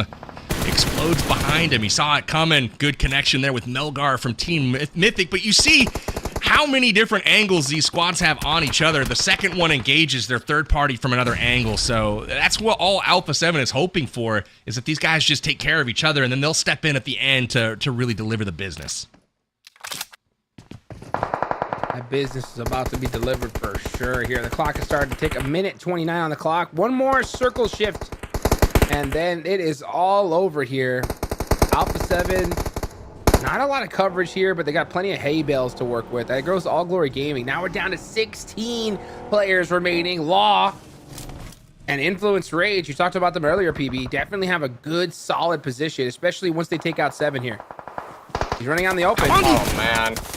Yeah, there we go. And How long do you think Vatine lasts in that shed? He's in there by himself. It's a steel door, so you can't shoot through it, but as long as he stays out of the windows, you just got to stay out of grenade range from these guys. Yeah, instead, I'm he giving wanted him to 30 survive. seconds. Yeah, he wanted to 30 survive seconds. negative seconds. All right, so 18 seconds on the countdown timer. He's going to die at exactly that moment. That's the prediction. Yep. It's a prediction. I think the blessing that was Influence Rage is the one that got the knock onto one of the Team Liquid players, drawing the attention potentially from the shack, from that sort of engagement. But for Influence Rage, you got to really be careful here. The east side of this ridge is not playable in any way. Kind of congesting yourself down. And Vincent, he actually rotated out of the shack here, PV. He's in the little sniper tower now. VG not able to land the shots, while Alpha 7, they were on that western compound up in the north. They find a knock on a Team Liquid, thankfully getting that return knock, preventing the push. But now Team Liquid, Jukes, we were mentioning it, you're dealing with 2 fronts of squads. Can you keep both of them back? Can you find yourself a rotation in this next circle shift? And actually looks like VG, they full sent from the compound. They're pressuring INF on the southern hillside. Gosh. And Alpha 7's just chuckling on the other side of the map. They're like, all right, y'all have at it. Vincent with that little move, PB. He's gone from seconds to minutes. Yeah, he's extended the life expectancy for sure. Really? My foot. My foot. Oh man, this dude's a cockroach. You can't kill him. He's just somehow, some way is surviving right now. You need some sort of radiation or something to take him down. But holy goodness, Vitine's still alive from loops. They still have 10 eliminations. They're #1 on the leaderboard. This man is on fire and he's still alive. Finally, he gets out of there. You knew it was going to be a throwable at some point. Somebody had to hit the throw, and Team Liquid was the one to do it. We move into the top 4. All these teams with decent strength right now. Full squads from Team Liquid and VIOUS Gaming. Influence Raid with good position, but only 3 members. Same with Alpha 7, and now Law goes head-to-head with Nunez. They both with shots, and Nunez lands. And, oh man, this is crazy. VIOUS Gaming's going to be able to swing it, but they can't land the shots either. Where's the support? Where's the There's team? another one in the back. Where's the team? Neto, he's got him flashed, and he's not even peeking at Lil Boy now, putting in the paint on to Neto. He's forced to rotate all the way down, but VG, you had the hillside, you had the damage, you had the guy flash, for Christ's sake. Now we're allowing them to live on the hillside, cresting over the top now. They're eliminated, allowing Team Liquid to get the reset, but Alpha 7, PB, you were mentioning it, they were chuckling to themselves about these rotations and plays, being able to start sponging up these elims. 6 total now for the squad. Even with Revo out of it, they're still putting on the pressure. They really are. They had the angles. It all come down to that left side, the western side, and the ridge. Can Igor get into safety? That's the question. If D gets knocked here, it's over for VIOUS. Carrillo getting shots on him. How are they letting him survive? That was crazy. He gets in, gets a whole new set of armor. He's going to heal up. Good angles now for VIOUS Gaming. I don't know if Alpha 7's going to have the cover, so this just comes down to good old shots. I mean, they have no cover, but can they pick off the people that have angles on them first is the question. Squash down, Mafioso down, and Alpha 7 went from potentially winning to maybe out of the lobby soon. We'll see. This is a big old standoff right now. It's a 1v2v2. Yeah, but look at this Carrillo. He's forced to watch Igor. He's running straight in the open, wondering when he's actually going to be able to land the shots. But you're in the headshots. You put everyone down in the paint, down in the dirt. And he's running in the complete open here, putting the damage onto everyone. Finally, he gets eliminated. Igor now forced into the 1v2. Can he cross the field? He's cheap in the open as the shots, gets the knock. And now we're talking a 1v1 here, Chooks. He's got to drive in front of him. He found the hay bale. Wow. If he died in that car, I was going to smack my forehead so hard. But hey, here we are. We're in the zone. He's going after him. Cardoza on the push. This is crazy. Throw the grenade at the straw. You know he's going there. Throw it. Throw it. Throw it. There we go. Good. It lands. Does he get it? Doesn't connect. Half the hit points taken away. Cardoza goes for the heal. Another nade to follow things up. This one should land, but he moves. Now on the push. DBS in hand. Igor lands first, and VIOUS Gaming takes the victory. Huge performance from Igor in the middle of the field. He clutches it for his team. Man, he turned what looked like sure defeat into the jaws of victory, Hot Jukes. Let's go, VIOUS Gaming. We're wondering where, like, we were like calling out, where's the team? Where's the team? Turns out we had one player go across on the other side, get an off angle, and pull out a chicken dinner against Alpha 7. So, I mean, that's definitely a pretty hype moment for sure. Massive game for Igor. He ends up with 7 eliminations for VIOUS there, multiple of them in that final stint. How about the play from Carrillo, though? Taking on both squads at the same time. Blue Zone pushes him out, feels like, I got nowhere to go. I'm just going to run into this field and shoot back and forth. It almost worked. He landed the headshot on Team Liquid. Wasn't enough, though, to take him to the ground. Had he been able to focus his attention in one direction or the other, I think Alpha 7 takes that game, but almost getting it done for A7. They close the gap some, but Loops puts up so many eliminations, it's not going to matter. They secure what looks to be 15 points as they take those forward to the grand finals. They just have to not go out first and get that goose egg. But here's the action from the last game. Hot Jukes, what did you notice? Man, that was just a great, consistent performance for these teams at the top, right? Alpha 7 were able to make it towards the end. Loops just pretty much solidified first place with their performance in this game. And it's good to see Igor, out making it happen, because for those of you guys who don't remember, he was actually part of the Twisted Minds team. And he played in the World Cup last year. So it's good to see him now in a different squad, having a little bit of success. And if they're able to really pop off towards the finals here, who knows? We could see them back at PMWC possibly. Absolutely. I believe they finished in second last season with Twisted Minds before not being able to potentially move on. But yeah, Chief in the open field gets gunned down. Igor just crushing it here. Wins the heads-up fight with Chief. Looks at the camera and says, I'm the man. And so with that, look at that, 11 elims for VIOUS Gaming. Another big story for this particular round. Team Liquid, once again, making it to the very end. Guys, they've been in the top 5 all day long today, and yet another time finishing with 6 elims. They're going to be pushing up the tables just a little bit more. We got the match rankings coming here in just a moment, but Team Liquid, man, they are on the move, and finally, they're moving in a good direction, Enigma. Yeah, and I think the big key takeaway is a lot of these earlier games in the day today for Phase 2 has been Team Liquid getting the elims, but not the placement points they were really hoping for. Maybe looking for those top 2, top 3 finishes. Unfortunately, only getting what seemed to be 1 or 2 points early on in the day. But now with them being able to get that second place, being able to be in just that reach of first place, they understand that, hey, we're a team that everyone recognizes. We know what's at stake. And unfortunately, when it comes down to the 1v1s there's not too much you can ask for. It's just a matter of who can land the shots. And obviously, Igor, we saw just how hype he got after the game. 7 eliminations, I think you had called it, for that player on the team.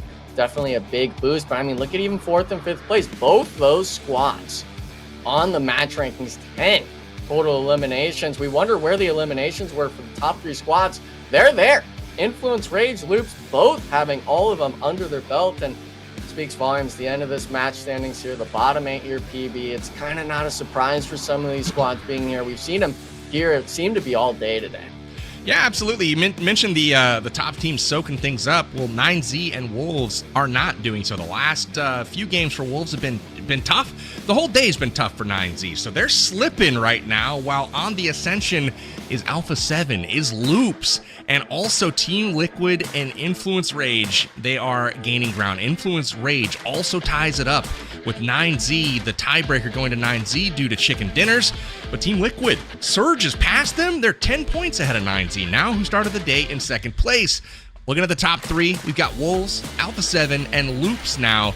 Loops seemingly punched their ticket. They've got a 23-point lead with just 1 game to go. Hot Jukes, what does this look like to you at the top of the tables? Man, I mean, what a crazy day so far. I mean, Team Liquid have now tied iNCO Gaming for the top performance here on the day with 51 points total. That is 10 points a game, so Team Liquid have definitely woken up for sure. Loops, I mean, they are still there. They're right below them with 43. After that last game, I think it's pretty safe to say here they've clutched the top spot, right? Unless we see Alpha 7 do something absolutely incredible in the last game. But again, the shenanigans towards the end are going to make things a little bit tougher here, PB. They really are. I feel like Loops has been a team that's been able to secure some points pretty much in every game. So not too many goose eggs being put up by them. Whereas you look at the flip side, like a Wolves, when they go out early, they typically do so with a full squad wipe. Like you saw this game, they go out with no points, finishing with 134 overall. So in order for them to get to second place, they've got to gain 9 on Alpha 7. So for me, that is the matchup to watch in this last game because 12 head start points are available for the second place team in this round. And that's 3 more than third place, which only gets 9. So for me, the second to third place matchup, that's the one where I'm kind of keying in on that as we move into our final game. But we've gotten through 5 games, guys. Miramar has been exciting to say the least. Good news is we've got one more Miramar. Coming up, it's the 6th and final game of the day. It's the 18th and final game of League Phase here, round 2. And with that, it's the last opportunity for teams to gain head start points to take with them to the PMSL Americas Grand Finals. Don't go anywhere. We've got the last map, Miramar, coming up next. We'll see you in a minute.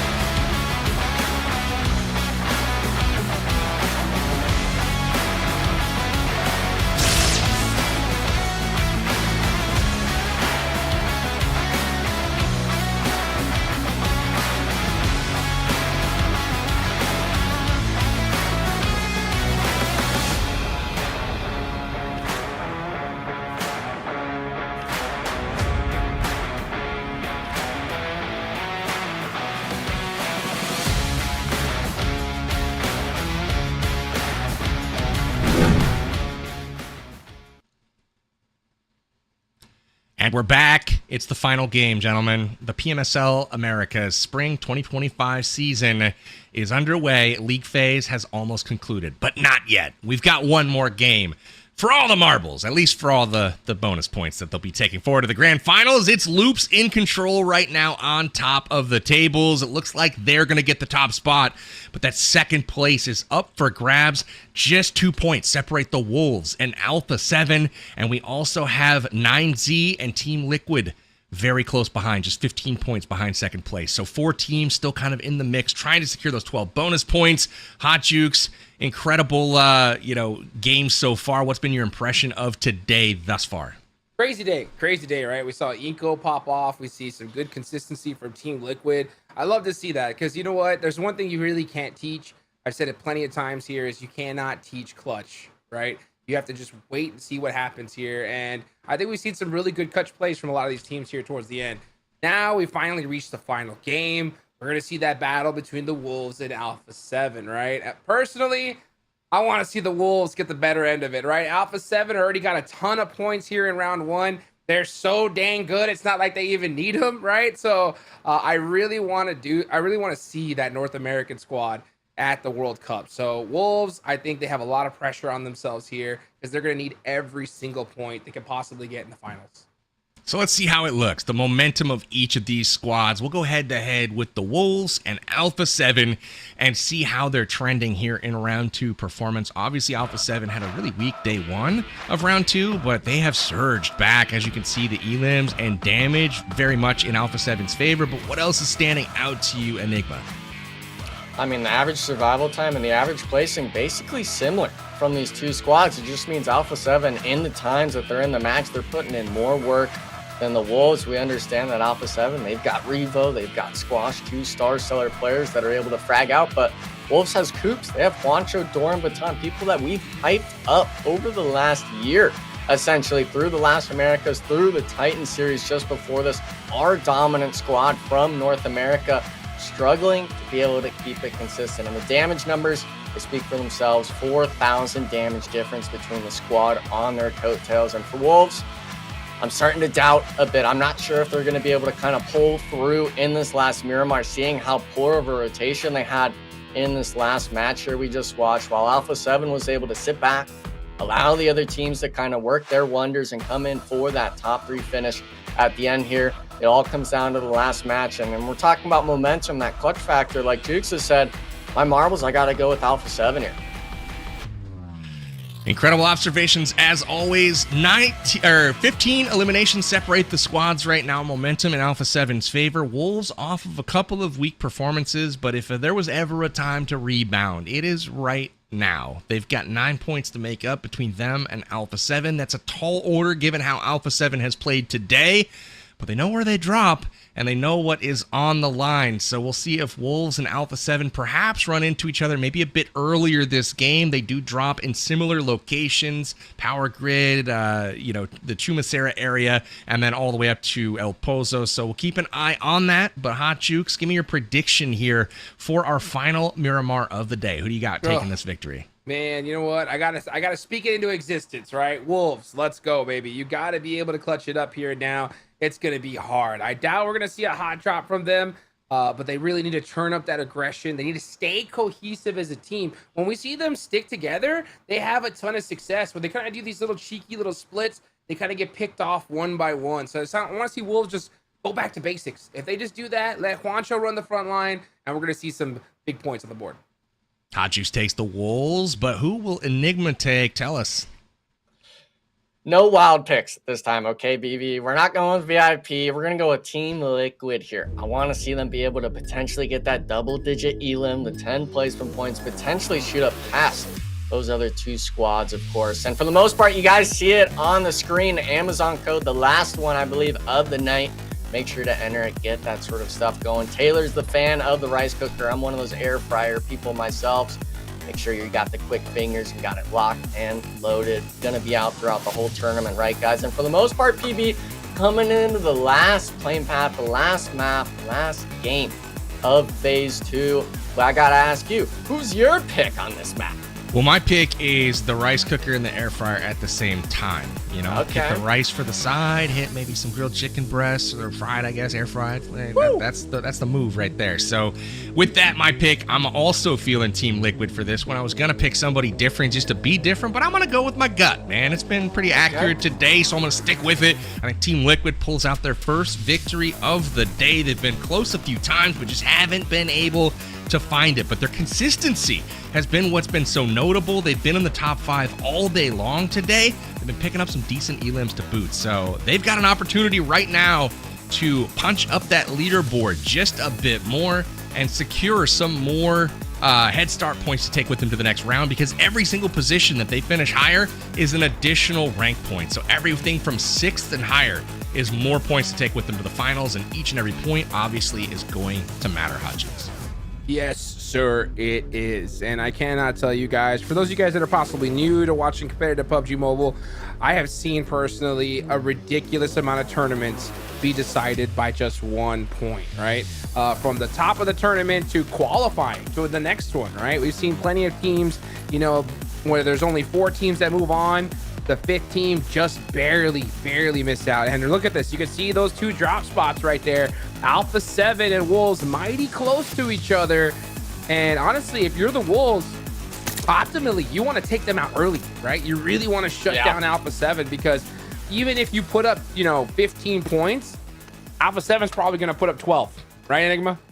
Yeah, and I like the way you put it, is you got to go after them early. We saw that in phase 1 when it was me, Seven, and Taylor watching the matches. We were wondering if Wolves was actively going out of their way to kind of target Alpha 7 on rotation. I think that's a good notion for a squad to maybe notice that they're not getting into these zones safely. Maybe they're getting a bit careless on their far edge rotations. But with this being the last match, all bets are put onto what decisions you make. Can you find yourself into these circles? And obviously, I was wondering, to be honest, if VIP was going to maybe drop onto Alpha 7 with them being so close here, PB, but instead they go all the way south. Now wondering which squads are going to be able to fill the map, which ones are going to opt to take center spot, and which ones are going to be kind of caressing the edge of the circle here for phase 1.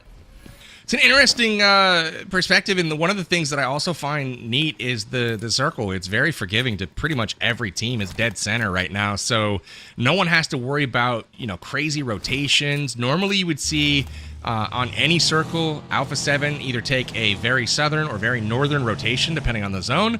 But right now, with it on them and central, I'm curious if they rotate anywhere, and that's something I want to keep my eyes on, because right now it's a bit more difficult, I think, for Wolves to predict how their rotation might happen. So it might be a little more difficult to actually jump them and try to take some points and take them out of the match early. So I expect Wolves to continue to just loot up and do their thing, and, you know, keep to themselves for the most part, and take the fight if it comes to them, but not press too hard here. I agree. Yep. You just got to play it just the best game you possibly can here towards the end. And it's going to be tough. I mean, with the last game craziness that should start ensuing here any second now, it's going to be very difficult to soak up a lot of points. So, I mean, if you're Wolves, man, you want to take those early fights, but it's going to be hard. I mean, I'm looking at the map. The reason why I'm getting a little bit choked up here is because they are stupid close to each other. I mean, yeah, what was that, Coops? Yeah, in Coops the front? was right there, but I think he saw. Pull up the map again if we can. I would love to take a peek at it, because I mean, this is they've got an opportunity. They've both looted one in Ladreria.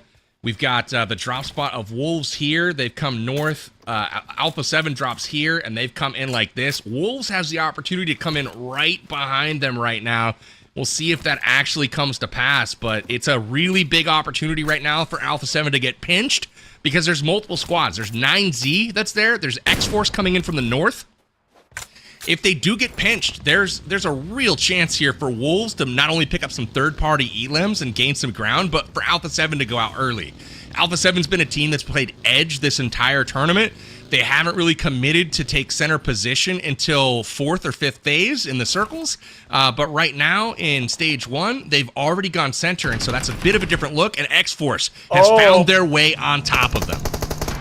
Yeah, and Valak, he's already taken shots. Squad putting in the paint on the 2 players, that being Fate and Valak, now forced into the 1v1s. But Alem lobs one over the top, gets the initial knock. Alpha 7 spread throughout the compound. They see Revo offing through from Alpha 7, and this is why it's so hard to push this team. They're inside the buildings, the crates, while getting the resets. If you're Xforce, you got to push the initiative here. You got to go for these eliminations.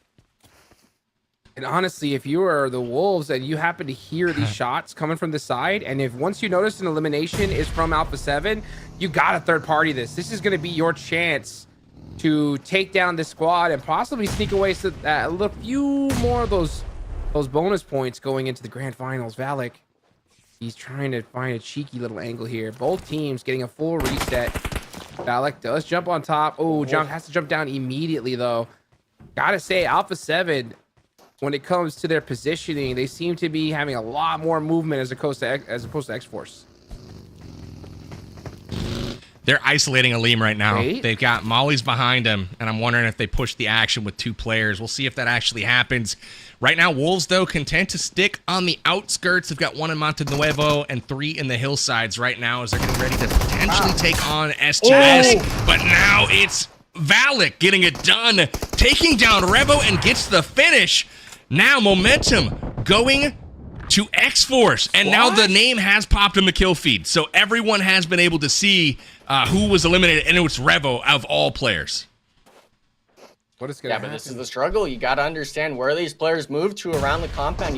You can't get caught out in the open, and Alem really wished he got that knock on a squash on the roof. Now all players being reset, and we see Alpha 7 Wolves are moving, setting a trap essentially here. And if the Wolves come into it, I mean, this is a chance for both of these teams to get eliminated, but the jump shot leaves Mafioso 1 HP. The pressure ensues, but Alem gets caught out by the Rat Carrillo, gets a thirst essentially as well, and Valak is trying to get the shots down, but oh man, the jump shots from Alpha 7 applying so much pressure in this compound fight, and now it's evened up 3v3. I'm not sure if we want to be playing these fence lines anymore. Fate, you got to group up. You got to get with your squad mates from that off-angle advantage. And Squash is on the roof. He goes for it, not finding the damage connection just yet. Oh, man, it really comes down to here, Jukes. Which squad is going to get that first initial knock? I'm feeling it's going to be Alpha 7. The movement is just reigning supreme on Xforce. You see them on the yellow and the mini-map. They are headed in, circling the compound. They know what's going on at this point. Here is the map. They smell blood in the water while Xforce is tied up with Alpha 7. The Wolves are primed to take advantage. Valak takes down Mafioso. Squads are weak right now. The trade happens. Squashboo gets the elimination, but Valak goes after him. He goes down, and here come the Wolves on the crash. Ooh, the shotgun. Oh, over under. Gets the better of a Fate, trying to confirm these eliminations, but here come the Wolves doing exactly what they need to at the right time. This was masterful by the Wolves, but I will say it might have been slightly too late. Look at the huge pickup from Doran on the flank, though. Saves Juancho, and Juancho will get back into the fight. Amazing stuff from them. Wolves have 2 players knocked, but they'll survive with all of them. Alpha 7 only able to put 2 points on the board, but Wolves already with 4, so they've got 7 to gain in order to match and pass Alpha 7. Man, what do you think is going through the mind of Team Liquid right now after seeing that on the feed, right? They got to know that, okay, Alpha 7's out, we got to worry about them, but Wolves just got 4 eliminations, and they are right above us. So the door is definitely open for second place. Honestly, Team Liquid could definitely reach there too. They got to win this fight with iNCO though, and iNCO has been having such a strong day today here, Enigma. Yeah, and I think it's a lot of just their team coordination and fighting. iNCO Gaming, whether it's McGrellin, whether it's Bruno, they've been getting hype off the knocks. They've been getting that consistency factor going when it comes to these early game engagements. And for Team Liquid, they've typically been quiet. They found a lot of their elims later on in these matches, especially that last Miramar coming to mind. We can see the map shift as well. This is going to be on the far eastern side by Graveyard. So a chance for Team Liquid to potentially get a few elims either off rotation or maybe the iNCO Gaming players. But it actually looks like one of the Team Liquid players rotating north, saying we're not going to hold this spot. Really interesting play from that squad. I'm interested in seeing where exactly they're going to kind of find a place to call home, wonder where they're going to stop, because iNCO Gaming, man, this is your chance as well to possibly get some elims. We're seeing them right there, 7th place. They could very well bump up to 5th place. This whole top 8 margin, way too up in that shaky range for the taking. Wow. So Loops watching the chaos below them. No elims just yet, but Team Liquid on the move.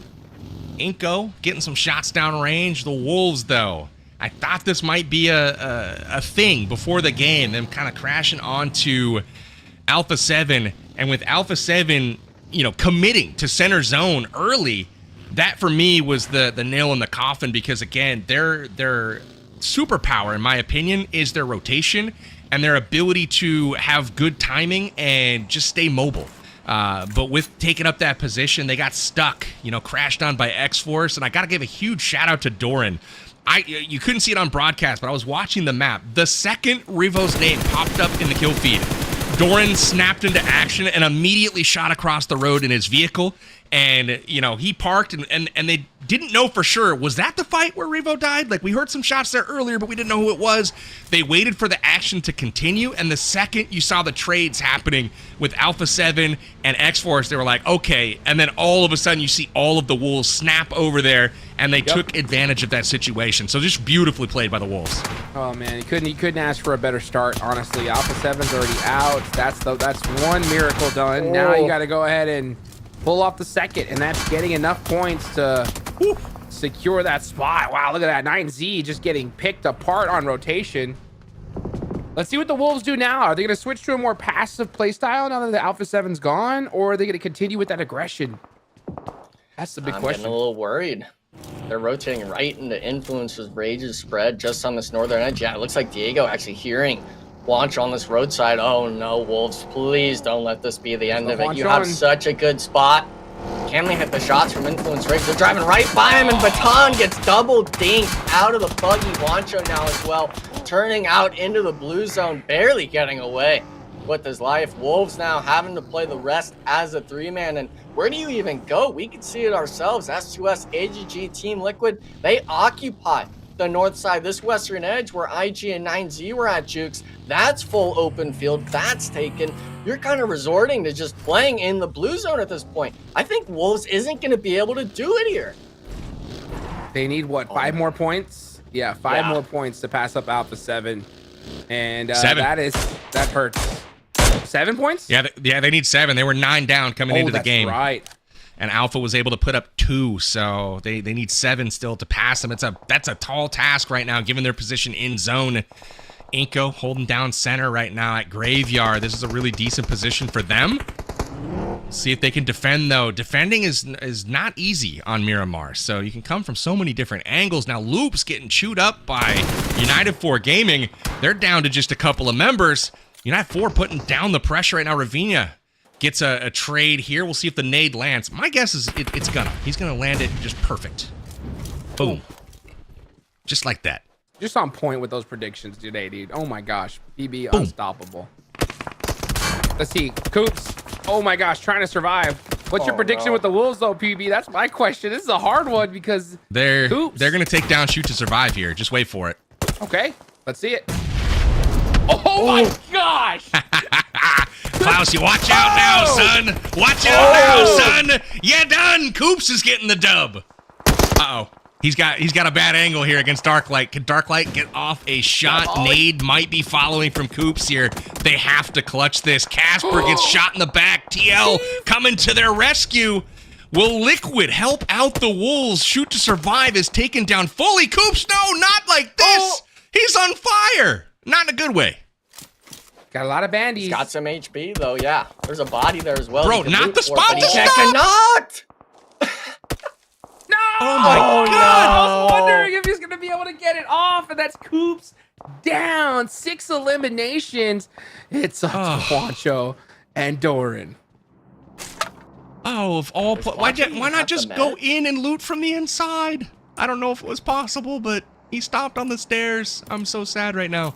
They only need a couple more points. Boys, Doran can do it. Juancho can support him. They're out of the zone. No big deal. There's 6 elims right here for sure. They can find 6 there.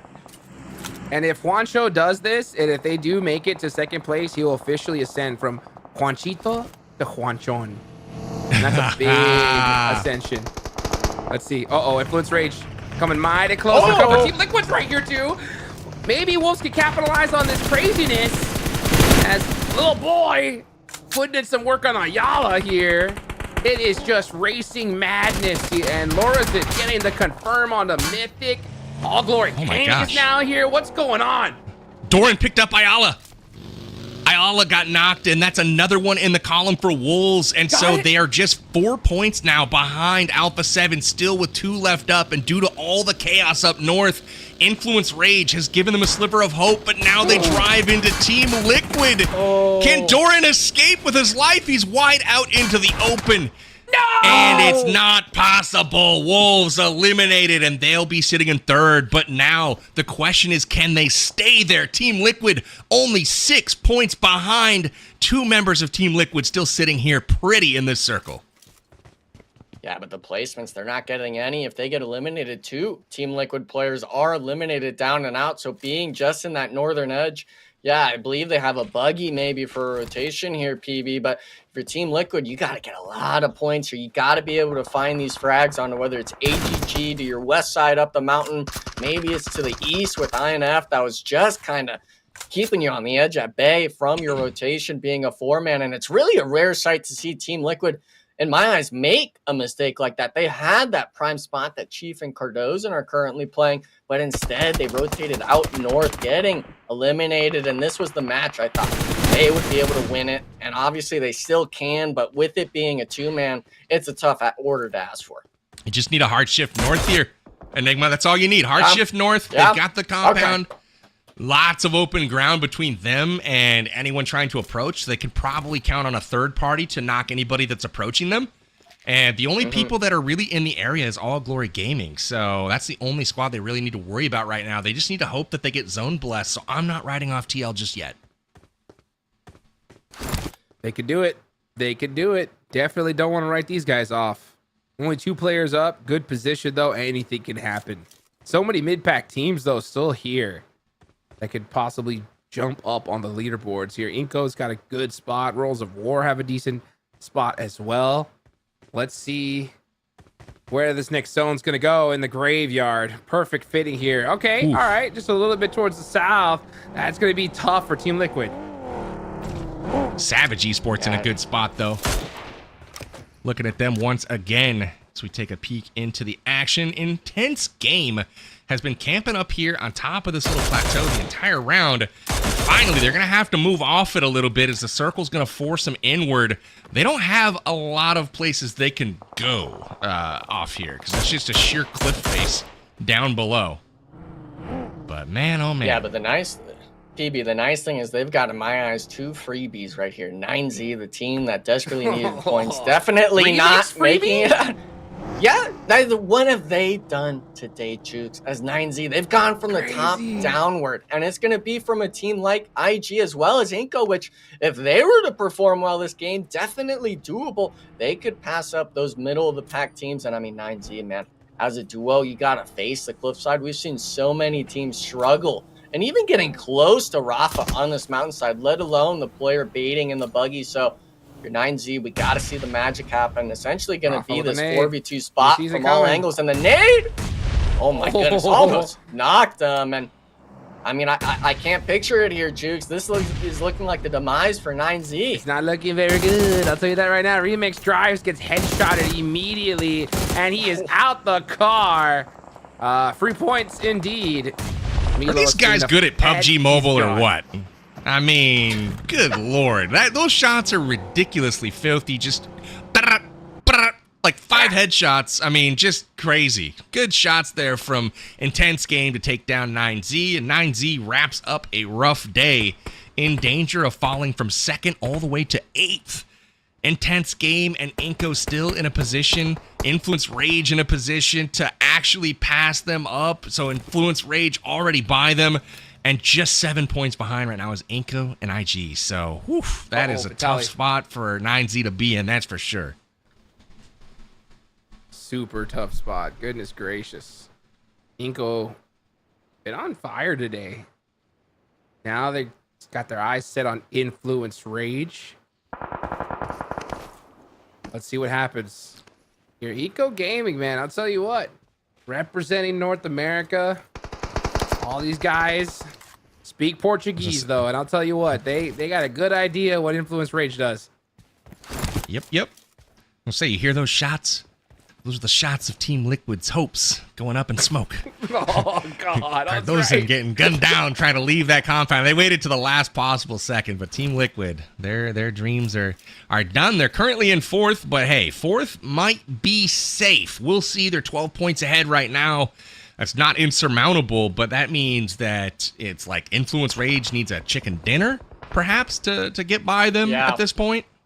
I think it's a matter if it goes east or west side of this road. The circle shift's about to pop. We've got a lot of teams forced to kind of just play the edge outside of Savage Esports that's been sitting pretty all game in that center compound. And yeah, we see it even as well. You were saying it, IG forced to play the cliffs with All Glory Gaming just below them. Now we see the circle shift that centers up into the roadside. A bit of a 50-50, more towards this eastern edge, but I like the way you brought it up, Jukes, about them speaking Portuguese and stuff, because Seven Worlds was hyping up Bruno, saying this is the guy that gets loud in the arena when he starts popping off. And I wanted to see them do the three-peat on the first 3 matches. This time around, it could very well be the final match of the day to secure themselves up in it. But I mean, so many of these teams left in the lobby. I'm talking Intense Game, Influence Rage, even iNCO. They have had some star seller performances throughout this phase 2, and really any one of these squads could be taking the last win to shake up that leaderboard at the very end of phase 2. Royals of War getting dangerously close over on the other side to Influence Rage. They're tucked just below the little cliffside, little ridge, hoping that they're going unnoticed. We'll see as we have Intense Game doing basically the same thing over All Glory Gaming. Some nice battle for elevation here. Everyone seems to know where each other's at, and it comes down to the grenade play, but VIP helping from range. ROW, they get the third party in on Lil Boy, or on Lorenzen, and this is a tough spot. The Influence Rage is completely pinned down here. Down indeed. It looks like VIP as well, maybe taking shots. I'm surprised Savage couldn't get any angle onto Little Boy with the res, but maybe just a right timing situation for Influence Rage. And they're actually going a little bit deeper, maybe a bit of a juicer little bull spot that Laws found. I'm not sure if they're going to look to group with them. Yeah, they are. Maybe burn the Murado, blow it up on this next rotation. Kind of just hedge your bets that you get this circle shift. With it being stage 6, only assume it's going to center up somewhat as we see it as well here all in the north. AGG, they're trying to rotate in just under Intense Game going more towards Savage Esports' side of the zone, and it's really a trouble coming down this mountaintop. You've waited so long to get into the circle, only having a few eliminations under your belt. It kind of spells a recipe for disaster here. You didn't accomplish as much as you wanted in Intense Game. They full send in front of M19, now forced into the 1v2 full push by Adrian in silence, and he doesn't win the one. AGG allowing the top side of the hill to be taken, and now with Fran, he understands they're going to start peeking over. The sticky bomb comes through, not able to find the mark, and you're just pinned down here. You're waiting for Font to get that sort of shots going on to you, and Guapo, oh my goodness, the UAS almost exploding on the frag grenade toss, but Intense Game having the casualties drop from, I believe, iNCO Gaming across the circle here from the east, taking spawn shots, make that even Influence Rage. Jukes, if you're Intense Game, do you go for the wipe or do you go for that sort of circle shift play?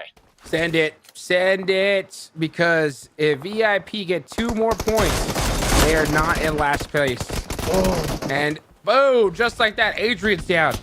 Podrino, he's gonna have to send it on the buggy. He's getting pieced up back and forth.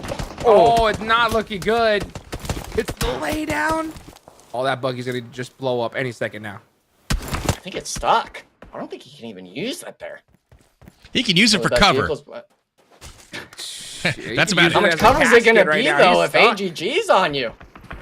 Hopefully enough, but AGG looking pretty menacing right now as they're trying to secure the high ground. They're just hoping for the third-party shots from Influence Rage across the way. They've buried themselves in and are trying to get it done, but now Fran cannot see. Luckily, iNCO on the third party. Look at this, into your living room.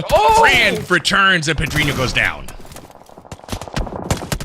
Big win there. Now intense game. They were a 4-man here, sending it down. Now down to just Rafa, who hit the shots earlier on. I believe got Guapo, but the shots through the smokes.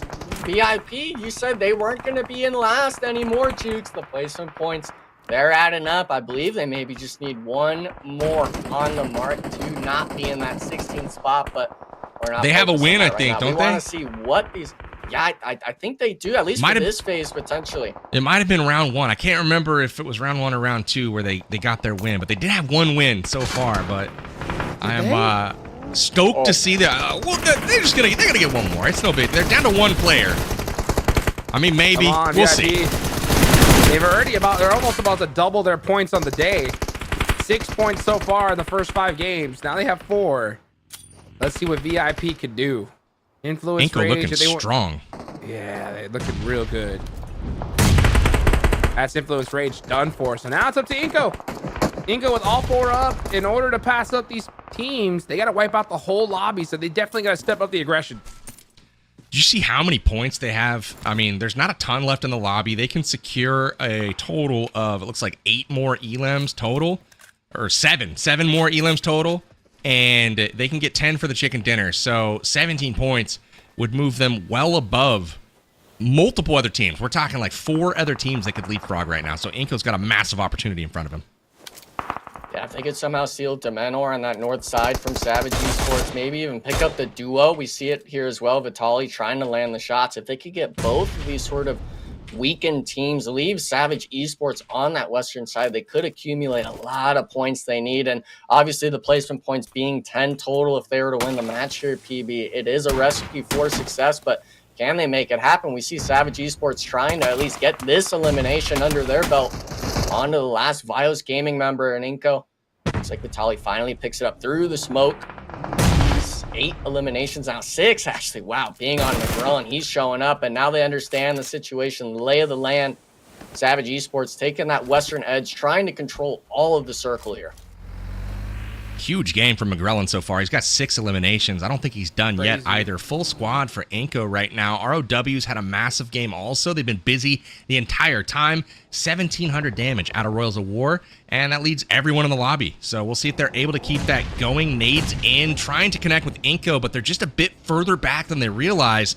Now the vehicles have popped off. Savage on their way in. McGrellin not able to land the shots as Snacks forces him back. Savage trying to do amazing things here to round out their day. They've had an incredible day 3 in our second round. iNCO with a domination, man. By far the most powerful team today in the final day of round 2. This squad has woken up big time. Hey, Savage still out there.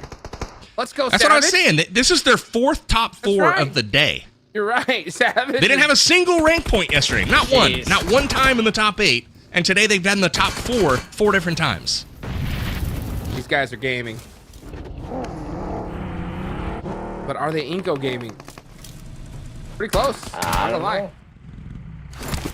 Well, it's stage 9 right now, guys. It's going into nothing. And iNCO, for the most part, they're kind of in nothing. They're trying to hold on to the skins of their teeth, being able to play, I guess you could say, that center spot. They're all hugging vehicles, just trying to wait out Savage from moving across the roadside. But Royals of War, they're the main focus from both of these squads, being down in this little trough between both 4-man teams. Savage being the first to lose a member. Now, actually, both Savage players being stuck on the southern edge of the circle here. So really anyone's game still. iNCO Gaming needs to be able to find these points, because I'm not sure what that leaderboard is going to look like. Every point matters, and you said it, Beckstreaks, it could always be down to just that one elim. McGrellin still feeling it, gets another knock here, takes down Aragods. McGrellin goes down though in exchange. David returns. One member for ROW remains. It's a 2v1v1. Octi, the clutch lord from Savage Esports, trying to steal the elim, and he does. Not going to go to iNCO, but the game will. iNCO Gaming clutches their 3rd chicken dinner of the day. Boys, they needed to deliver big, and they've done so. We thought they might be able to challenge for the top, and boy, they are in the mix of it now, Jukes. What a crazy day here. I mean, Wolves had 3 chicken dinners yesterday. iNCO bust out 3 chicken dinners on the day. What a performance from this squad. Honestly, round of applause. Hopefully we see them utilize these points and this momentum into the finals, because guys, come Friday, we're all back to 0 and those points are going to really matter. They really will, and they've done themselves a great justice today by securing so many placement points higher. I mean, just think the 3 chicken dinners that they were able to obtain, that's probably 60 points or close to it right there. I mean, that is jumping multiple places above the competition, so they were able to put probably 5+ points into their head start column going into the finals. We'll see how that pans out, but I can't help but think that it's going to be hugely important for them. So let's take a look at the action that went down in our final game of the league phase. Break it down for us, Enigma. This play from the Wolves at the start was absolutely incredible.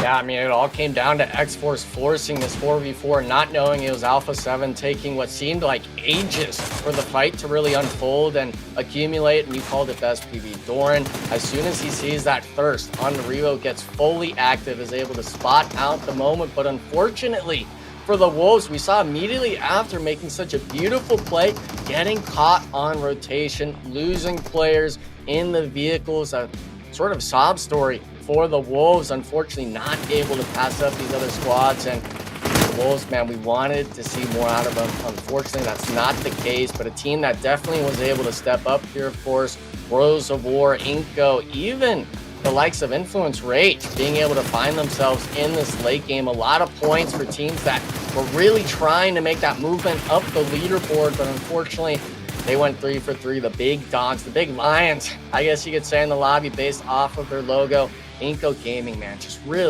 stellar performance. iNCO crushing it in this one, 12 eliminations. Man, oh man, McGrellin having himself a game. He nearly picked up a 7th elim as well, but you saw Savage Octi steal it on the way in with his S12K. Savage moment indeed, but man, Vitaly, can't say enough great things about him. He led the way with 779 damage, 4 elims to boot, but what an incredible day all the way around for iNCO Gaming, and honestly the North American region with both iNCO and Wolves challenging the tops of the leaderboards. I was really proud of what the boys did this afternoon, Hot Jukes. Yeah, I mean, you really got to give it up to these guys. I love the effort from the Wolves on this game. I mean, we're talking about it a little bit earlier. For them to make that push, it was the right play, right? It's just unfortunate they weren't able to survive just a little bit longer. And I think they would have solidified that 2nd place. But man, a great day today from these teams that we really didn't expect. iNCO Gaming showed up big time. Hey, Savage Esports showed up big time too, right? I mean, they put on some crazy points today. So you never know what's going to happen come finals time. I think you just got to just shake it off, use tomorrow to just say, hey, all right, we're going to reset back to 0. We got to start off strong and just start putting in that work, because these teams have shown that, hey, you know what, no matter what, we can play. We're here to make some money. They sure will, and big fall off here from 9Z today. Coming into the day, 2nd place, just goose egg after goose egg, it felt like, and unfortunate for them, they do it again in map 6. Man, a big fan of this team so far this tournament. They showed that they clearly are one of the better teams in the lobby when they're on. When they're off, they're just as human as everyone else. We'll see where that factors into the overalls as we check those out. Let's see who finishes on top. It's going to be Loops. But Alpha 7 wraps up 2nd place for our Phase 2 in League. We've got Wolves in 3rd. Team Liquid narrowly holds on to that 4th place spot. Their performance in this last match, those 2 players just hanging on, was clutch, because iNCO Gaming riding their 3rd chicken dinner of the phase. They get all the way up to 5th place. So massive jump from them. 133 points. Influence Rage finishes in 6th and all the way to 7th, going from 2nd to 7th. In one day is 9Z. So intense game rounds out your first page, but Enigma, what do you make of the standings? For the most part, it's just the sob story of 9Z, right? Just the poor performance today, not being able to keep up near the top. Now, obviously, it's not like they dropped towards that 10th, 11th, 12th range mark, but if you're a team that had such a dominant performance in the first 2 days, coming into the final day of the phase, which is the day before grand finals, right? You losing out on potentially, what is that, 3, 4, 5, maybe even 6 advancement points. It really is not going to sit well. I hope not only tonight, but the next 2 days, they're able to kind of sit back and remind themselves how they were able to get there on the leaderboard. These squads have what it takes, and obviously I'm a fan of Remix. I want to see him bounce back today because he seemed off from his usual performances, but that's definitely a team that we got to be watching for come the grand finals. Speaking of grand finals, these teams were playing during this whole league phase for head start points, and those are points that they can take in as a bonus into our grand finals round. And here is the way that shaped up. On the left column, you'll see our round 1, which took place last week. Alpha 7 finishing in the top spot with 15 points, a dominant 232 points. You can see the more balanced team, points this week with only 169 for first place. Loops will take 15 points into the finals as well. So Alpha 7 is the big winner, though. Overall, they have 27 points that they're going to be taking forward. Big bounce back, though, from teams like the Wolves, like Team Liquid. They're going to be super happy with their performance there. But overall, the big winner of League Phase, Alpha 7, Hot Jukes. Color me shocked, right? I am not surprised at all. They're the top team right now playing. The previous World Cup champions came to play here once again. It's always good. But there's a lot of big movers here. I mean, we saw Savage put up a lot of points today. We saw, iNCO go from 9th to 5th here in this final day. The big drop off, though, was 9Z, man. They were at 2nd place going into today and went down to almost 9th. That's pretty crazy. So hopefully they're able to shake that off and, show what they could do. And I'm really looking towards Remix, right? To talk to his team, say, hey, guys, let's make it happen here come finals time. I'm confident they'll get it together. It's a shame that they dropped some points. Again, today's big winner is Alpha 7. And amongst that squad, we have a hero in the MVP runner, MVP spot for the whole league phase. It's going to none other than Revo. The man came out on a tear in week 1, putting up 60 almost eliminations, and he rides that momentum into a strong week 2 as well. 86 overall. He finishes 24 eliminations ahead of 2nd place, which again is no slouch either in Vatine. Incredible performance, and not only that, boys, look at the damage output here. This dude is head and shoulders above every other team in this lobby, and he's going to be trying to take that performance, obviously, into the grand finals. Do you think he'll be able to do it, Enigma?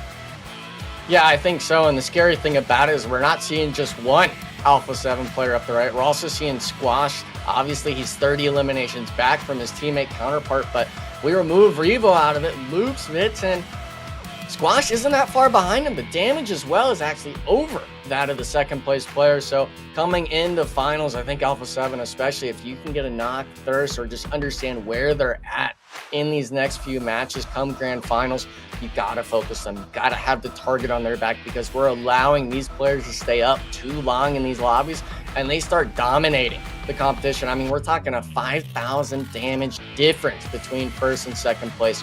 Really is just a showing of how strong Alpha 7 was, and it's no shocker to us that we saw, what was that, 27 bonus points they're going to get from phase 1 and phase 2.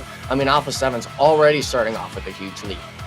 Incredible stuff from Revo. Congratulations to him on picking up the MVP of League Phase. We'll see if he can return as the MVP of the Grand Finals. He'll have an opportunity to do that in just a moment. Speaking of damage, though, you talked about him being head and shoulders above everyone else. The whole Alpha 7 squad, all 4 members are in the top 7 in damage overall in this lobby. So just incredibly deep from top to bottom on that roster, but none stand taller than Revo right now as he secures the MVP. So with that, Hot Jukes, let's give a bit of a forecast to what we can expect for the grand finals. We've seen 2 phases of league play, and now everything matters. The points matter, and the ranks will determine which 3 teams will be moving on to the Esports World Cup. Well, I'll tell you what, we're going to see some head start points going into it right off the rip. Alpha 7 have so many that they could fall asleep for the first 2 matches and then start playing, which is pretty wild. So, I mean, Alpha 7, they're going to have the biggest expectation on their shoulders possible to end it in first place. I am very certain we're going to see them in the World Cup. At this point, it's going to be who's going to challenge them, right? And honestly, I really love what I saw from the Wolves, overall here.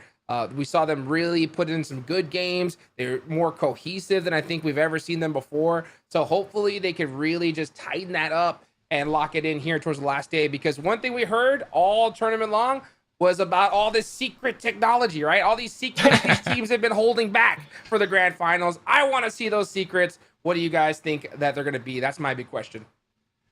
We'll keep an eye on that. But with that, love to get your final thoughts as well, Enigma. Next Friday, or I guess this Friday through Sunday, we've got the grand finals coming up. What do you expect to see from these teams? Is it going to be more of the same? Do we have some secrets in store? Let us know.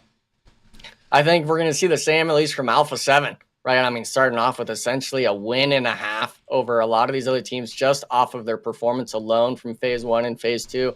But I got to give the NA bias. I want to see iNCO. I want to see Wolves contending for that top 3. We got to have NA in there at some point in the EWC. And for the most part, these squads, yeah, it's top 3, but you want to make it there. You want to just taste it. And for iNCO, with these 3 wins today, yeah, they weren't close to that top part of the bracket, but they were able to prove to themselves that we can dominate the lobby just like Alpha 7 in some of these days. So I'm looking forward to seeing which of our 2 NA teams that have already shown signs of life, if they can perform, or will they allow some of these other teams like Team Liquid, the Brazilian squads out there, to take those 2nd and 3rd place spots. Amazing, gentlemen. Thank you so much. It's been an honor to cast these League Phase games with you. And with that, we've got our finals set. They will be going down this Friday through Sunday. The grand finals will see 3 teams move on to the Esports World Cup in Riyadh, Saudi Arabia, going down July 24th through August 2nd. Make sure you guys lock in your calendar for that. But before we get to the grand finals on Thursday, live at 4 p.m. Eastern time, we have ourselves a fun show match where some of these players will be competing in a little bit more of a lax environment. We invite you to tune in for that show match as well. So excited to see what is going to go down and who can show off some of their gun skills in the most extraordinary way, shall we say. But with that, my name's been Power Big. I've been the host for your league play. Taylor Reflections Noble will be hosting this show to kick off this Friday, so make sure you guys join up. Wish everyone well. Big thank you to the production team, to PUBG Mobile, to the Observer crew, and to you guys in chat. It's been an exciting League Phase tournament. Congratulations to Alpha 7 for taking the most bonus points into the finals with them. We'll see if they can back it up, though, in the grand finals where it counts. Until next time, y'all, thanks so much. We'll see you out on the battlegrounds. Take care.